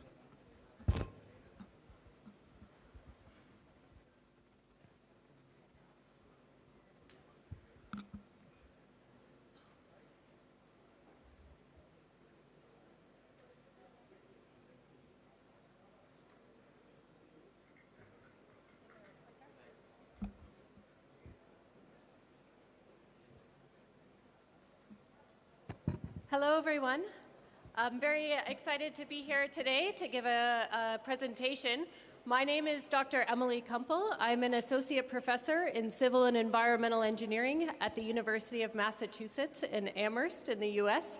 But this year I'm a visiting associate professor at IIT Bombay and also a Fulbright Nehru Scholar in the environmental science and engineering department there. And so today I'm going to talk about designing for resiliency, for reliability and trust in water systems. And a bit of background, 20 years ago I spent a while in India in Hubli Dharwad, which I'll be bringing up some examples from, studying water supply there. I've also worked in across sub-Saharan Africa and other countries in Asia, as well as in the US. So I'm trying to bring a perspective from some different places, and particularly the US as well. So we're living through, in my view, a fundamental shift in our water systems. Not because we want to, but because we have to. In the last century, the model was simple. We had a centralized source. We would treat it to remove as much as we could, and we would continuously supply water. That was the goal. That was what we aimed for. But now that model is maybe starting to show some cracks. There's some potential issues there. We're facing water scarcity. We're facing climate change. We're facing rapid changes in population. We have cities that are growing, places that are shrinking. We have financial constraints in ways that didn't always exist before, and huge challenges in workforce. And you see this list, and you probably think that's here, that's the US, that's countries around the world. In the US, we're seeing a drought in the Southwest that's causing interruptions. Some cities that had piped water suddenly don't and need to get tanker trucks. We're seeing flooding that is disrupting water supplies for days, weeks, months at a time. So we're starting to see some of these challenges of interruptions and even supply intermittency in places that we don't always expect. And in the US, largely, we've had pretty excellent quality of water supplied 24/7, but there's a declining trust. There's a lot of data from the US that consumers no longer trust the water, even if it's safe, even if it's delivered continuously, because there's been interruptions, there's been supply interruptions, there's been interruptions to water quality. And so people instead are buying bottled water and having water filters and basically building resilience in their households because they're not trusting the system. So in my view, we need to really better understand this world of interruptions to our water system. We need to think about reliability, which is predictability and safe water supply, right? Is the water coming, and is it safe? And through that, you can build trust, consumer confidence that the water service is actually working, which trust can lead to improved cost recovery and many other things, and protecting public health. You want people to want their water supply and to drink from their water supply. And so to do both, my argument is that you need monitoring. You need to demonstrate that you can reliably supply these things, to build the trust, and also to show improvements to the system. So thinking about service reliability, some things that we we might say that we measure for a whole city or that we have some estimates for a city. We don't actually really understand what's going on the ground. There are valve operators, there are some engineers that do understand for their area, but we don't actually track that information, and I think we should. So we'll talk about service reliability and water quality. But one other note is that we talk about intermittent supply, and we talk about that as different from 24/7 supply. But I've been working with water systems around the world and interrupted continuous water supply systems, and we call it the same thing when fundamentally they're actually very different. These are examples from cities and towns that I've seen everywhere in India and elsewhere. And so we can think of some that are maybe less intermittent and more predictable in their intermittency. Water's turned off to a whole town for 4 hours in the middle of the night, and you know exactly when that's going to happen. I've been to a town in western Uganda that did that every single day. But then you could have that be unpredictable, frequent outages for several hours at a time, only at higher elevations, during peak flows, during breaks. So maybe it's mostly less intermittent. There's only a few hours a day or a few hours a week that the water supply is out, but not quite sure when it's going to happen. That's a true example from Panama. But then you can have ones that I would call more intermittent or more extreme in their intermittency, where water is provided to the whole network for 2 hours every day, or water provided rotationally 8 hours every 2 days to each of 6 network zones. I'm sure this is very familiar. But then there's some where, and maybe that's predictable, maybe that schedule is followed, but then there's some that's very unpredictable. Rotational delivery, 5 hours at a time, 3 to 5 days, you don't quite know when it's going to come, right? So I think we need to think much more carefully about what the service delivery that's actually provided is, where on this spectrum does it fall, so that we can actually then move up from ideally the bottom right to the top left. So intermittent supply, the reality of it makes reliability and trust complicated, but not impossible. On the left, I'm showing households, 4,000, or in this case, 2,000 households in Hubli Dharwad, in this case, reporting how many days late the water came. And over the course of a year and a half, there were actually the smaller the box there, the more reliable it is. It did actually show improvement to the days late. On the right-hand side, it shows total coliform, so an indicator of water quality. And some neighborhoods that have intermittent supply, you can see a lot of red and orange dots. That means high levels of contamination. But other places not so far by, with the same hours of supply, have a lot of green dots, which means that they're clean. So it is possible to achieve these things. It's possible to achieve better reliability, better predictability, and good water quality by thinking about what's actually going on in all of the different parts of a network. And so for achieving this, I think we really need to better understand it, right? And so thinking about what is the frequency of supply, what's the duration, what's the timing, what's the pressure, and importantly, what is the predictability of all of these things? When you say that a place provides water once in 8 days, is it every 6 days or is it every 9 for most people in the city? Without this information, really fine-grained information from across your service area, you can't design appropriate protection strategies, know where contamination might happen, see if improvements are actually working, or compare systems and learn from successes. So this is really important information. You can see some where we've done household surveys to actually understand what is the hours of supply people are getting.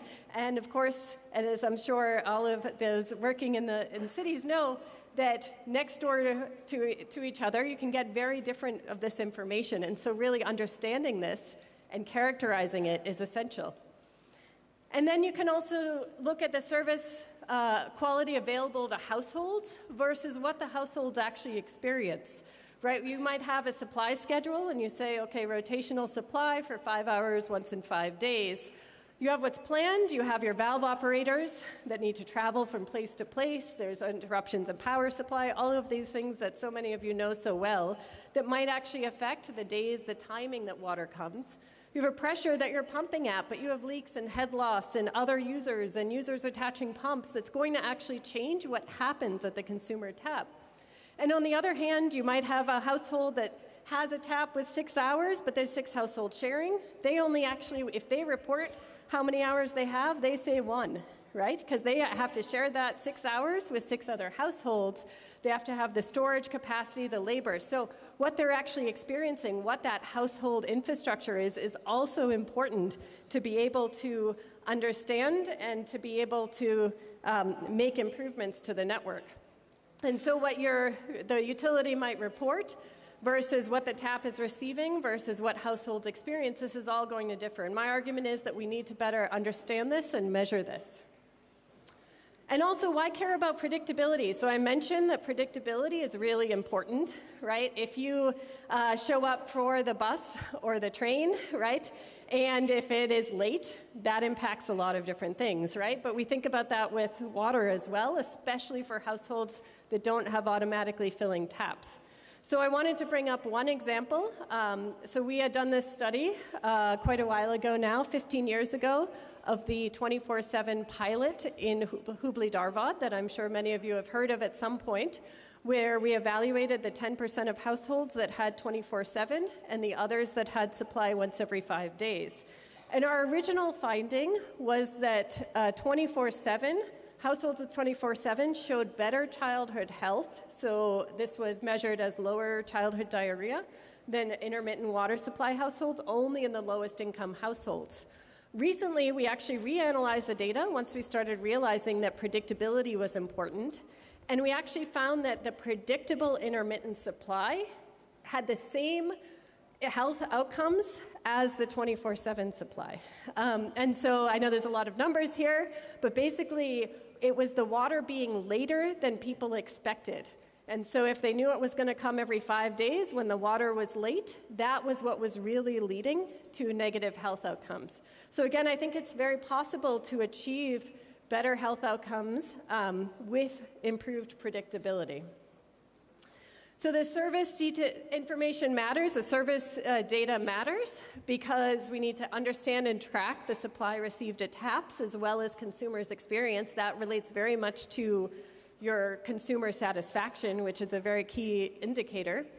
And it also matters a lot for water quality. And so thinking about, well, if we know these areas that have low pressure, those are going to be the areas that could experience the intrusion into the supply, the mixing with sewage that can, as we know, can happen in pipes. The unpredictability might lead people to overfill their storage. That's also going to lead to contamination. Short durations of supply places can lead to inadequate time for flushing. That can also lead to contamination. And this spatial variation in delivery is going to lead to some of that spatial variation in water quality. So thinking about, one of the other things is that a lot of our monitoring of water quality is designed for continuous water supply and not necessarily the reality of how water supply systems actually function all around the world. So thinking about what's different, well, this is a very well-established concept within engineering, right? If you have a pipe with a contaminant source, a pathway, a leak between that pipe and the ground, and you have an adverse pressure gradient, like no supply in the pipe or even low supply, you can get intrusion and mixing of sewage or drain water or whatever is outside. But what also happens, particularly with your intermittent supply, is you have your biofilms, corrosion, loose deposits, other things that are accumulating in the pipes, especially during the supply is off. And when the water is turned back on, we all know well that flushing that comes from the first water, and that sort of first water could last for a household anywhere from a few minutes to an hour or more. And so fundamentally what's going on here, and if we look at some data from intermittent supply, when you have the pressure and the water supply turned on, this is a 5-hour supply cycle, and on the bottom we can see that turbidity is really, really high at the beginning. We've seen this. You see the dirty water coming out of the network, and then it levels off at some point. And then if we also look at these point samples that show bacteria measurements, it changes. So in a continuous supply, when you're doing sampling, you assume that the water quality is going to be the same, whether it's the morning or the nighttime or whenever you sample. Fundamentally, with an intermittent supply, you're seeing different water quality throughout the supply cycle, the worst quality at the beginning, and in this case, actually, the worst quality at the end because you had some pressure, very low pressure that was happening right after the valve was turned off. So we really need to rethink how we're actually doing our water quality sampling in these systems, including these household storage tanks, right? Because we know that you fill a storage tank, maybe it's not empty by the time the new water comes, and so even if this supply cycle is clean, the last one wasn't, right? And that's all going to mix. So I would say we need to rethink where we're sampling, really understanding, again, characterizing the network. Where is contamination most likely? Where are the potential pathways? When to sample? Which water are people actually saving for drinking? And where is the highest risk? The beginning of that supply cycle is the most important. What to sample and how often, and then what to test for. Really focusing on grab samples for fecal indicator bacteria like E. coli and total coliform, chlorine residual, and turbidity. And so focusing much more on how you actually sample in the network is, I think, a very undervalued part of water quality monitoring. I know there's a lot of focus on things like continuous monitoring. Continuous monitoring can be great at a treatment plant, but to monitor continuously, you need to have continuous flow. Sensors don't work when the flow stops. They can become not calibrated. They're not actually sensing water. And really, when you have so much variability in your network, it's important to make sure that you're sampling in more places. So it's much more valuable to do grab samples in many more places than it is to choose only one place to monitor continuously. So my argument is that we need to design for intermittency because this is where the world may be going. I'm bringing up some news articles. This is from across the US about major outages that have happened in the last few years where people are, some for days, some for weeks, whether this due to a water main break because of aging infrastructure or whether it be major flooding or another extreme event. And so how many more experience just interruptions in their supply and when do interruptions become intermittency? And so we need to really better understand what's actually going on with all of these intermittencies and all of these interruptions and how we're actually serving customers. And then to actually make sure that our provision and our water quality monitoring matches this. So it's potentially that when we think about this, we're thinking about designing resilience into the system in a way to build reliability and trust. And I think we need to better understand and characterize our systems and monitoring that matches the reality to protect consumers. This is a picture of a New York City skyline. It might be hard to see, but there's actually water towers, water tanks, giant water tanks on all of these buildings. That's largely for pressure reasons because you have a lot of high rises. But thinking about maintaining these tanks as a key part of the distribution system and as a backup mechanism is very real discussions that's going on in a lot of otherwise continuous 24/7 water supplies. So thank you very much for your time, and I'll now hand it over. Thank you. Thank you, Madam. Now I request Mr. Dr. Pradeep Kalbar to present its technical session. Thank you.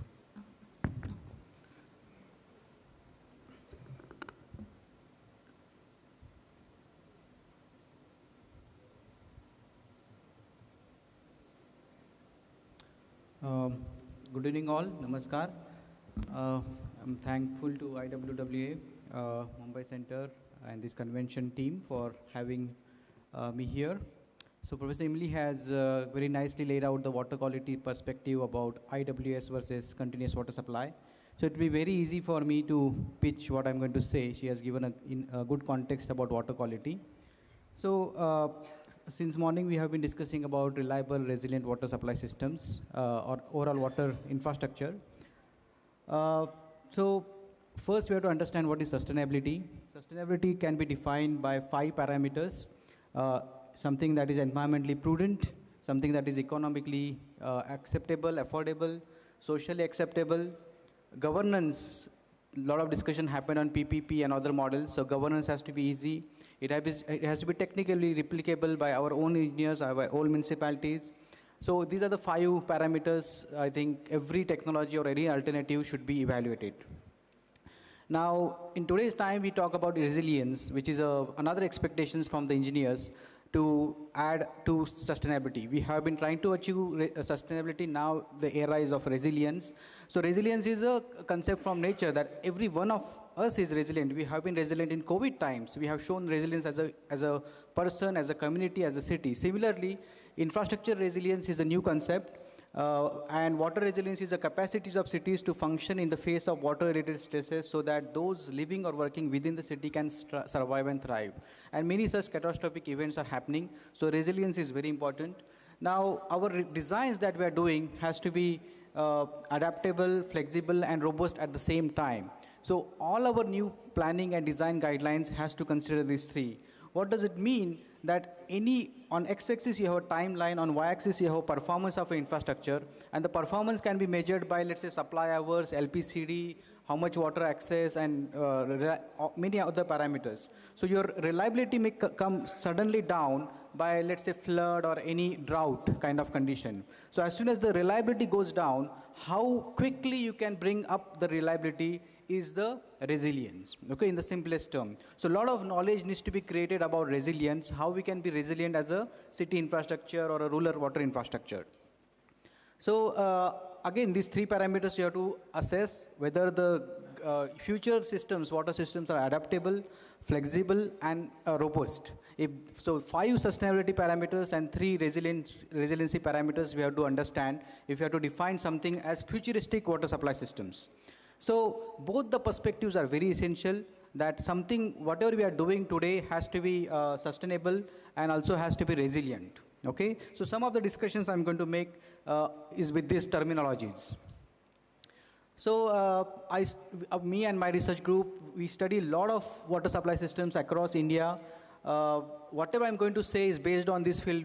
So this is not like I'm very theoretically I'm saying. I've seen what happens on field. In many states we work with state governments, field surveys and measurements our team does. We understand what is happening in the ground. A lot of training programs, international studies we do, workshops we do. We have studied 24/7 projects across Nagpur, Coimbatore, all these projects we have studied. So what I'm going to say is based on all these field observations.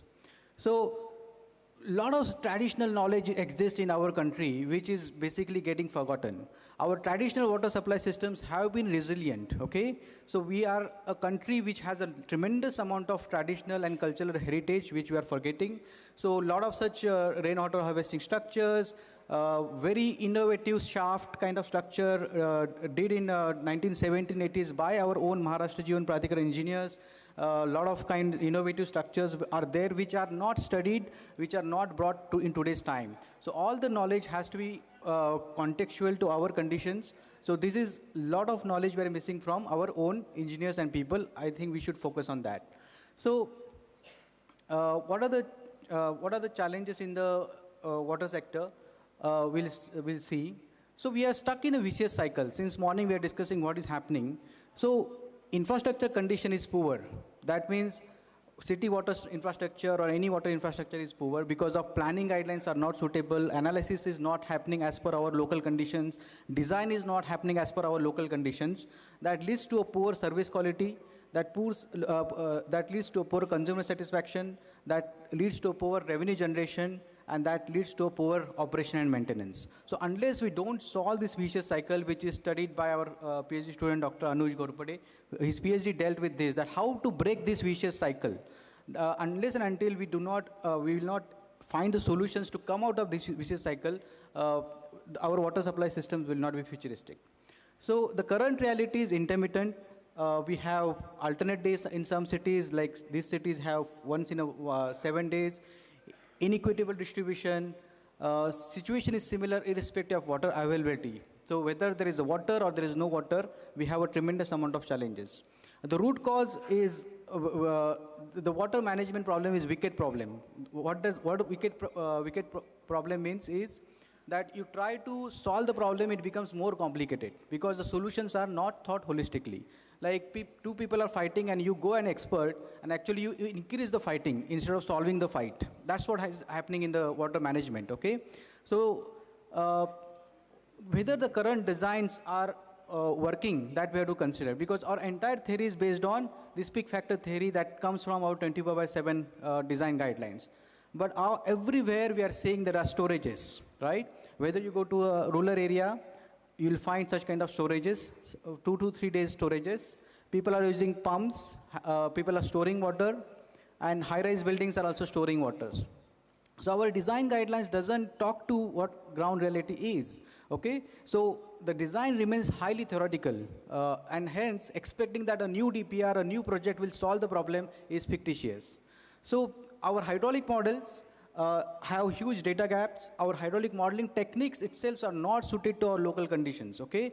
All the hydraulic models are demand driven. That means it assumes that everything is dependent on the demands are fulfilled, which is not. Our models are withdrawal driven, that how much consumers can withdraw. So this is a reality that many cities are not receiving water, and this is every year we are see this news. So forgetting all of this, there is a quest for 24/7, that every forum I go and people talk about 24/7.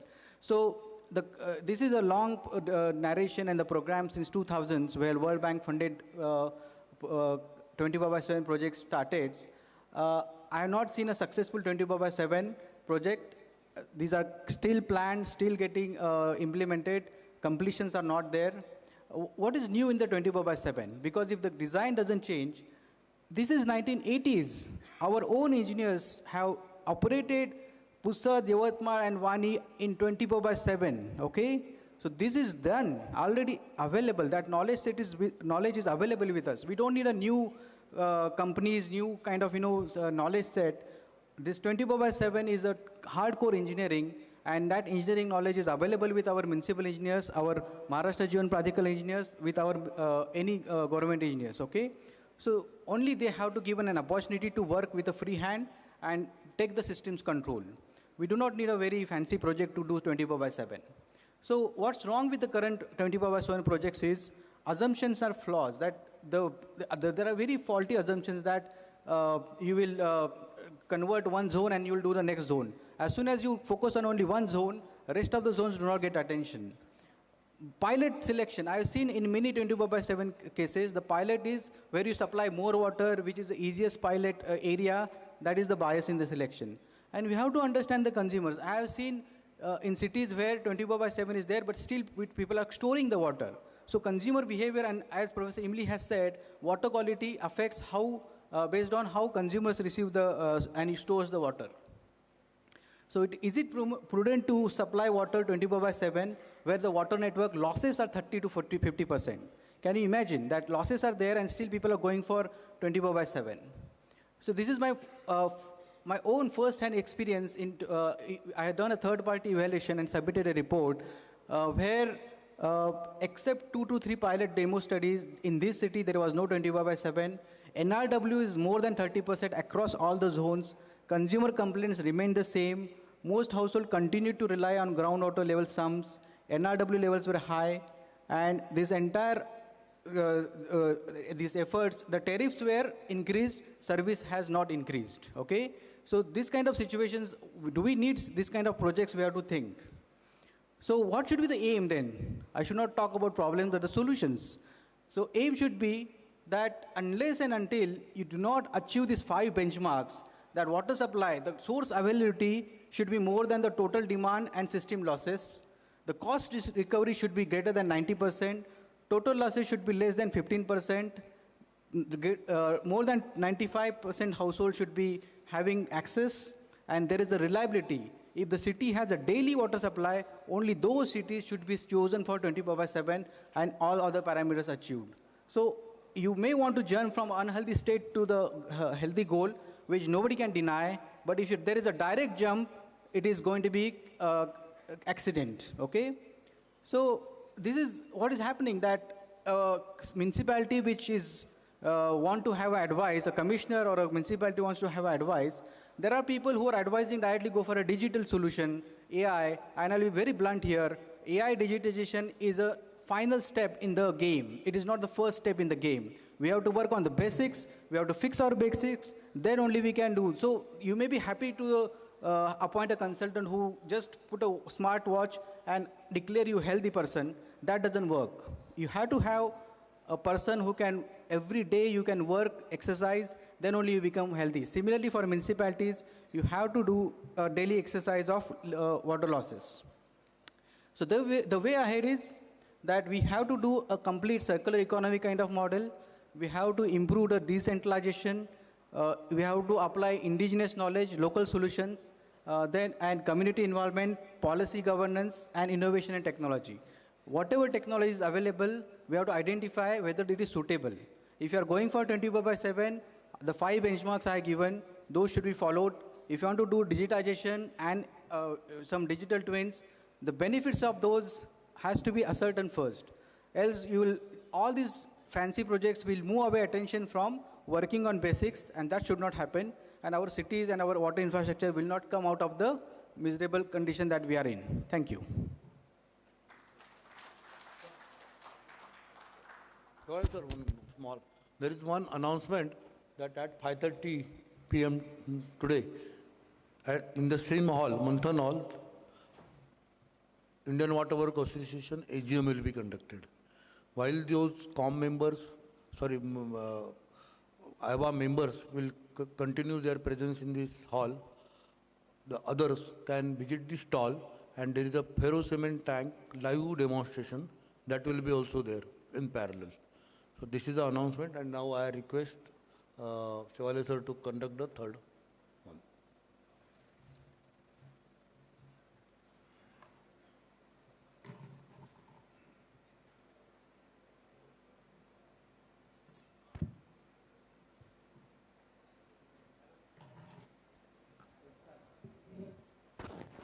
Good evening. Yeah, this is Suprabha Marathe, retired from Mumbai Mahanagarpalika Corporation. And today I'm here to talk about controlling the dam overflow for flood mitigation. Now, I need to thank a few people beforehand. I start with my presentation. First is it is IWA organizing committee and 2 people in particular, Ullas Naik and Sunil Vaidya, who were very keen that this presentation should come in this session on the very first day in the convention, because though it is not matching with the design today, sustain tomorrow, it is very much close to the heart of people. And second, it is Jairaj Pathak sir, who has been my mentor, the guide, the IWA DG, who has permitted me to be here and present on behalf of him. So let's move with the presentation. It's a very huge presentation, so I'll be skipping many slides.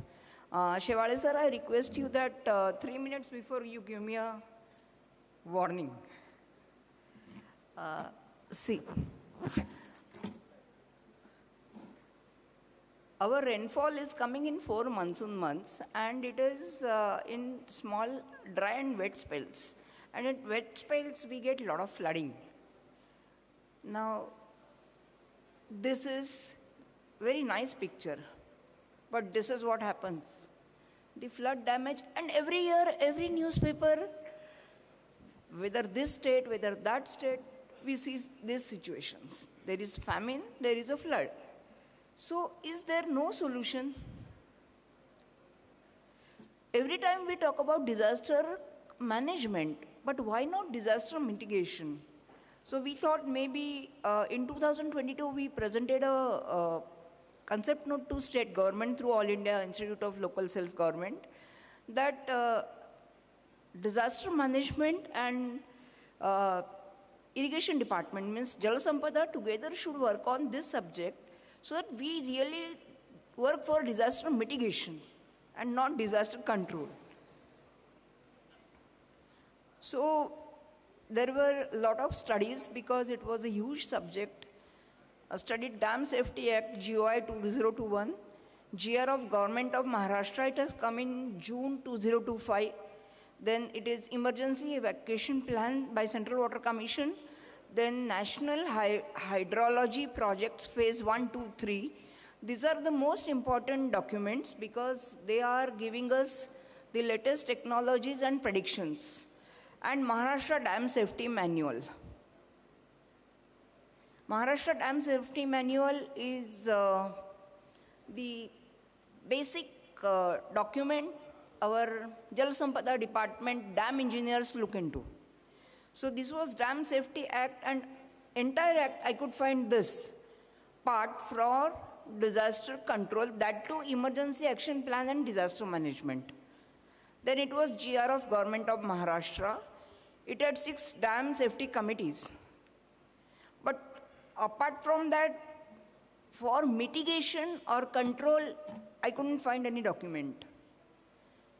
No, nothing much in EAP. Then this was National Hydrology Project, Phase 1. It started with key objectives of network expansion, data centers, GIS integration, training, data focus. It started in 1995, completed in 2003. The Phase 2 was 2004 to 2006 and extended up to 2014. And 9 government agencies were involved. Someone to talk about rainfall and weather data, someone to talk about groundwater monitoring, someone to talk about National Institute of Hydrology Research and Modeling, CWC for overall coordination, Central Pollution Control Board for water quality, and so on.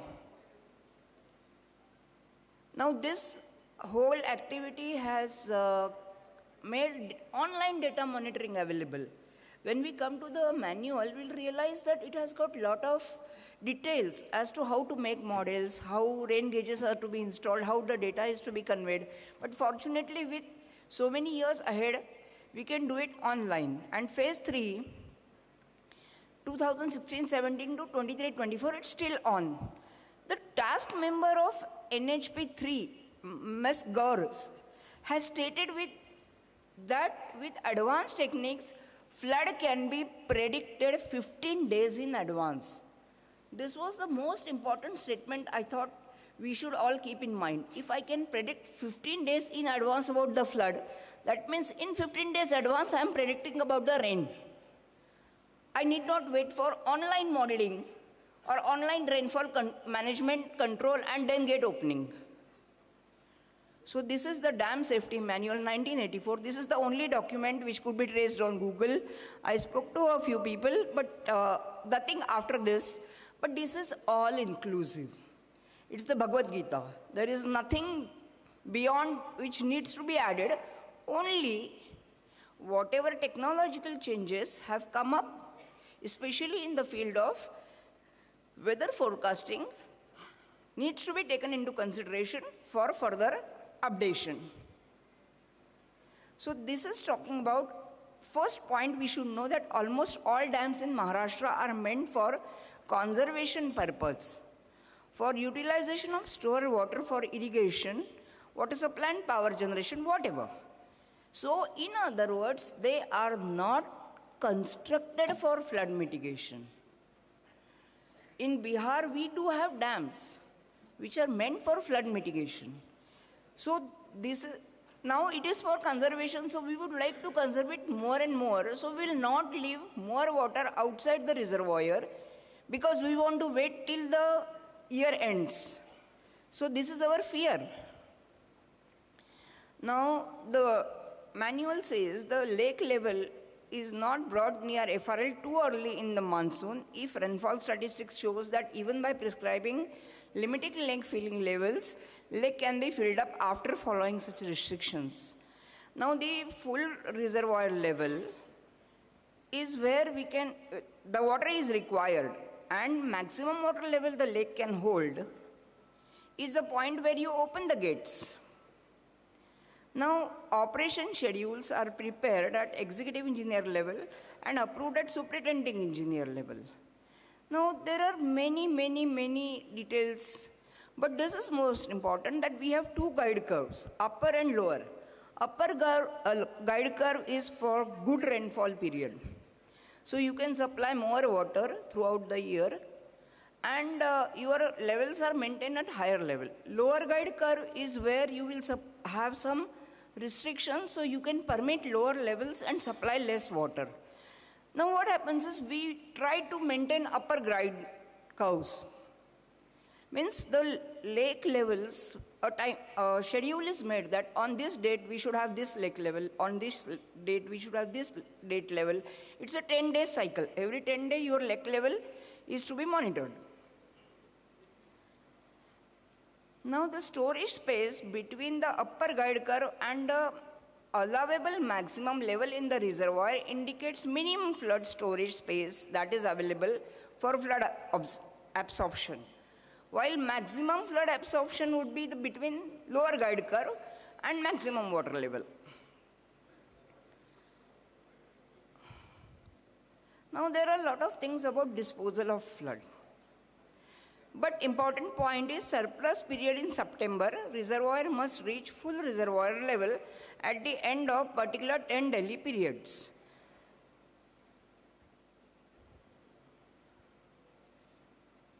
Now these are some data I have just kept. But inferences from above it is clear that dams do have flood absorption capacity and the manual talks about it. But guidelines are issued for vacating the dam only after reaching a prescribed level on specific date based on operation schedule prepared earlier to ensure adequate reserve post-monsoon. This needs to be reviewed considering extended monsoon and advancement of science and technology and available new weather forecasting tools. Because considering extended monsoon, maybe earlier the monsoon would end on 30th September. Now we get rains in October also. And heavy rain, 1 or 2 spells do come. It is global warming, whatever, change of weather pattern, but rain has extended. So our schedules should be extended. So what we can do, we can prepare a plan of river basin, mark the area which get affected, then make mathematical models for simulating. Now this is in place. Now step 4 is we should have a statistic of at least 10 plus years data to understand how monsoon is getting delayed and how much lower water levels we can maintain.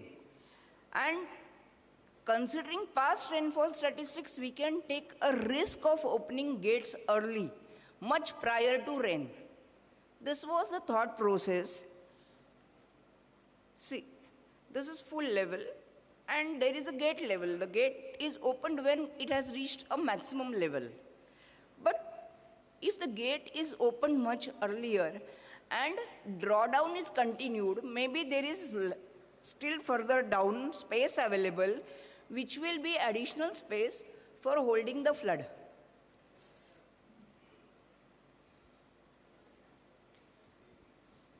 And rain prediction, as I said, even in National Hydrology Project, they are saying we can predict rain 50 days much ahead.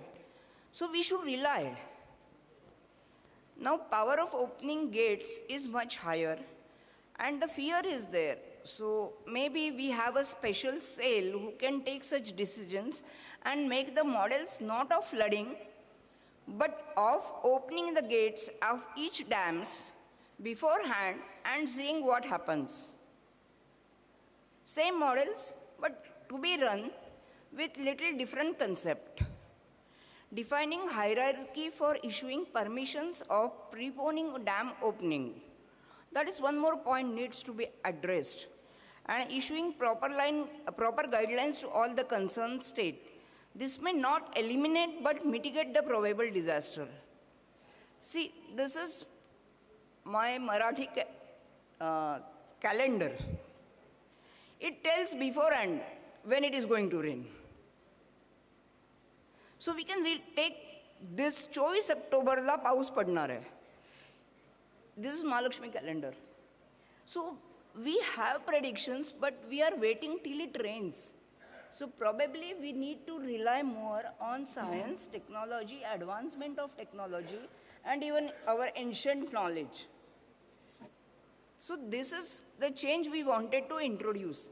So in 2022, we also wrote to state government, and we thought we should use this forum for projecting these ideas. Actually, we introduced this concept in 2019. Shewale sir is here. In 2019, August and September first week, Mithi River in Mumbai flooded. The entire Kurla flooded, and the flood continued even after rain had subsided. In Mumbai, when it rains, it floods. When the rain recedes, flood goes. It did not happen. Then we realized that Vihar was overflowing and so Kurla was flooding. The option was we decided to use Vihar water in Bhandup complex. So Vihar will never overflow. It was studied, and we are back using the water, not allowing the dam to overflow. This is the concept we projected. Maybe the same concept can be projected elsewhere also, especially non-gated dams. This is what we wanted to present today, that pre-opening of dams or lowering the levels of the dams is also one of the major points we can do for opening, for mitigation of floods. See, if you see this year's newspapers, Pandharpur flooded a lot. Not once, twice, thrice. All the temples nearby, near Chandrabhaga river, were underwater.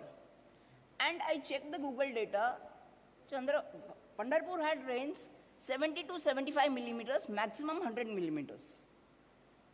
And the flood levels were 10, 12, 15 meters. That means the upper water was coming and flooding. So if the upper water had gone much earlier, maybe Pandharpur would not have faced this problem. So this is some concept we want to float, that let us rethink. It's not necessarily a disaster management. It's also an engineering solution that I think out of box, I think linearly, not just linearly, but also in multi-directions. And we are working for humanity. If we, 75 years after our independence, if we are in the same state, saying that when it rains, it floods, when rain recedes, flood goes, no, then we are not good engineers. So I thought we should project this here today and see whether people want to put more ideas forward and take the subject ahead. Thank you very much. Thank you, madam. Thank you. For I request Mangesh Shewalji to summarize in a brief. Yeah, thank you all. Thank you, madam. Emily Kubbel, she gave insight of quantity, supply time and its relation with the water quality. Then Dr. Kalbar sir explained the importance of going to 24/7 or not to go, and design as per your requirements and the cost involved. And Suprabha Marathe madam gave a different view of overflowing of dams and how we can reduce flooding by pre-opening the dams, and then thinking of how you can utilize the overflow water. In one case, she has tried it. Even you can think of it. So thank you all the panelists for giving so much of good thoughts and knowledge. Over to you. Yeah, thank you, sir. It's a time to appreciate and acknowledge your presence here. I request Mr. Hanumantachari to present mementos. First to Dr. Emily Campbell.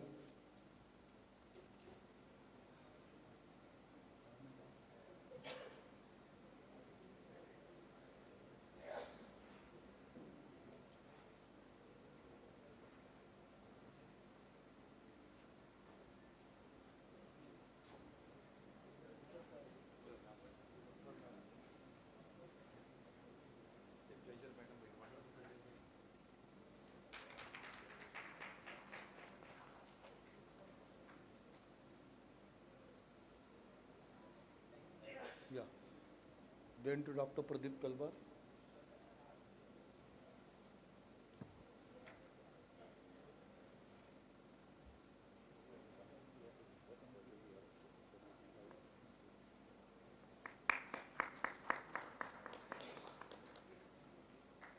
Then to Engineer Suprabha Marathe.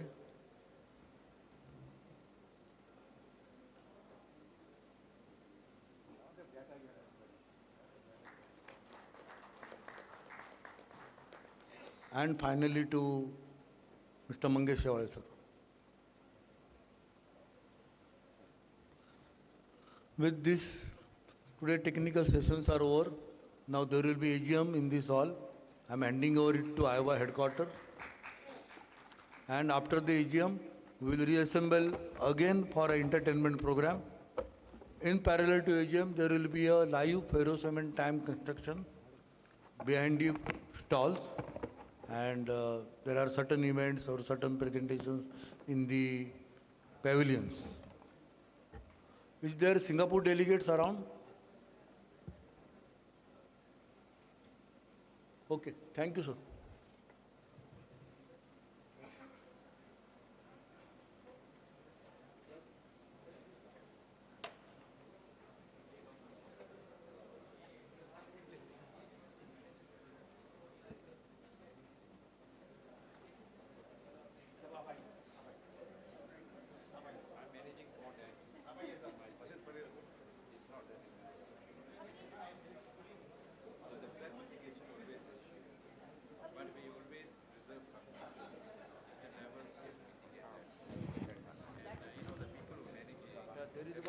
Small felicitation of delegates coming from Singapore.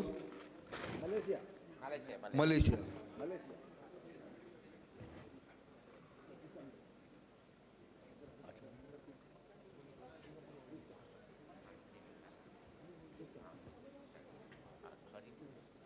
So I really appreciate the Malaysian team, especially here Patamantan, who came with all his team.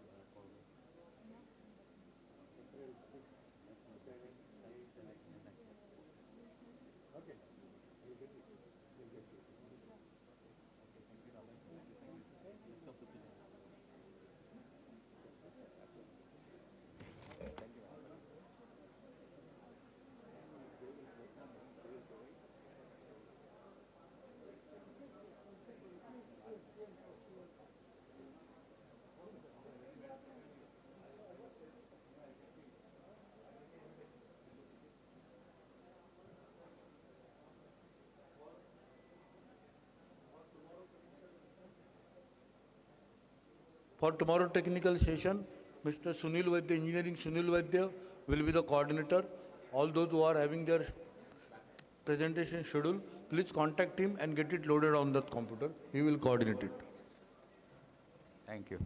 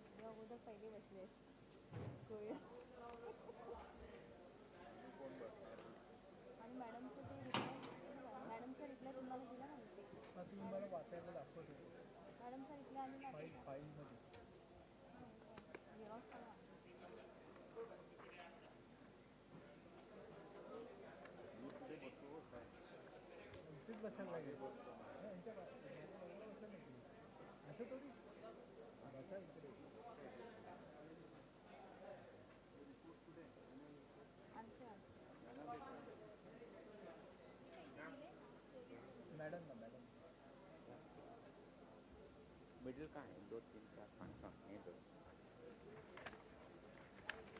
अच्छा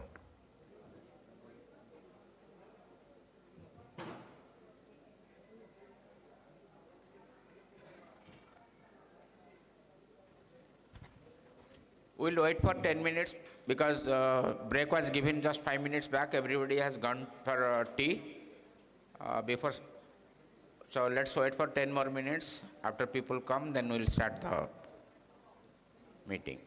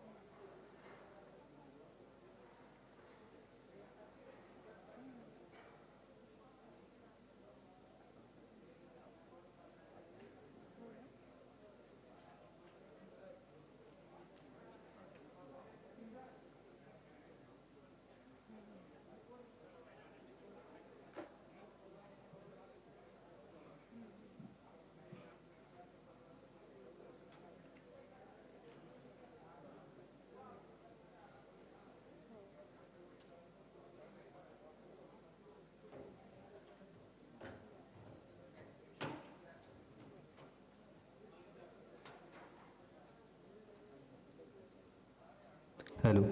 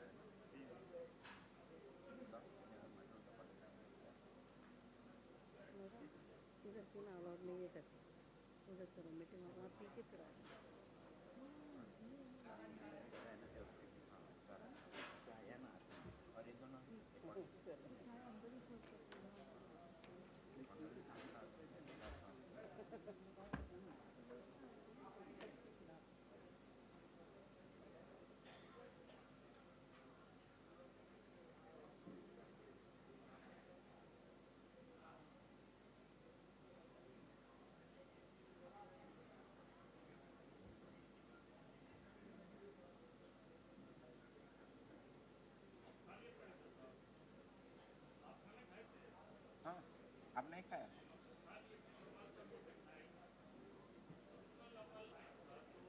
नहीं 3-4 जगह पे था ना अरे इतना लोग हो गए तो लाइन होगा ना इसमें क्या है जाके खाना चाहिए ना आप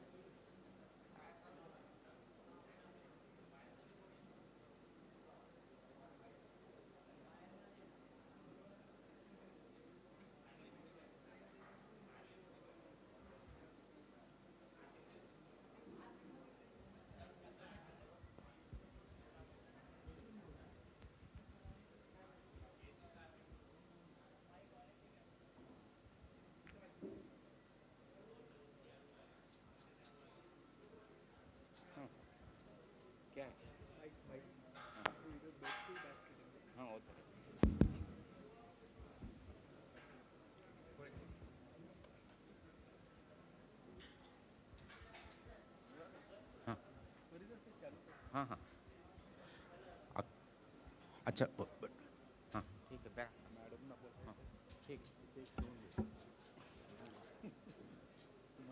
हाँ ठीक we'll start the meeting. Before we start the meeting, we'll start the meeting with the national anthem. So I will request all the members to stand to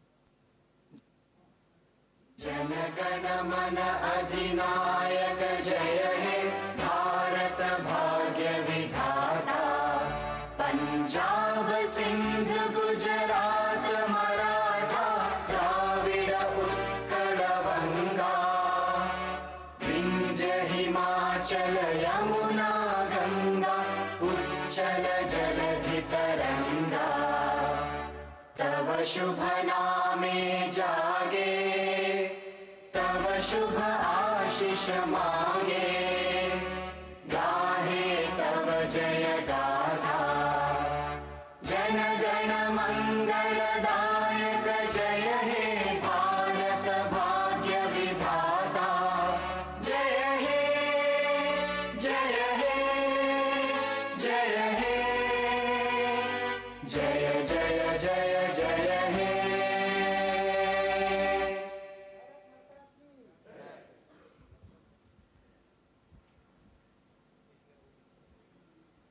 Thank you.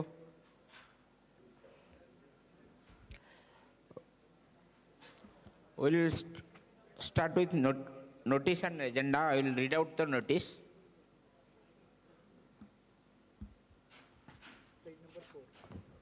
It is in page number 4, please.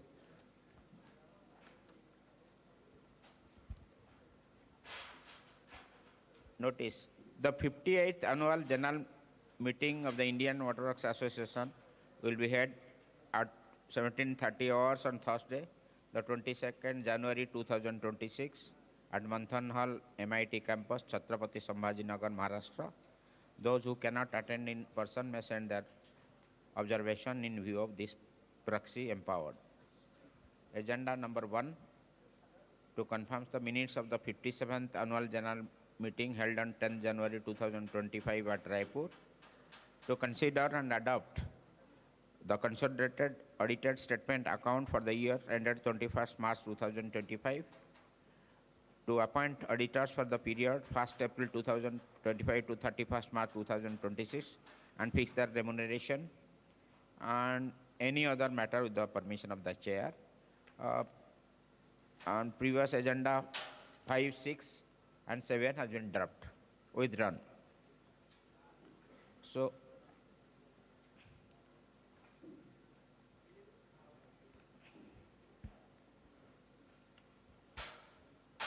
before starting of the meeting,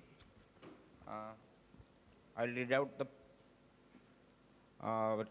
members who have actually expired in between the last general body meeting and this general body meeting. First is L.C. Gantara, retired executive engineer, GWSSB, Ahmedabad Center.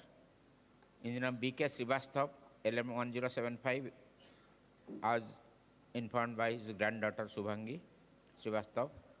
Engineer J.D. Crutch, Life Fellow 301, past President, Iowa, expired on 13th June 2025, informed by Honorary Secretary of Delhi Center. He retired from the post of Engineer-in-Chief from Delhi Jal Board and remained actively associated in providing consultancy, including of for a long time. Then Engineer Sahu Khitish Chandra from LM 6942 from Odisha Center. Then Engineer T. Binod Kumar Sraf, live member 6793 from Odisha Center. Then Engineer J.P. Gupta, life member 1093, expired few years back as informed by Secretary Delhi, and it was not intimated to us previously.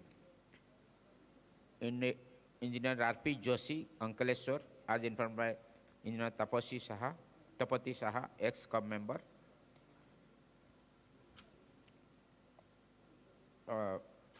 Engineer Rajat Chhatrapati, Calcutta, expired on at the 4th August 2025. Dr. Dipankar Adhya, President ISI, passed away on 3rd of November 2025. Another name was added as per the request of our immediate past President,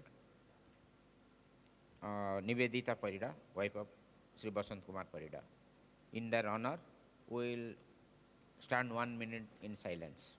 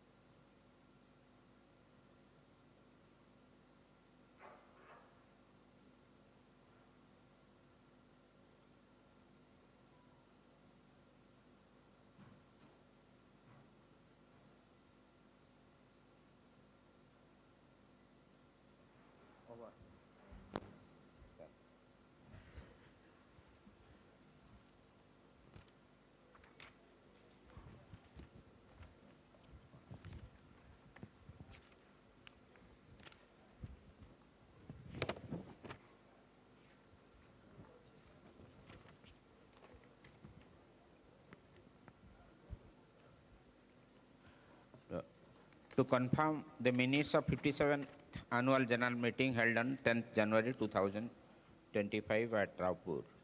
This was actually given on 27th of December. This notice was circulated. Also, it was given on the website and sent to all the members through the mail also. And no observation have been received so far.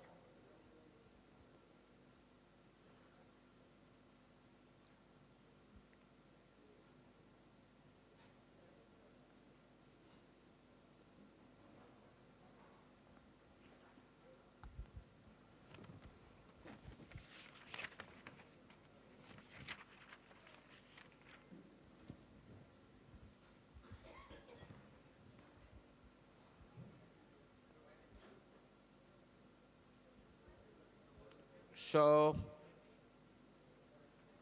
we'll confirm these minutes. Okay. So the minutes is confirmed.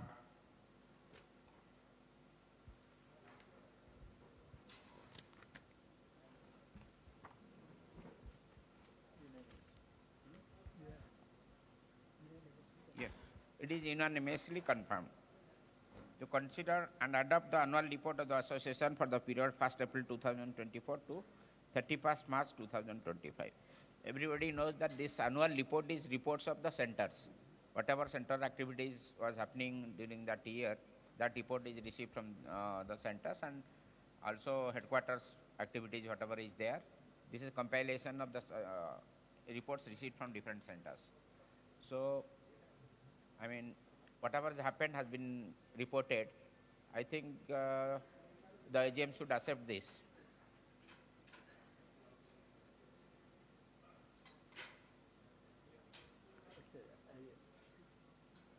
Yes, sir. थोड़ा नीचे थोड़ा mic दीजिए 2-3.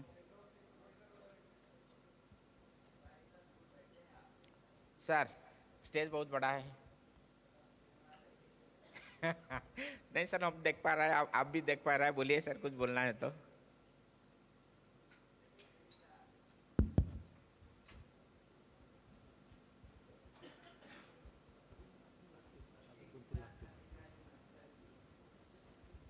Sir, please speak in mic, sir. I'm not able to hear, sir. There is some change with the discussions in the COM meeting yesterday. In the President's address in this annual report, sir, some comments have been made at the end. I think it needs some corrections. So those corrections may be incorporated in the report. Okay, we'll correct it and circulate also, maybe considered as approved with the required corrections. Yes. Okay, sir. To appoint, to consider and adopt the consolidated audited statement of account for the year ended 31st March 2000. I will request Mamlaji to discuss on this. Hello.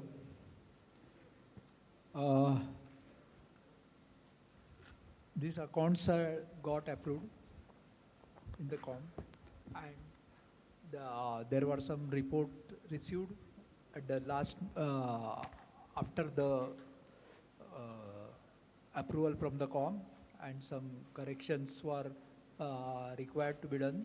So that was done, and that was circulated to all com members, and it is the post facto approval in the earlier yesterday's com.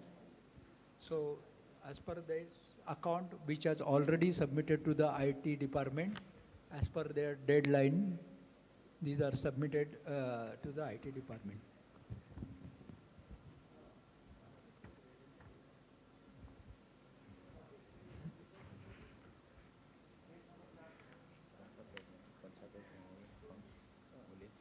Page number 55.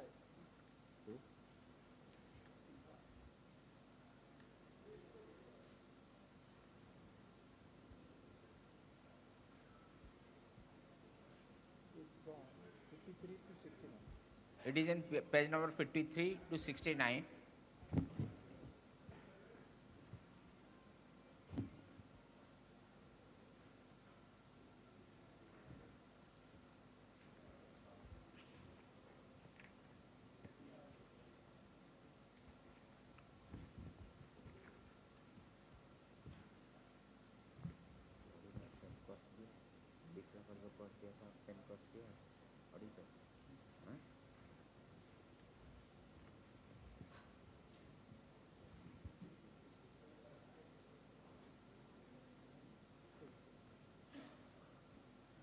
So should we consider, what the members say? Will it be considered as accepted, sir? Sirs, please raise your hands if you agree, sir. Yeah. Okay, sir. Thank you. It is approved. Then, next. Next item is regarding to appoint auditors for the period 1st April 25 to 31st March 26 and fix their remuneration. The fees of the auditor are given at the page. This is fees were accepted by the com, and these are the same as the last year, whatever charge in the last year.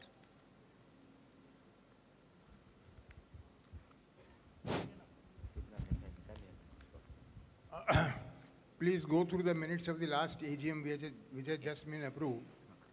The General Secretary in the last AGM has assured the AGM, because Mr. Panse had objected that continuation of the same auditors. So it was assured that next year we will look into it and change the auditors. But we have come back with the same proposal. Sir, Mr. Panse said that as per the specific rule, they are not supposed to do for more years. That was his observation. And we wrote to the advocate. He said for societies, there is no such rules. And because our accounts was actually approved by IT department all the time, and the returns were always given, so no observation is there. And because they are acquainted with our accounts, and actually every time they have successfully filed the accounts and we have got the returns. So we thought, and the rates are also quite reasonable. If you see the rates are, it is quite reasonable. So we have given them, but this com also they have said next time we will go for new auditors. This should be recorded that this year it has not been done. Yes, sir. So we will do it next year. Okay, sir. With this actually, further any issue, or will Yeah, approve same this? thing. I Okay. wanted to tell about the same thing. Yesterday we discussed. Sir. This auditor is better to change next year. Okay, sir. Okay. Thank you, sir. So it is approved. Then point number, I have already said.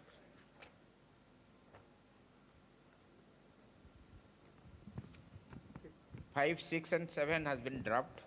So if any other matters AGM wants to discuss, we can, with the permission of the chair, we can consider and discuss. No, there is a major change, structural change of the society, Right, that sir. we were earlier registered under Society Act, Sir. and now we have registered under the Charitable. Charitable Trust Act. This fact has not been reported to the AGM at all. Okay. This should have been brought to the notice of the AGM that it has been done, and what is the impact of this, Yes. so that AGM knows about it. Sir, actually, we had written to the CA as well as advocate.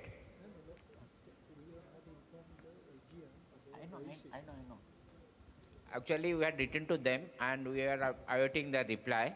Only 2 days back we got the reply. Prior to that, we have already given the notice as well as all the documents. Sir, we will intimate and we will publish it in the website, whatever is there. Actually, till now it has not been finalized, whatever is happening. The impact he has just written in a letter. She has on. Sir, please. पहले तो 1-2 mic भिजवा यहाँ है हाँ sir. But what are the main features and difference between the Society Act and the Charitable Trust, yes. So, how we are going to get benefit of it? Actually- Please explain, because at least a brief should have been produced today. Okay, sir. Thank you. I will tell, sir. Actually, Society Act and Charitable Act, the PAN card is different for Society Act and Charitable Act, Charitable Trust. So PAN card will be changed. If PAN card will be changed, lot of things will change also. So what are the effect of the PAN card change? We have to first actually apply for change of PAN card. As for the trust only, PAN card will be there. There are more facilities for the trust than for the society. So we have to go for change of PAN card. Then other issues will come up. Whatever rules change, memorandum rules will change.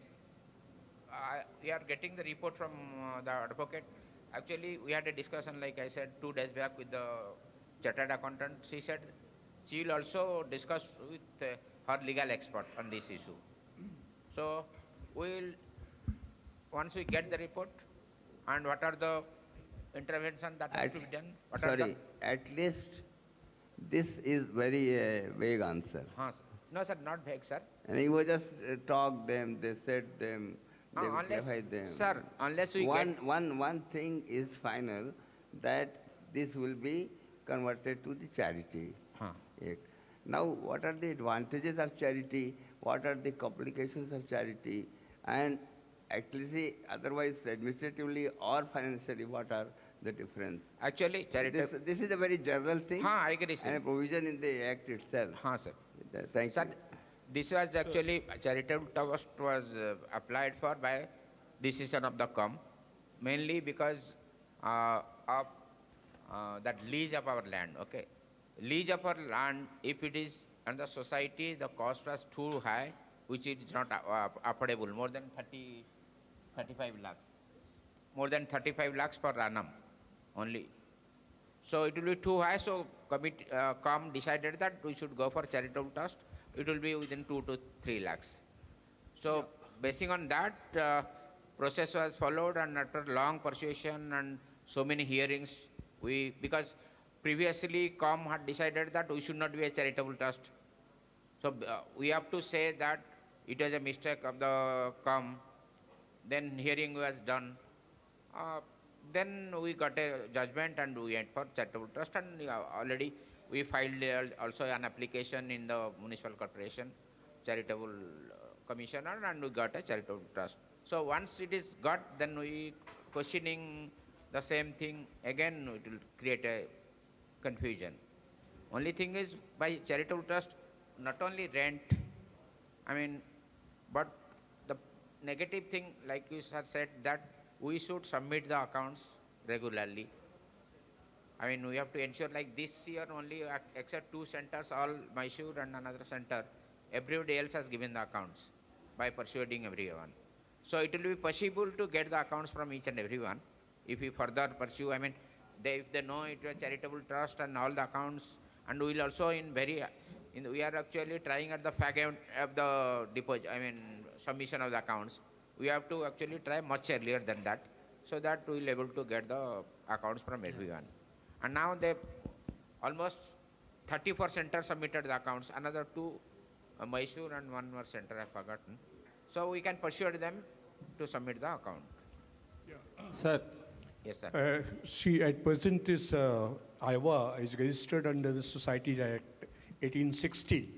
When you're going to shift, to get registered under the Trust Act, Indian Trust Act 1882, certainly the structure will be changed, Right, and sir. then MOA needs to be revised completely. Right, sir. There is a basic difference between Indian Society Act 1860 and Indian Trust Act 1882.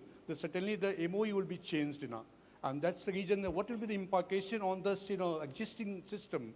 That has to be, we need to take the legal action, legal advice, vetting, Yeah. legal vetting, That we are trying to That's do. better because we have already written also, we have requested. There is a basic, Please. there is a basic difference between Trust Act and then Society Act. And certainly the structure will be changed, because trustee, the main trustee, the other trustee, lot of technical or legal aspects will be there. Therefore, I suggest to consult a good advocate so that they can plan, so that there should not be any impact on the our existing system. Yes, as regarding there is a earlier our registration under Societies Act, and there as per the Society Act, the society which as we are where we are living in the building and there is a society, and this society is different. This society is registered with our society was registered under Society Act with the Charity Commissioner. And every society registered with the Charity Commissioner has deemed to be taken as a registration under Public Charitable Trust. So at that time, when our society registered in the Society Act, at that time only Charity Commissioner had asked us to take the public as a public charity registration. But at that time, we asked them not to do this, and we have sent them, filed the affidavit with them, and asked them we should not be registered under Charity Commissioner. And then they have given us release, and we are not registered under the Public Charitable Trust Act. But otherwise, it is deemed to be as a public charitable trust. Then, when we have gone for the lease, lease renewal file was gone to the commissioner, and at that time they have said that since you are not registered under the Public Charitable Trust Act, you will be charged as a commercial. Your office will be charged as a commercial. So whatever the government rate at when our lease was expired, whatever the government rate at that time, so on basis of that rate, it will be calculated at the commercial rate. There are 4 major rates are there. One is a residential lease renewal for residential. Second is a charitable. Third is a commercial and industrial. So these different rates are there. And as per these commercial, if it is a charge under commercial, it was about more than 35 lakhs per year. Now we are paying very much less. But that will revise accordingly when our lease was expired on that year rate basis. But if it is on commercial basis, it will revise much more. But if it is revised on the charitable or residential basis, it is at par with some raise in the rateable value of that area. So accordingly, we have considered in the COM meeting that we will register under Public Charitable Trust Act. When we are registered as the Public Charitable Trust Act, we have to revise our memorandum. Whatever sir has said, that we have to change our memorandum, we have to change our procedure, so that for that purpose we have to take our consultant's advice. And accordingly, we have talked with the consultant, and he has given us some quotation, and we have earlier also discussed. Yesterday also, sir, I gave a quotation to the COM. It was 1,70,000 for advice on this issue, and 11 cases has to be filed, applications has to be filed in that, and whatever hearing will be there, he will be attending those hearings also. And sir, another thing, what will be impact on? Sir, here. One point. Sir.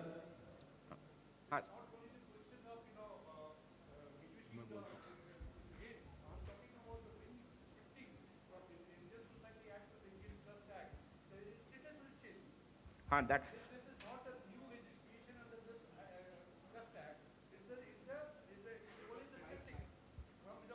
Yes, sir. Right. Yes, sir.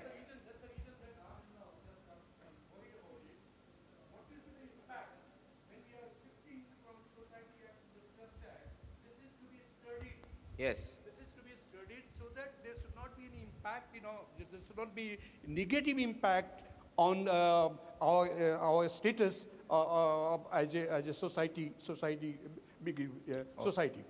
This is a very critical issue, Right. and that's the reason that what I'm suggesting to hire a good advocate so that he can give a good Yes, sir.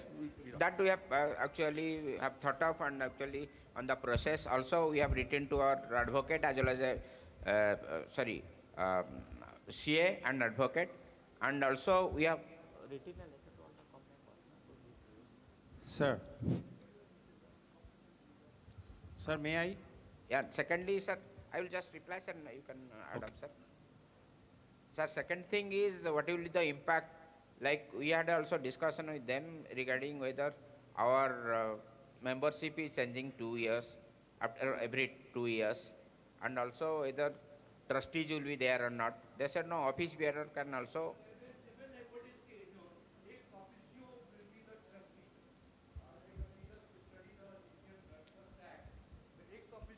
It's not necessary that every time we can go on changing. The MOA, at the time of the MOA, we have to give the trustee, main trustee, principal trustee, and the other trustee also. Okay. And therefore, the ex officio, like chairman of the state managing committee will be ex officio Yes. trustee of your trust. Right. So that process is going on, actually, advocate report, and also we are writing, most probably, approved a letter to send to all the members to give their views on this also. My basic question was different. Sir. I had raised that it is a structural change. Sir. So it has to be first approved by AGM. Sir. That this structure of the association is being changed.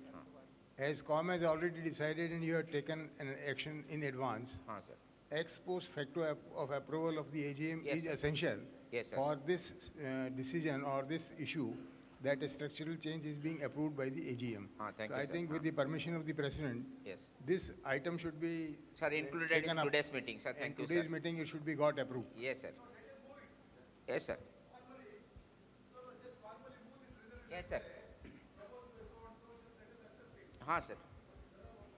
Yes. Sir, what I foresee the advantage you asked for, as a charitable trust, we can get a fund from corporate sector as a CSR activity. And that is up to us to bring that fund as much as possible for our activities. And that's a huge fund available from CSR activities from corporate sectors. In addition, you will get reductions in income tax, and the Maharashtra Charity Act will be applicable under the Act. So that has to be studied. That Act is not common for us. As an advocate, I can say, let us have it and then read it. Sir, I will actually request the AGM to allow, and also allow us to actually go for charitable trust, as already been, done by the government. AGM may approve this proposal.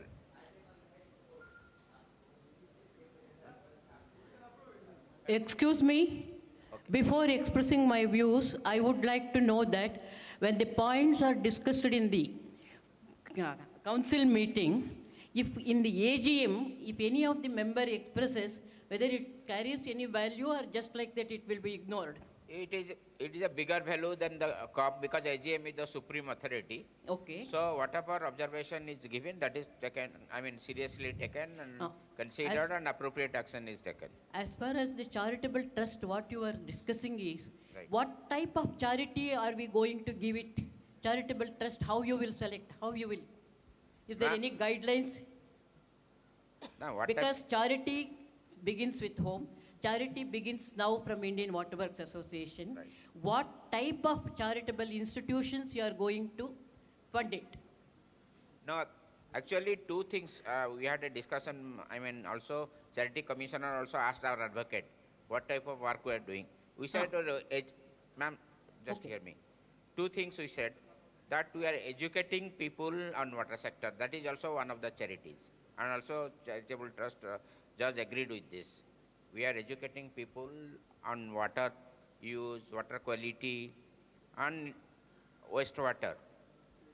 And also sharing up. Educating people, what he was telling that CSR activities under that they will cover it. No, that is different issue. He is saying that we can access fund from CSR for our activities. No, but like workshop, they can also fund because workshops are also educating people. No, my view is charitable trust. What type of, is it for the education? Is it for the people who are totally downtrodden? And for that type of people, are you going to help? Ma'am, this is a different organization. Different organization work different type. We are actually educating people and on water. So, then how it is called as a charitable? Charitable because educating people is also charitable as per the charitable trust rule. That is one of the point. Education is also charitable. Then whatever now I have expressed, whether it is going to be recorded or it is just going to be null and void? Ma'am, whatever any member say, you are a very old member, but even if any member, youngest member will say, that will be recorded because all views are recorded and decisions are made on the views of the members. Okay, thank you very much. Thank you. Educating about water itself is a charity. Right. Serving society in any way is charity. And that is without cost is charity. Right. Thank you. Hello. Sir, any other issue, sir? So let us approve that in this AGM. Yes, sir. Please, I will request the AGM to approve this proposal of converting to the charity. Approved, sir. I think it is a general view. Approved, sir. Approved. Thank you, sir. Proposed by someone, second by someone. Okay. Charata, sir. And Panseji and Gupta, sir. Okay, sir. And Singh, sir. Okay. So, if there is no issue, we will close the AGM with vote of thanks.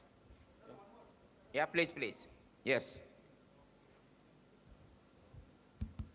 I would like to place on record appreciation for our immediate past president, Dr. M.L. Agrawal, for his work tenure during last 1 year, having visited one and all centers of IWWA. So please keep it on record. Yeah. Sure. Thank you. He has done fantastic work, so we should appreciate it. No, there is no saying. Yeah, every past president.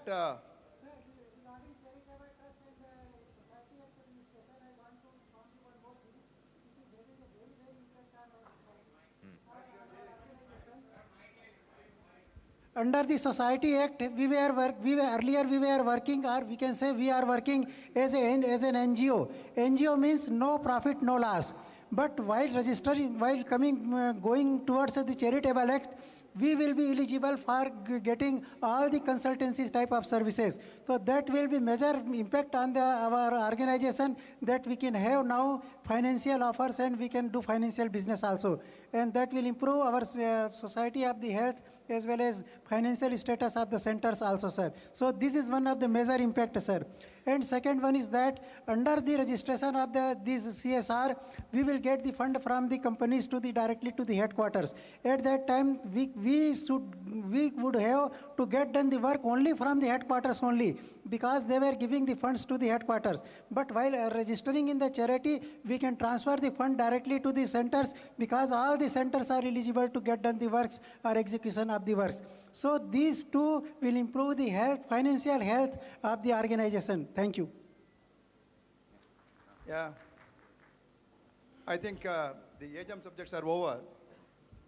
Kindly permit me to all the office bearers are here and the AGM members. Sure, sir, sure. I am Srinivas Reddy, chairman of Bangalore Center and also the past president. Sure. Yesterday, one of my subject was there, what I was about the change of name of IWWA. Institution of Water Engineers and Professionals, etc., which have been pressing for the last, how many years? More than a decade. When it took place in Indore meeting. Am I audible? Yeah. Audible, so sir. from Indore meeting, Mr. Komar Prasad ji here. No problem. Yesterday the subject was to come, but there was a lot of delay and all that. I did not press for that subject to be taken up because it would take another half an hour. Okay, sir. I would, anyway, the COM meeting is over. My request to all the COM members is, please dispassionately think, just in the name of, because Mr. Bisay started the association 68, and he will feel unhappy if we change the name. I don't know how this logic works. Names have been changed from Mumbai to Bombay, Bombay to Mumbai, the Aurangabad to Sambhajinagar. Everything is changing. Everything is changing. We are changing the name of the children to some other name at some point. We change our own names. See, this sort of illogical and sort of decisions just to postpone will not work. I have written a very detailed letter, Democracy Derailed. In Indore, out of 67 votes, 34 was in favor of no change, 33 were in favor of change. Yes. These 33 were represented by 12 states, 34 were represented by 5 states. So 17 states, 12 states were over bulldozed by the 5 states. I wanted to go to the court, citing the Supreme Court decision about the one state, one vote. The problem here is, some of the states are having 6 centers, 4 centers, etc., etc. These people are now bulldozing the decision or the opinions or the feelings of the other states.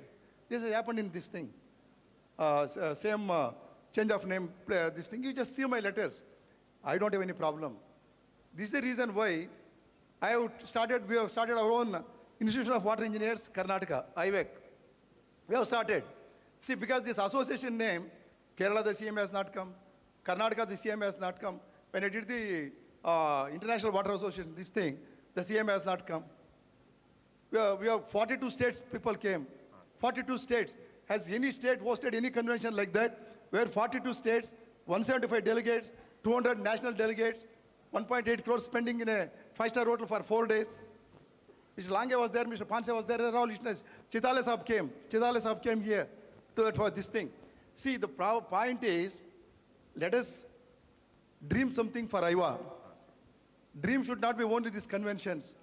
Getting up actively for 4-5 days or 1 month, and again getting up next December or January. This will not work. I don't have any problem. I don't have any problem at all. I am telling that this association name, why are we, see, Bisay started IWA on the pattern of AWA. Why we should follow America in now? Bisay, at that time it's okay. Why can't we change the name now into Institution of Water Engineers and Professionals, IWWA, or name something, appoint a committee? See, my regret is, you the office bearers who are holding the positions, you don't give a serious thought about it. This election, 33 versus 34, just one vote. 1 vote. 5 states versus 12 states. I did not go to the court because Supreme Court has stated in the Cricket Association, BCCI, 1 state, 1 vote. I can go to the court and make the things more complicated. I didn't want to do because it's not worth my time. So please dispassionately think, some other day, some other COM meeting, you bring the subject, take an opinion, and do something. Madam President, I had told you when a courtesy call, things should change. In Bombay, this happened. I thought of changing this name in yesterday's COM meeting and bringing this today in the AGM itself. Let the Bombay at least, let this change start from now.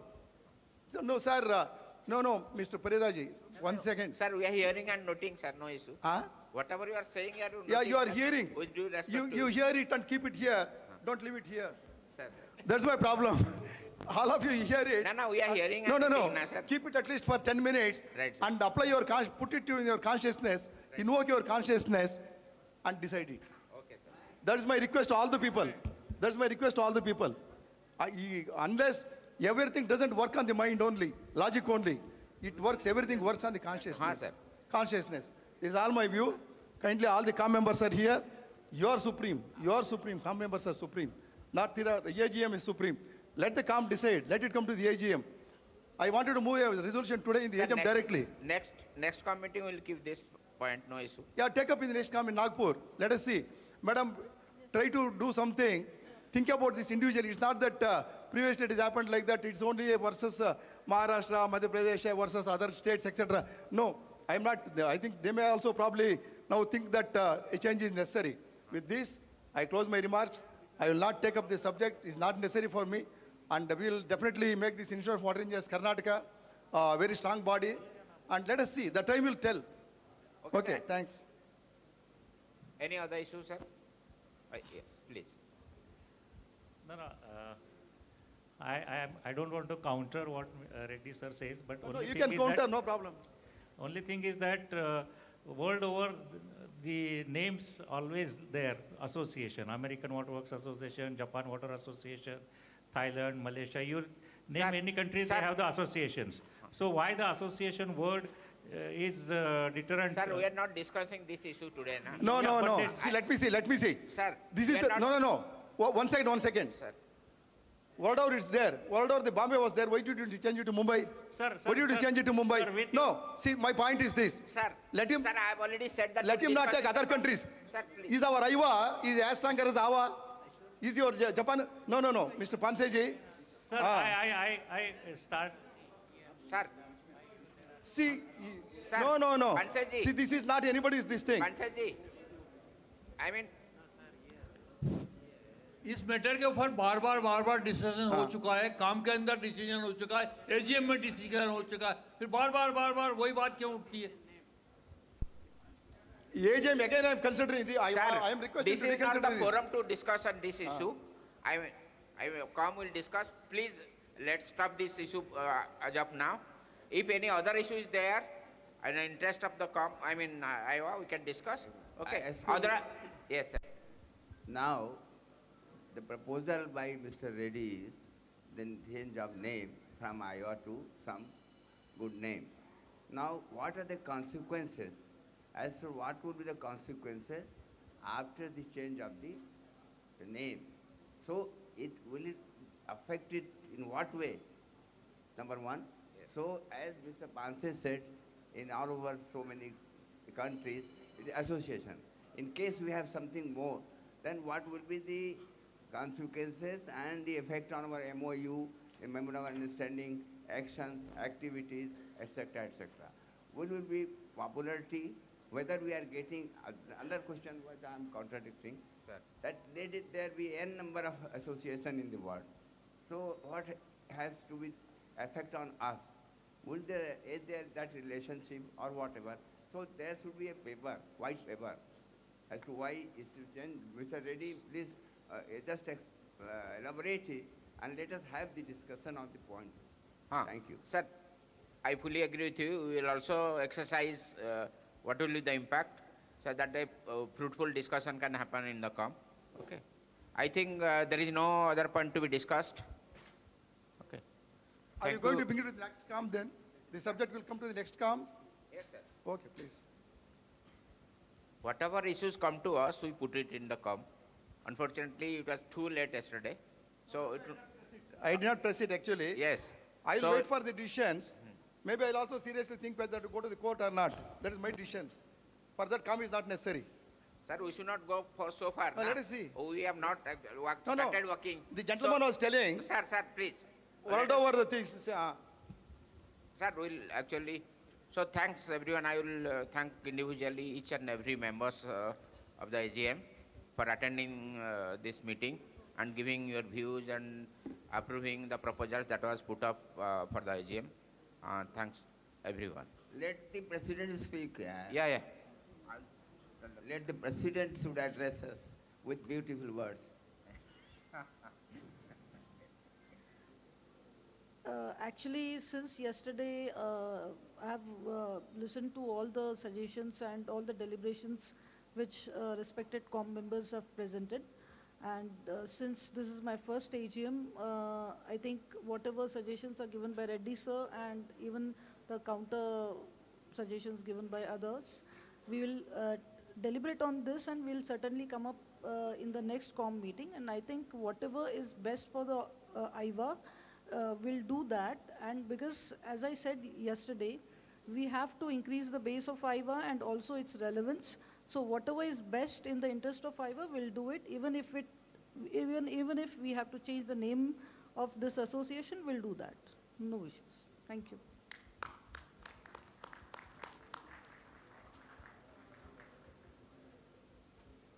So with the permission of the chair, we'll close the meeting.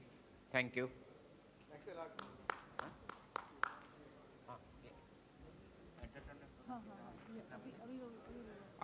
Just now, within few minutes also, entertainment program will be here in this hall.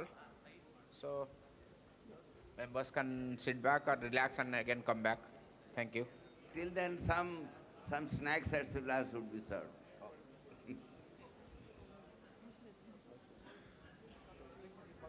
Manisha ji.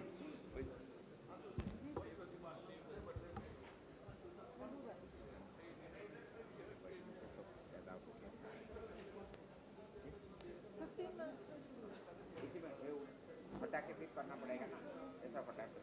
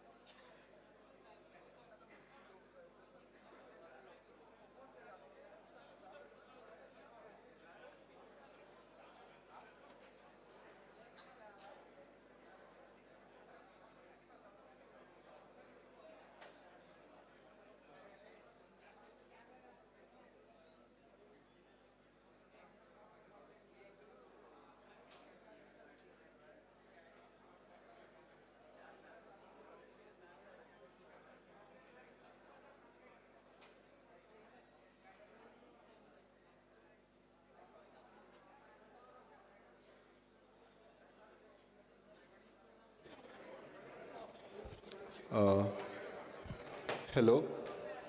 This is a short announcement. There is a 10-minute break. You can have your watering and toilet. Here would be a cultural activity event. So preparation will go on and we will be having a 2-hour cultural program here before dinner. So please kindly, sir, in 5 minutes, 5 to 10 minutes.